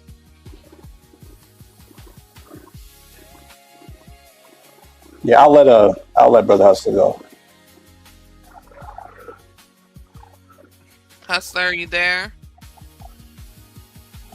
I'm here. Did you hear the question? Repeat it, please. what are some signs that a man may not be doing well mentally, even if he says he's fine or he's okay? I don't know if he seems unfocused. He seems unable to do simple things he once could do with little to no effort, stuff like that. He's always wandering off. I've experienced those things myself a few times, so I understand them signs well. But that's just my opinion. Maybe it differs from person to person, but that's just my experience. Okay, that was good. What about you, Dragon? Yeah, same thing what he said as well. There's also irritability. Somebody, they get quick tempered over the smallest stuff, or the what could be the smallest stuff to people like us, it could mean the biggest thing to them, and they can just fly off the handle. I was saying what Fire Philadelphia said in the chat. Salute to him. He was talking about isolating himself. 100%. That's where the devil wants us. That's actually true too.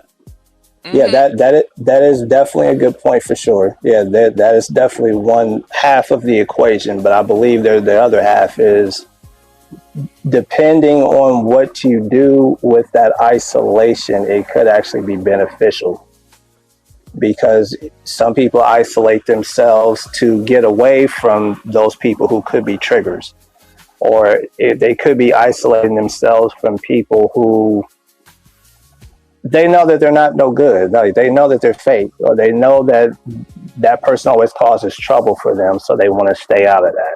Or if they're going to some place, higher with maybe their knowledge or their mental state or education or whatever the case is, and they don't want to drag other people into what they got going on.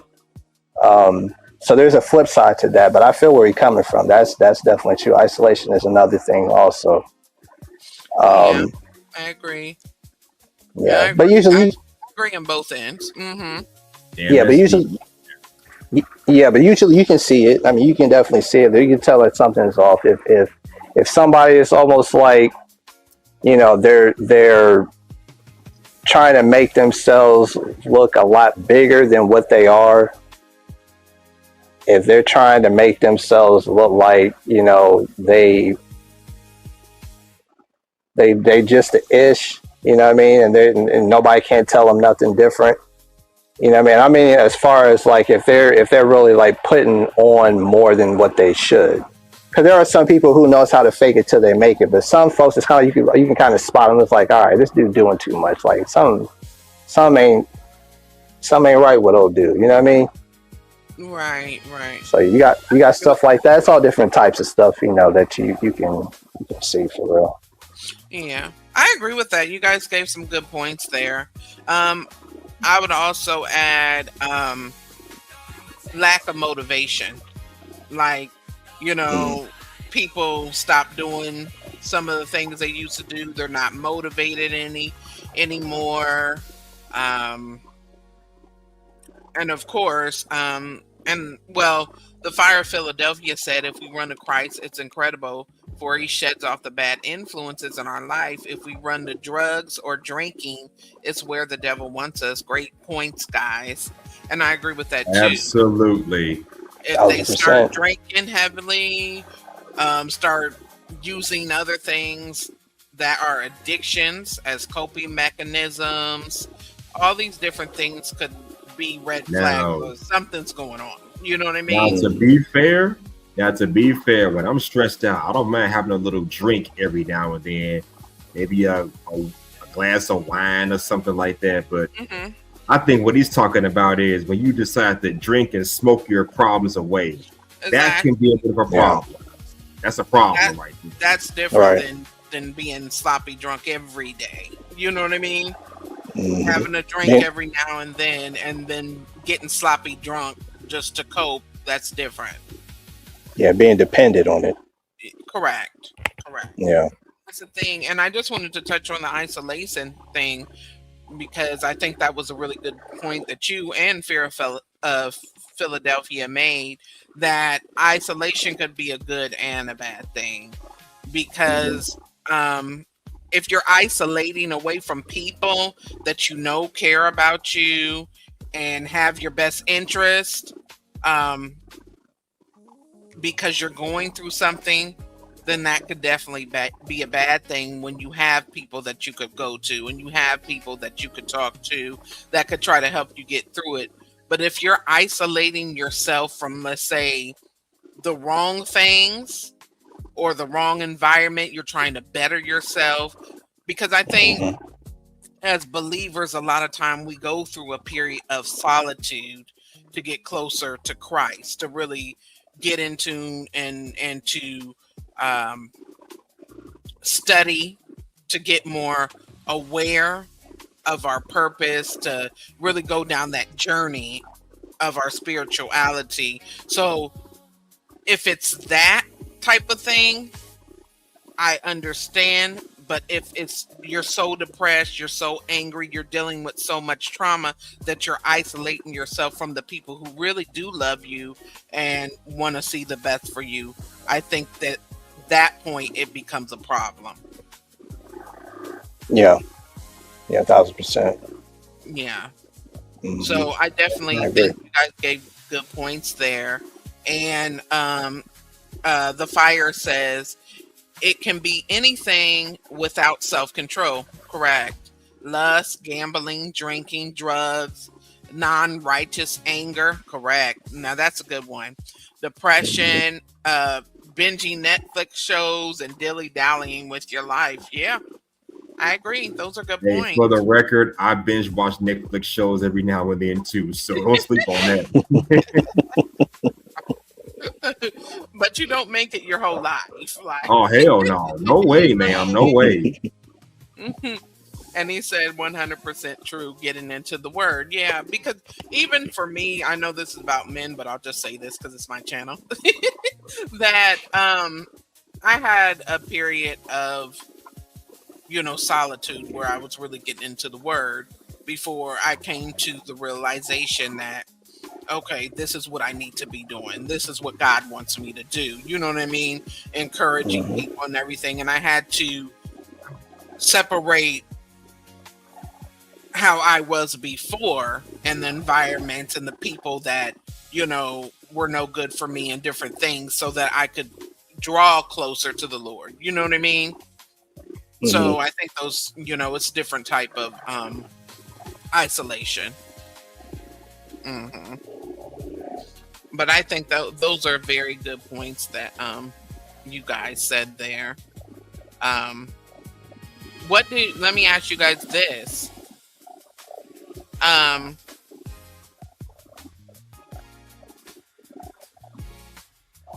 Do you think that therapy and counseling are still stigmatized amongst men as much as it used to? Do you think it's gotten better and more men are willing to seek professional help if they're going through something that they can't handle? Well, me personally, I don't. Well, this is just my opinion. Uh-huh. Of course, I don't think I need therapy. I mean, if I need it, I'm not going to admit it out loud, but I'll do it anyway just to get it over with and see if it works. But that's just me. Okay. Maybe the gentleman next to me feels differently, but go ahead. Well, Hudson, let me ask you this though, before we Dragon answers the question. Do you think that it's better, not just for you personally, but just as men in general? Do you think more men are more apt to seek help, mental health now than they used to be, let's say 20, 30 years ago? Honestly, I don't know. I mean, what's changed since then? Okay. All right. What about you, Dragon? What do you think?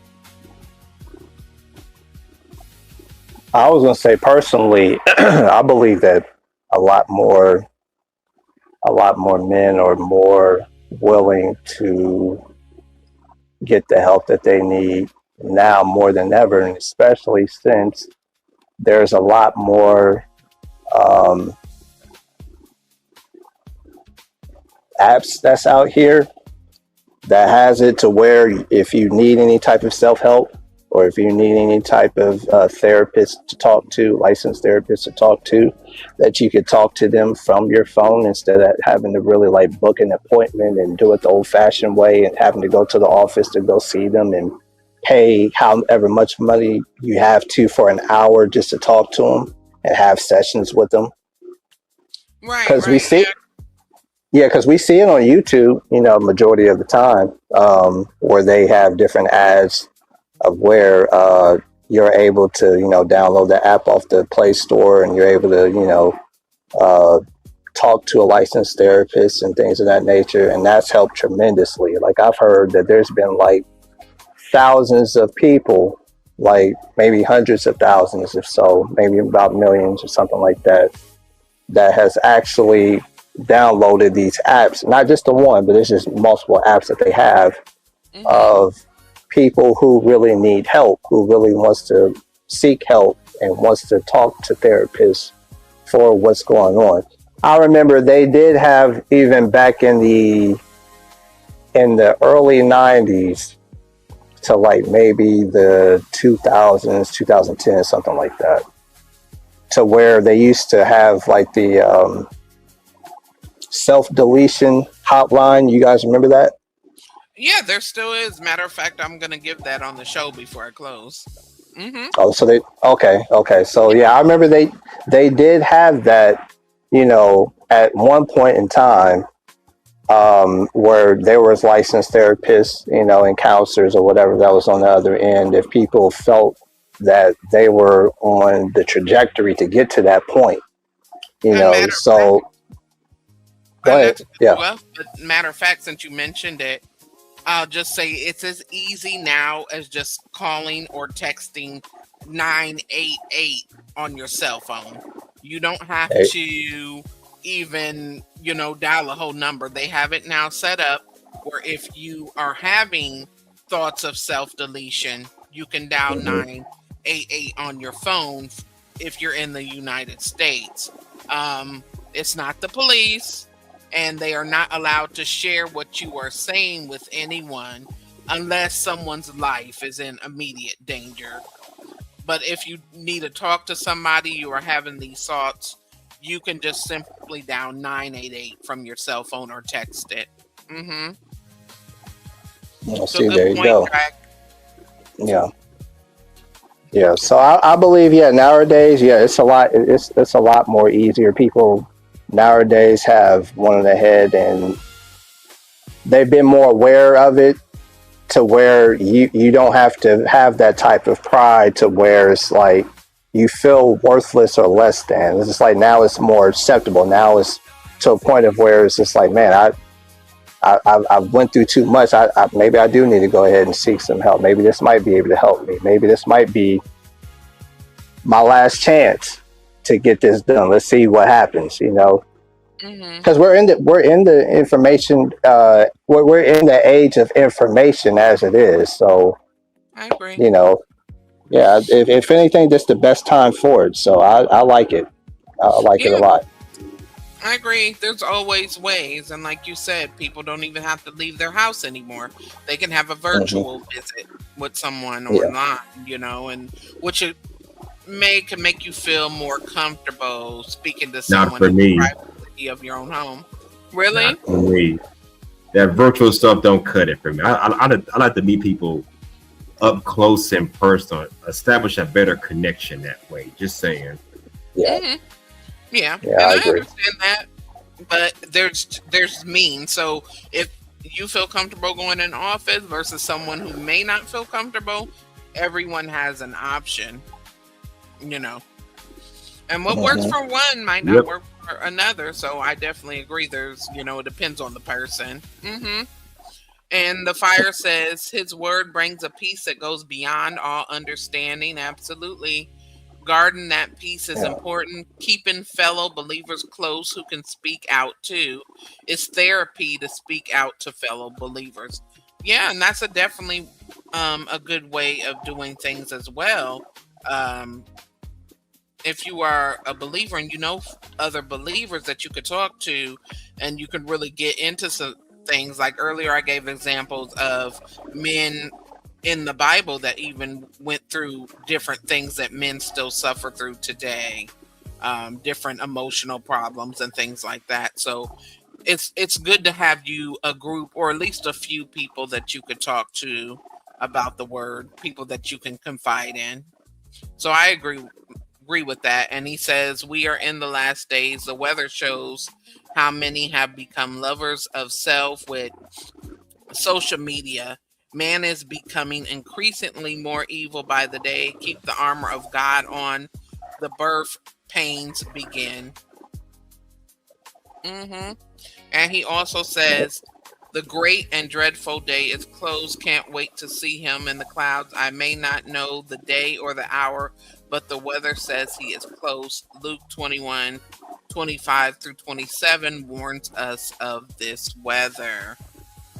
And thank you for your input, The Fire. I appreciate you being here. So I'm not going to stay on for too much longer, guys, but I want to ask you guys a few more things so that the people that are listening now, people that listen later, people that play this back, can get some insight. Let me ask you guys this. What is one thing you wish more people understood about men's mental health? That it happens more often than people like to admit. It ain't just, it's not gender specific. But like I said, we're all human and we all got issues. Stop with that old men just need to man up, grow up, and all that kind of stuff. Maybe they do and start crying over dumb stuff. But we all got feelings. That's what I think needs to change. But that's just my opinion. I agree with that. What about you, Dragon? You want me to repeat the question? No, I got it. I'm trying to sound a little bit profound here, so do your big let's see one. how I can do this. Oh, you said what? I hope you're not starting like V now, because I might have to get on you too. Come on now. No, that's good. No, but I was gonna say, men's mental health, in my humble opinion, should be more so throughout the year, not the month. Because every day men has to go through their mental health for as long as they're living. Yeah. Health is wealth. Everything starts pretty much in the mind. Yeah. And what we're dealing with now is the battlefield of the mind. So what my man was talking about here, Fire of Philadelphia, and shout out to him again, when it comes to the lust, and when it comes to the isolation, when it comes to the dependency of drugs and all this other stuff, we got to deal with that on a daily basis. What we've built to where we're at now, what God has blessed us with up to this point, with our careers, our families, the funds and the financial stability that we have, the knowledge that we have obtained, our relationship with Christ that we have, all of this other stuff could literally shatter with whatever type of choice or decision that we make. And I mean, because with Christ, that's a little bit different. I mean, because, once you build up your foundation with Christ, I mean, you can never be separated from him unless if you completely denounce him and all that other stuff. But everything else, it just, all of that could shatter, it could break, all of that could pretty much just like poof, just vanish if you make the wrong choices and decisions and you be selfish for how it is that you feel, what it is that you know, don't feel like going through anymore, you don't feel like hurting anymore, you don't feel like whatever it is that you're feeling, and you just want everything just to stop, just to cease. I mean, and that's why I said mental health is a continual thing, because it's health. Right. While you're still alive, that health is still going to be there. You're still going to have to worry about your health. You're still going to have to do what it is that you can to stay on top of your health, mentally, physically, spiritually, in all areas, you know. So yeah, just for me, like, I just want people to know, and I want them to realize that men's mental health is a real thing that should not be taken lightly at all. Because we've seen the cases already. We've seen the stories of people, you know, that have lost it all. You know, lost their family, lost their money, lost their lives, and whatever else. You know, it's a serious thing. It's not to be played with. But the thing is, how bad do you want to stay in the fight? How bad do you want it? How bad do you want to overcome all of the stuff that's trying to oppress you? All of the stuff that's trying to hold you down and to pretty much, you know, keep you in that stronghold. Right. That's you know, good. How bad you want it. That's the thing about it. That's good. And then I don't know why I just thought about that, but while you were speaking, I thought it's another indicator that a man is going through some things, that he just stops taking care of himself. Like he stops shaving, he stops, you know, putting it on, he stops, you know what I mean? All these things, and he's just not taking care of his appearance anymore, or even his body, you know what I mean? Stops going to the gym, you know, let yourself go and things like that. You know what I mean? Yeah. Mm-hmm. So yeah, I think that's a good point. Those were good points that you guys made.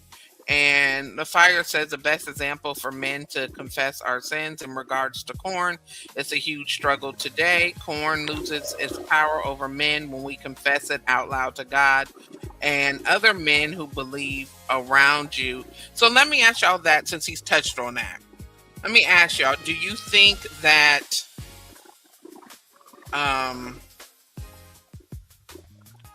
lust can play a big part of, or let's not even say lust, let's say being addicted to corn could be a big part of men finding a coping mechanism to deal with mental health, like that type of addiction?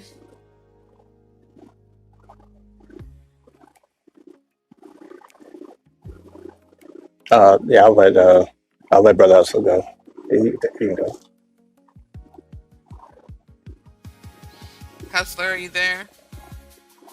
I'm here. Did you hear the question? No, not this time. What was it? Hustler, you need to start listening now. Yes, ma'am. I'm all over the place today. And I had a little something to drink, so forgive me. Okay, so do you think that a corn addiction is another indicator that a man is going through different mental health issues, if he's using that as an addiction, I guess a way to cope with life? Is always, you know, I don't mean watching it every now and then, but like a constant thing, like an addiction? I mean, either that or he ain't getting no action in real life. I don't know. Because to be fair, yes, I watched corn a lot less for the last 10 years than I did when I was like in my teens and 20s. So right. I had no addiction to it, but that sounds like a man that just can't get a woman in real life. We gotta watch it that doggone much. I'm like, so That may be a different scenario. He Maybe. just ain't got no woman in his life. I don't know. Yeah, but it's one thing to watch. I would think it's one thing to watch it every now and then, but if it becomes an addiction, like the same way someone would be addicted to alcohol or drugs, like they have to watch porn every day. You know what I mean? Okay, that's not cool. Black P Stone says some are less fortunate than others. That is true, but still, even if you're not, being intimate on a regular basis, if your whole life just revolves around watching porn, then it becomes an addiction. That's a problem. I would think so anyways. Just like if somebody's gambling away their mortgage, that they have a gambling problem. You know what I mean? Could be. You got a mortgage to pay. Okay, that's a real problem. You're financially irresponsible. That's not cool. And that's another thing. If someone started off financially responsible, but then they start slipping up on their bills and all this kind of stuff, that could be a sign right there. Yeah. Yeah, that's fact. Yeah, and the fire says, it can get bigger and bigger. It never stays little, and that's with any addiction, I think.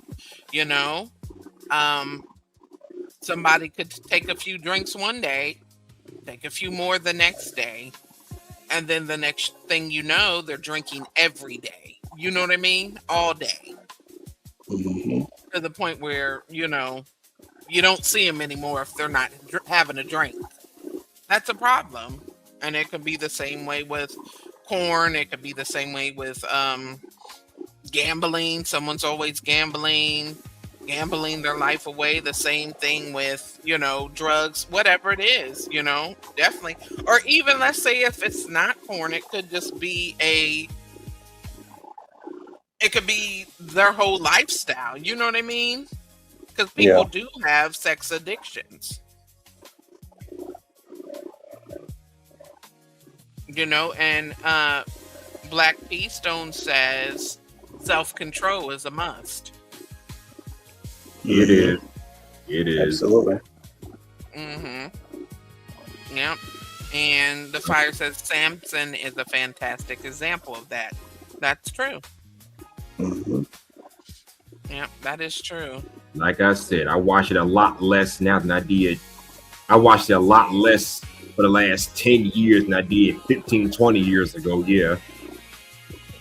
Right. Yeah. So, I think there are just so many different things that people deal with and use as a coping mechanism to mask something else.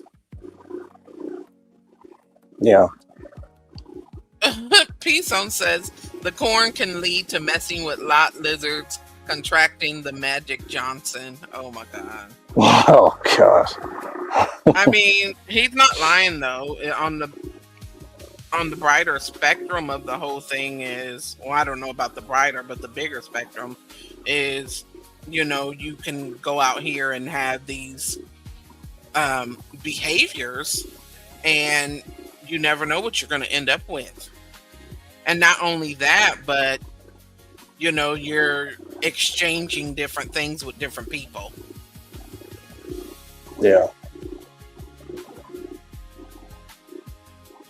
So I think it's something to think about. When we think of addiction, we just think of a few things. Sometimes we don't think of the bigger picture, that there's a variety of things that people could be addicted to.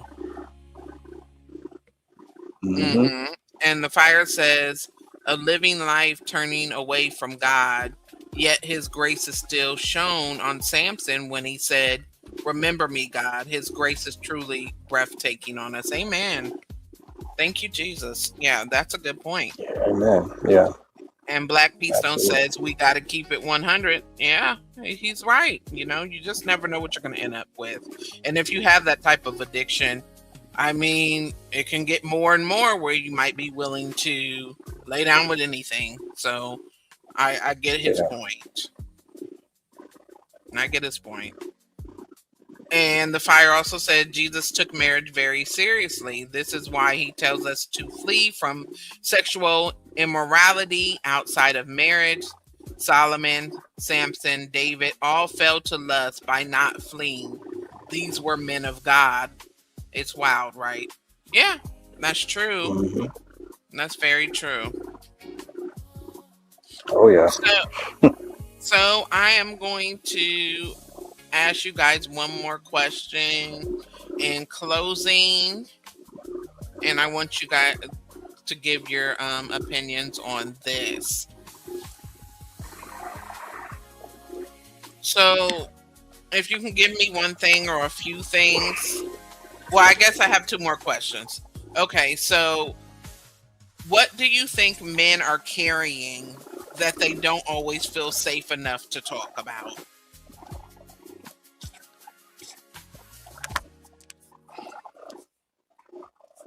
That's a Uh, tough, honestly. uh, I believe they're carrying all different, types of trauma. Oh, there's, traumatic childhood trauma. It could be, trauma from, being a teenager, trauma being an adult, from being in situations that they shouldn't have been in the first place, or situations that they had no choice but to be a part of. Um, they could be carrying spiritual trauma. Um, maybe there could have been, different types of spirits that they've dealt with. Mm, Um, different, demonic entities. I right. mean, it could be the world trauma, that always, you know, uh, watching your back and being worried because of, things that's going on in this world, as far as like people getting robbed or people getting carjacked, or, people getting jumped and all this other stuff. Hmm. Um, people carry even just, their day-to-day lives. I mean, like that's a part of trauma to an extent. I mean, because there's so much stuff that you have to deal with within your day, depending on who it is that you are. And that could be overwhelming. That could be to a point of where people can, um, they could be to a point of where they don't know how to handle that. They could be to a point of where that could be a form of a traumatic experience to them that they carry along with them. Emotions, way heavy. That's another thing they can carry. It's a lot of baggage. It's a lot of baggage, and especially when you have a lot of responsibility too. That's a lot of where the ownership is when it comes to what they bring with them and what they carry with them on a day-to-day basis, wherever it is that they may go. So Right, yeah, right. it's a lot. It's a lot. That's a good answer. What about you? Welcome back, Zone. What about you, Hustler? What do you think men are carrying that they don't always feel safe enough to talk about? I don't know. Maybe it's their own personal issues and their own personal struggles. That's a tough one. Is that your final answer? Maybe it's whatever mess that they're going through on a regular basis, because we can't express ourselves like that because we'll get labeled. Yeah, that's my final answer. Okay.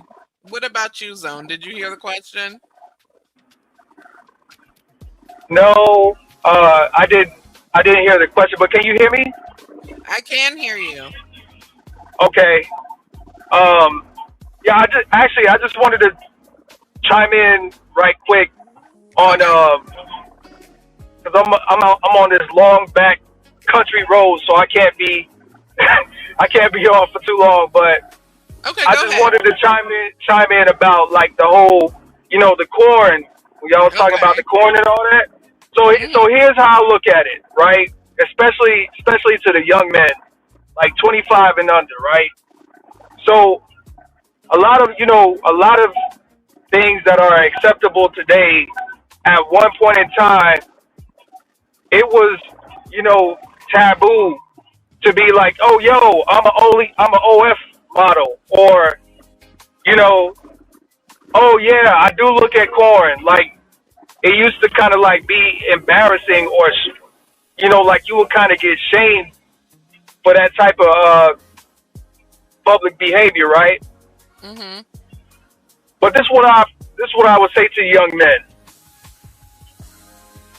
If it gets in the way of your priorities and your responsibilities, if it takes time and effort and it lowers your performance as far as you being able to perform the effort that you need to put in for your responsibilities, priorities, then maybe you probably should leave it alone. So in other words, if you're watching corn and it's causing you not to perform, with your wife or your girlfriend, maybe you might need to leave that alone. Yeah. If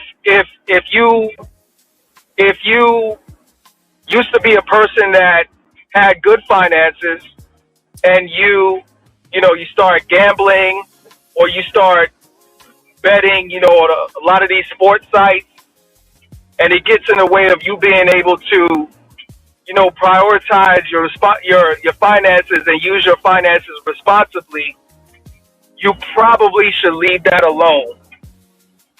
So basically, anything that gets in the way of you being able to do your job, I'm not talking about like corporate job. I mean like your job as a man, your duty as a man. If it's taking it, because you're going to need all your life. You're going to need almost basically all your life to put all your life energy to put into your goals to be able to live a successful life and raise a family and take care of a wife. So basically, in a nutshell, any type of like guilty pleasure that takes away from your performance and your time, away from your duty, responsibilities, priority, you should probably either minimize it to a very minimum, or just completely leave it alone. So, because guys will be like, oh, it's not a problem, I can still do X, Y, and Z. But if you look at it from a logical, rational perspective, if it's taking away something and in a place where you have priority and responsibility, that's how you know it's a problem. So I just wanted to put that little bit of wisdom out there for, the young men in general, but the younger men, 25 and under, in case they run into a situation where they think that they're fine, but they're really not fine. And I'm going to land the plane. That was a good point, Zone. Thank you for giving that piece of wisdom.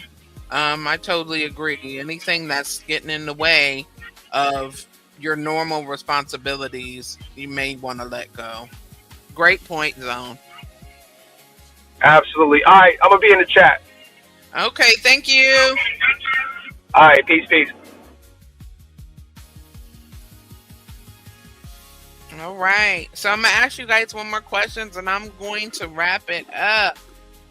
This has been a good live, and I thank you all for your input.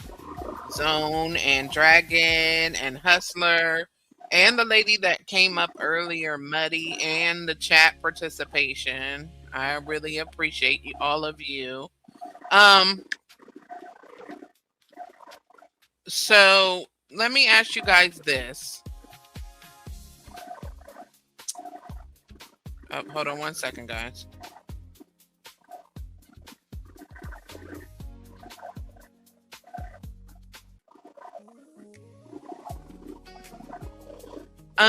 Do you think men recognize, in general, do you think they recognize when they are overwhelmed mentally or emotionally?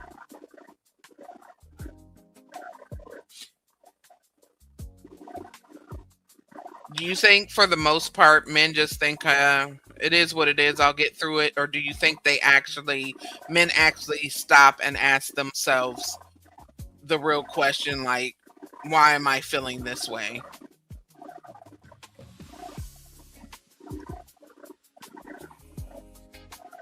Well, me, I just think I'll get through it somehow, come hell or high water, in my opinion. Okay. Do you think most men feel that way?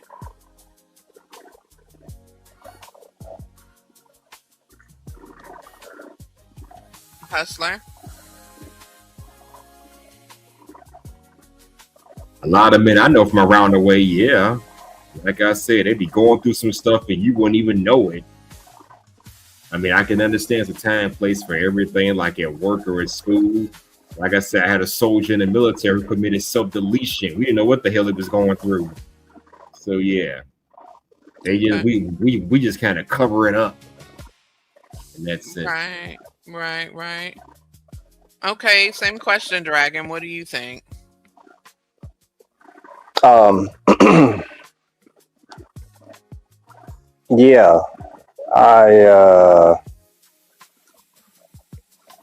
Yeah, I believe so. I'm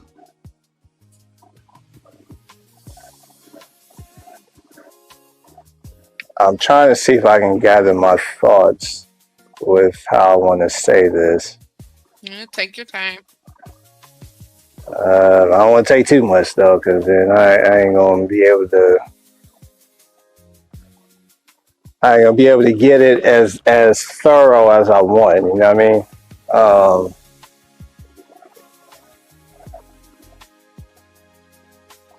Okay, repeat it to me one more time, because then it'll kind of jog what I want to say correctly. If you can, please. Okay, I'm gonna ask you and give you a minute to think. I'm gonna play my minute ad. Oh So- Lord, here we go. The question is, do you think men recognize when they are mentally or emotionally overwhelmed? And I'm gonna give you a minute to answer.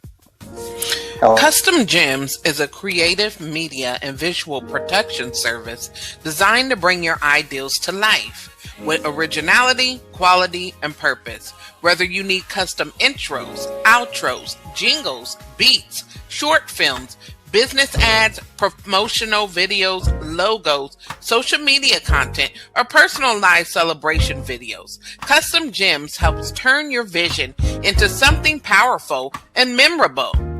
We create content for birthdays, graduations, Valentine's Day, Christmas, holidays, family events, special occasions, business promotions, and more. Services also include picture and video refinement, creative consulting, songwriting in any genre, custom music, branding ideas, and visual storytelling for individuals, creators, families, and businesses. For personal moments to professional projects, Custom Gems is here to help you shine. If you have a vision, let's bring it to life with Custom Gems.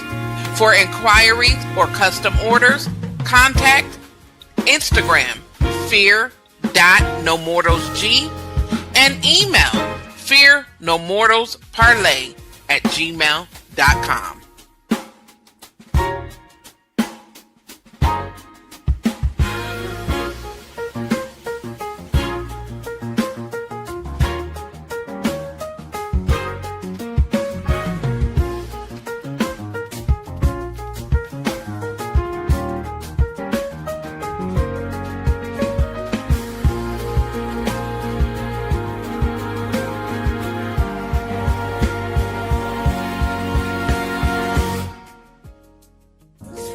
Custom Gems is a creative media and visual production service designed to bring your ideals to life with originality, quality, and purpose. Whether you need custom intros, outros, jingles, beats, short films.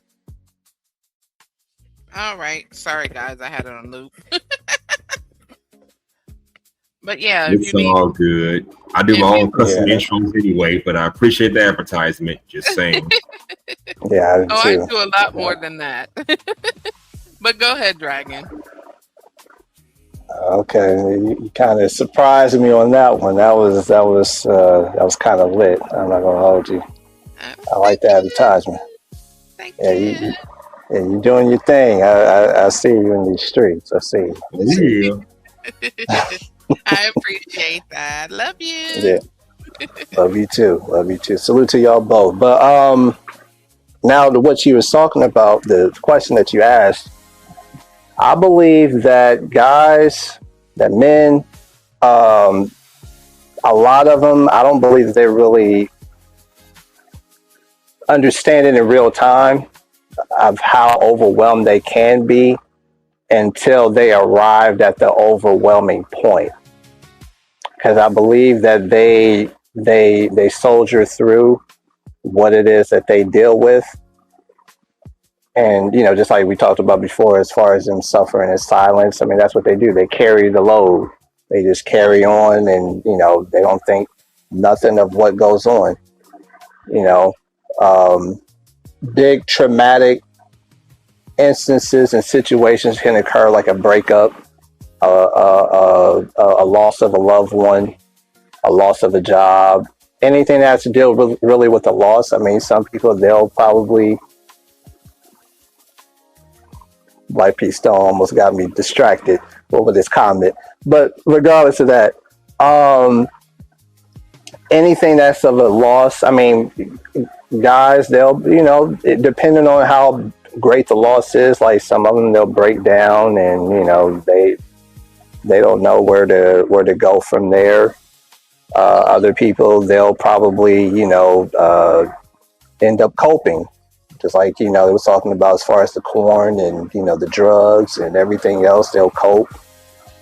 So just the overwhelming part in general, to me, I believe that a lot of people don't really, or a lot of guys, they really don't realize it in real time until the overwhelming point comes.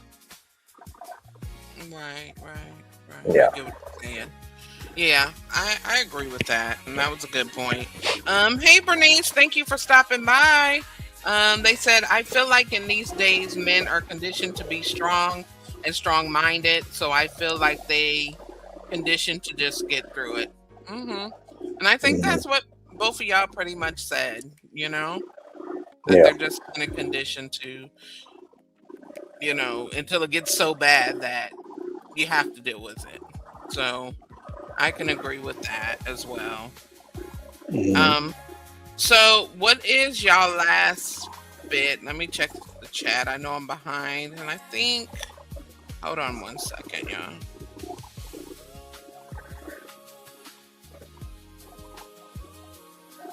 Uh-oh.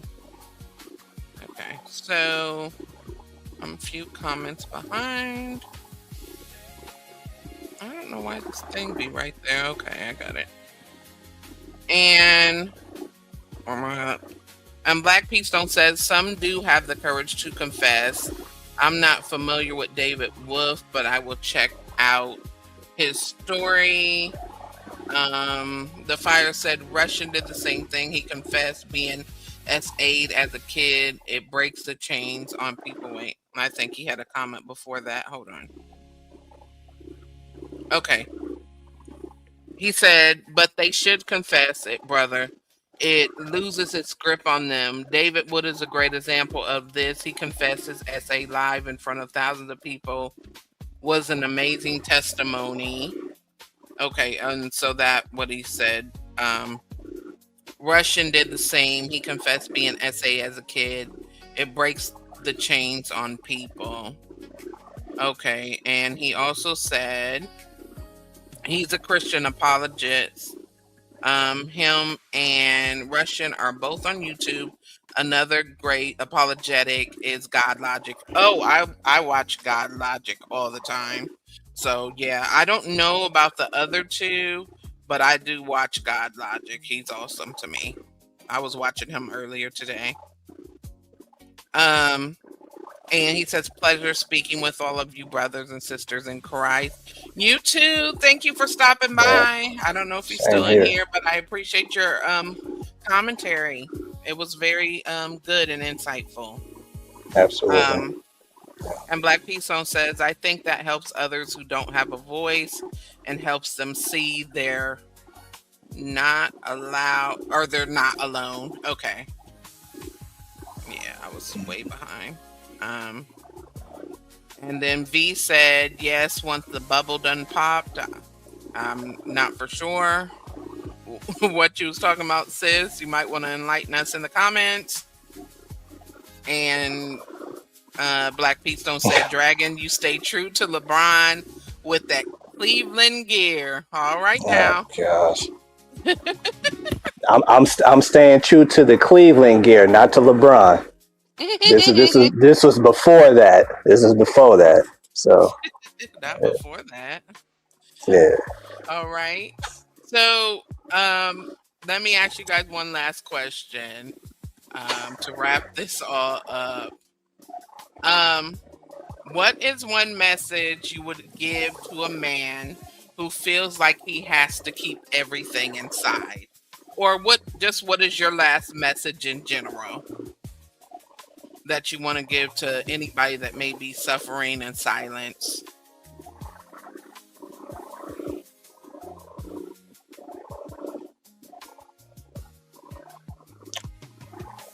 Oh, hold on 1 second, Dragon. She says, I was talking about holding stuff in until they blow. The fire said she was talking about a man being overwhelmed and popping like a bubble. Okay, because I wasn't sure where. Been there, done that. Yeah, yeah, good point. Okay, go ahead. What is the last bit of advice you would give or say to a man who's struggling in silence?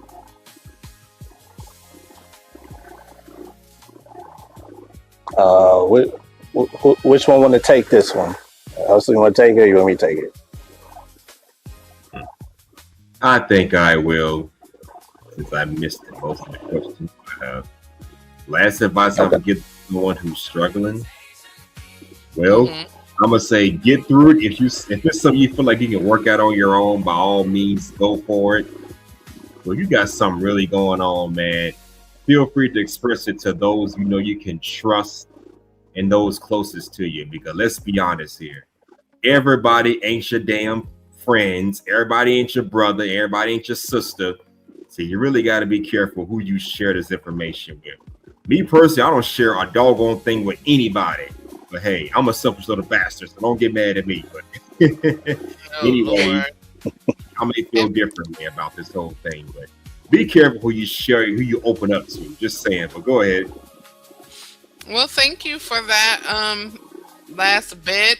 I do agree you need to be careful who you speak to, but I do think that everybody needs somebody.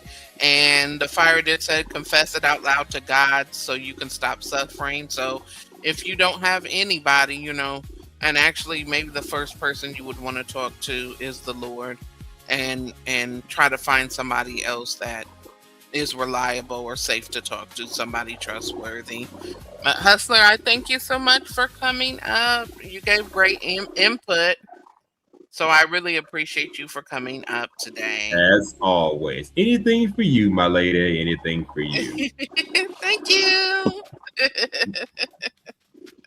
And go ahead, Hustler. Now, I was just saying, check out my latest AI generated videos first chance you get. I have more coming, but it may be a while. All right. Y'all check out Hustler. I appreciate you coming up.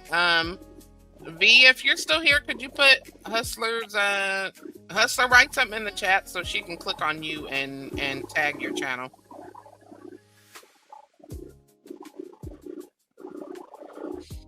Thank you so much.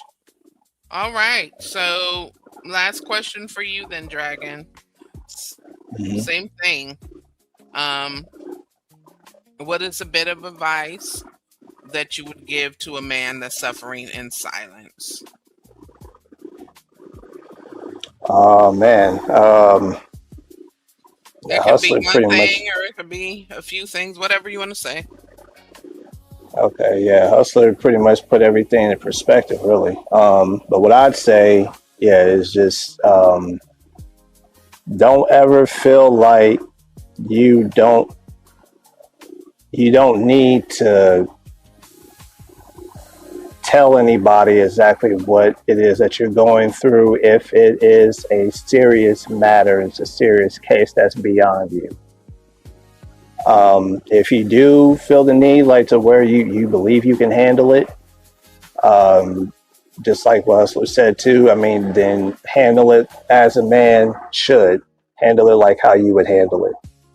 But if you make your pros and cons list, and if the cons outweigh the pros, then never get to a point of where you feel like you have to handle it in a way to where it could jeopardize your future. It could jeopardize your freedom. It could jeopardize your well-being and your livelihood. That could take you away from the people that matter the most. That could take you away from everyone else that really loves and that cares about you. Hmm. We all in this life, we need help. We need help. There's nothing wrong with asking for help. There's nothing wrong with being vulnerable. There's nothing wrong with, putting your guards down. You don't have to be strong 24/7. There's no way possible. Nobody in this life can do that. Right. So just like you said, seek Christ first. If you believe in Christ, you believe in Jesus, you believe that he is the comforter to all of your troubles, that he's the person that you're supposed to cast all of your cares unto, then believe in him to do that for you. But if not, if there's nobody that's out here, if Christ is not your first option, at least go to somebody who cares. At least go to your family, go to your real family, your real friends, people who really do care, or find resources, because Google's always out here. People go to Google for everything. People, they go to all these different search engines and stuff. Just look up different types of things, even on YouTube. You can go to YouTube or here, and you can just try to figure out alternatives and ways how you can get out of certain things, or how you can be able to be a living testimony, a living witness to somebody else for what it is that you've went through. You know what I mean? Just by doing what you had to do to get the help that you needed first. Absolutely. So yeah, just don't be afraid to do what it is that you have to do in order to be able to get through what you're dealing with, and don't ever get to a point to where you give up. Don't ever give up. Mm-hmm. Keep fighting. Keep going. Keep staying alive. That's where your true power is. Keep going. You got this. This is a marathon. It's not a sprint. It's a marathon. Keep going and continue. Absolutely. Thank you so much. That was wonderful advice. I really appreciate you coming up as well, Dragon. You definitely dropped some gems.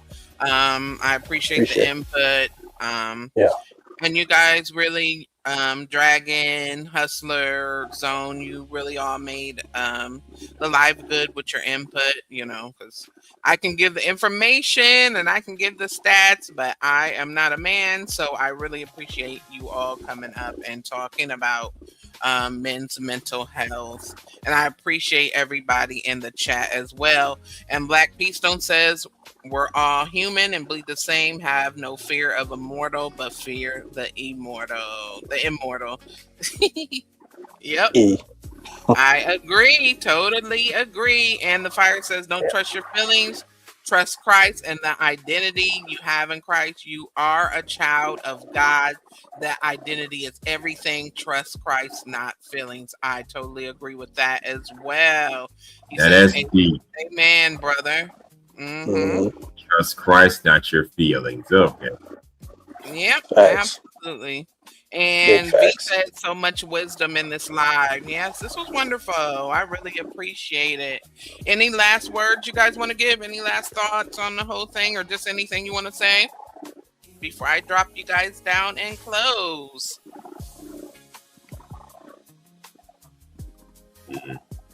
Well, just want to say good show as always. I know it's been a while since I've been on your panels, Fear No Mortals, but I didn't forget all about you. I appreciate you coming up. I Man, know you I all haven't some- I haven't been to your show in a while either, but really I just started coming back on YouTube, so Yeah, I try to check out your videos. of course. I mean, even if I don't go live, I will do some AI generated shorts. I know you saw the last two I put up there, right? I did, and I like the last one, especially the way you made it into a story. I'm all about making the story, so I really like the way you did that one. Yeah, that's what I'm gonna start doing. Instead of just doing music videos for the character, I'm gonna start putting them into to some short scenarios that lead into a music video, kind of like what we had back in the day, where you have music videos, but it's like a story in between there during the song or whatever. Yeah, that's what I try to do with mine too sometimes. So I really think that was a good idea how they went into TV land. So that was creative. That was cute. Yeah, it really was. I'm taking y'all back to. I'm doing it old school. Take y'all back to the good old days where you had a R&B song or a rap song with a little bit of storytelling in between there, like some scenario. Yeah. Yeah. Yeah. That is so true. All right, and Dragon, do you have any last words you want to say about anything? Oh yeah, absolutely. I'm not one that minces words, so just wanted to shout out to you. Shout out to my partner in crime, Miss Fear No Mortals herself, for the dope live. Shout out to my brother Hustler Musler. It's an honor and a pleasure to be able to share the panel with you once again, my brother. Shout out to the chat. Oh yeah, for sure. You know that. But yeah, shout out to the chat. Shout out to everybody that's in the cloud. Shout out to all my brother Zone that came up too, put his input. And then shout out to the sister that came up too and that shared her story as well. Just shout out to the whole entire Gem Army. Shout out to everybody, man. This is a very dope. You said what? The Diamond Builders. The Diamond Builders, excuse me. I tried to put my own spin off to it, but you just ruined it. But that's okay. Thank you. The Diamond Builders. We'll go with that. Okay, Diamond Builders. But shout out, shout out and salute. Get it right. Yeah. Hey, okay, I will definitely make that mental note. I got it right. Okay, Diamond Builders. I got you. But yeah, shout out to everybody. This is a dope discussion, man. Men's mental health is extremely important, like I said before, man, and we got to get on the ball. We got to do what we can in order to make sure that we continue to strive for greatness in all areas of our lives. And then mentally is where it starts, and that's where we need to hold the line. And we can only hold the line as long as Christ is with us to be able to navigate us through to where it is that he wants us to go to.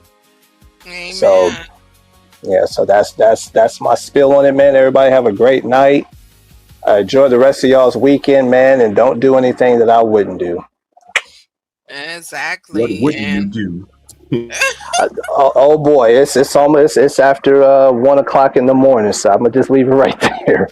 And Yeah. Dragon, check your Discord. Oh, okay. All right. I'm already on it right now too. Okay. All right. So I just want to say this before y'all drop down to every man who has been carrying something in silence. You are allowed to talk. You are allowed to feel. You are allowed to cry. You are allowed to say, I don't know what I'm doing right now. You are allowed to need help. You are allowed to admit that you are tired. You are allowed to be strong and still have a soft place in your heart. You are allowed to be a provider and still need somebody to provide emotional support for you. You are allowed to be the person everybody depends on and still need someone to remind you that you don't have to carry everything alone. Your emotions do not make you weak. Your tears do not make you weak. Asking for help does not make you weak. And suffering in silence is not the only way to prove that you are strong. The goal is not to pretend that you never struggle. The goal is to recognize when you are struggling, be honest about it, and take the necessary steps to get help before the pain takes you somewhere you never intended for it to go. And so, on that note, I appreciate you guys again. Thank you so much, Zone. The lady Muddy that came up earlier, you guys were a big part of, making this live stream great. All your input mattered, and I really appreciate you all. I love you all, and thanks for coming up, guys. I'm going to say my prayer and close. Shout out to you, my lady. Shout out to you. Good night. Good Stay night. night. Yeah, likewise. Good night, everybody. All right. All right, y'all. So this was a good live stream. I think the information was important. Getting the men's perspective was very important in this matter. So I'm going to close out with prayer. So, Father God, we come before you tonight with grateful hearts. We thank you for allowing us to have an honest conversation and for reminding us that no one has to walk through life alone. Lord, I pray for everyone who is struggling mentally, emotionally, or silently carrying something that they are not able to talk about. Surround them with the right support. Give them someone they can trust, someone who will listen, understand, and encourage them without judgment, Lord. Help us to recognize when we need help and give us the courage to reach out. Help us to understand one another better and to be more compassionate towards the battles people may be fighting that we cannot see. And Lord, strengthen our faith. When we feel overwhelmed, remind us that we are not forgotten and that we do not have to carry everything by ourselves. Give us peace, strength, wisdom, and the courage to keep going one day at a time. Continue to cover everyone listening. Protect their minds, their hearts, and their well-being. And help us to be a source of support and encouragement for one another. I thank you, Lord.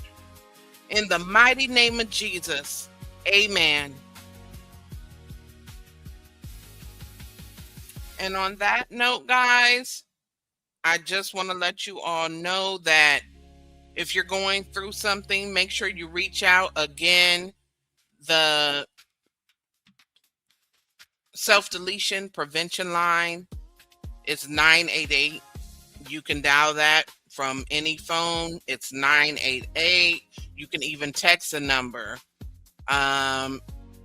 If for some reason you can't do that, the full number is 1-800-273-8255.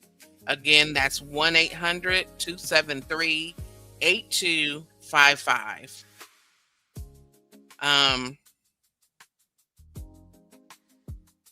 A man can be quiet and still be falling apart. Sometimes the strongest thing a man can say is, I need help. That's not weakness, that's awareness. So don't wait for everything to explode.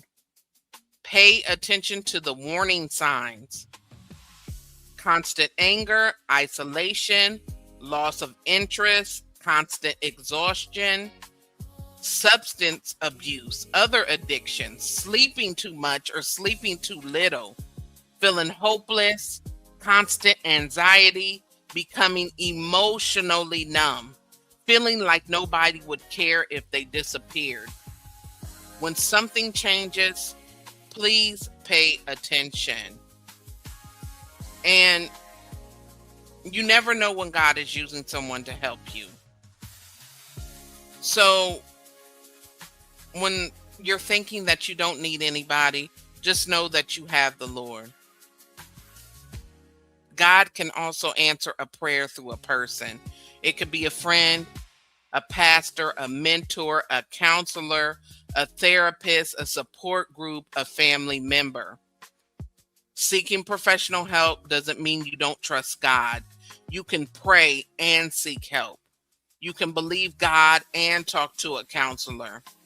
Anything to not let the mental health issues explode. You can trust God and take care of your mental health. So I just want you all to know that. And because God cannot lie, we can trust what he says. And because we can trust God, we do not have to hide our pain from him. God never promised that we would not experience any pressure, y'all. But he promised that we would not have to face life without him. And when your mind is under pressure, you need something stronger than your emotions to anchor you. Hope becomes an anchor for the soul, not a denial of pain, an anchor in the middle of pain. So, men, you don't have to pretend like everything is okay if it's not. You don't have to carry everything alone. You do not have to be ashamed of needing help. David cried. Elijah became exhausted. Moses became overwhelmed. Job grieved. Jesus wept. And none of them became less valuable because they experienced pain. God is not a man that he should lie. So if God said he is with you, believe that he is with you, even when your mind is struggling to believe that. You're not alone.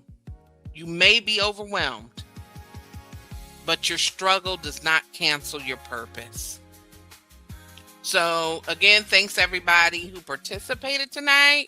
Everybody who joined the conversation, shared in the chat, left comments, and especially everyone who came on the panel with their thoughts. I truly appreciate each and every last one of you. And here we're trying to create a safe space where we can have real conversations. If you enjoy the stream and you would like to support the channel on the back end, you can always leave a super thanks. Every bit of support is appreciated and helps continue building the community. But most importantly, I want you to remember this. Find somebody you can pray with. Find somebody who will listen without judgment. And if you don't have anybody, I'm always open. If you need to talk to me, you can reach out to me on IG or even through the YouTube chat. I may not have every answer, but I'm willing to listen, and I will continue to pray for each and every last one of you. I'm praying for everyone and their mental health journey. I'm praying for your peace, your strength, your healing, and your overall well-being. And as always, y'all, remember, fear nothing and no one but God. God gives his hardest battles to his toughest soldiers. Stay in faith, keep going, and don't be afraid to reach out if you need support. Until next time, diamond builders, keep building your diamond and keep helping build the diamonds around you. I love you all, and on that version, let me see what y'all said in the chat. Oh, you are late, Dragon. I didn't even realize that was UV to an hour in. That's worse than the time you tapped me on the back of the leg and I turned around and didn't see you till I looked down. I'm not dealing with this. And the fire said, my Discord is always open if anyone needs to let it out. That's big. So as you guys see, there is support. If you want to reach out to the fire, he has a Discord also. I appreciate each and every last one of you. I love you. Bye. God bless. Thanks for tuning in, Diamond Builders. I hope today's message gave you some encouragement and strength for your journey. Remember, stay in faith, stay in prayer, and study to show yourself approved. Be the light and let others see you shine. Keep building your diamond, and don't forget to build other diamonds along the way. Until next time, stay strong, stay faithful, and keep shining bright.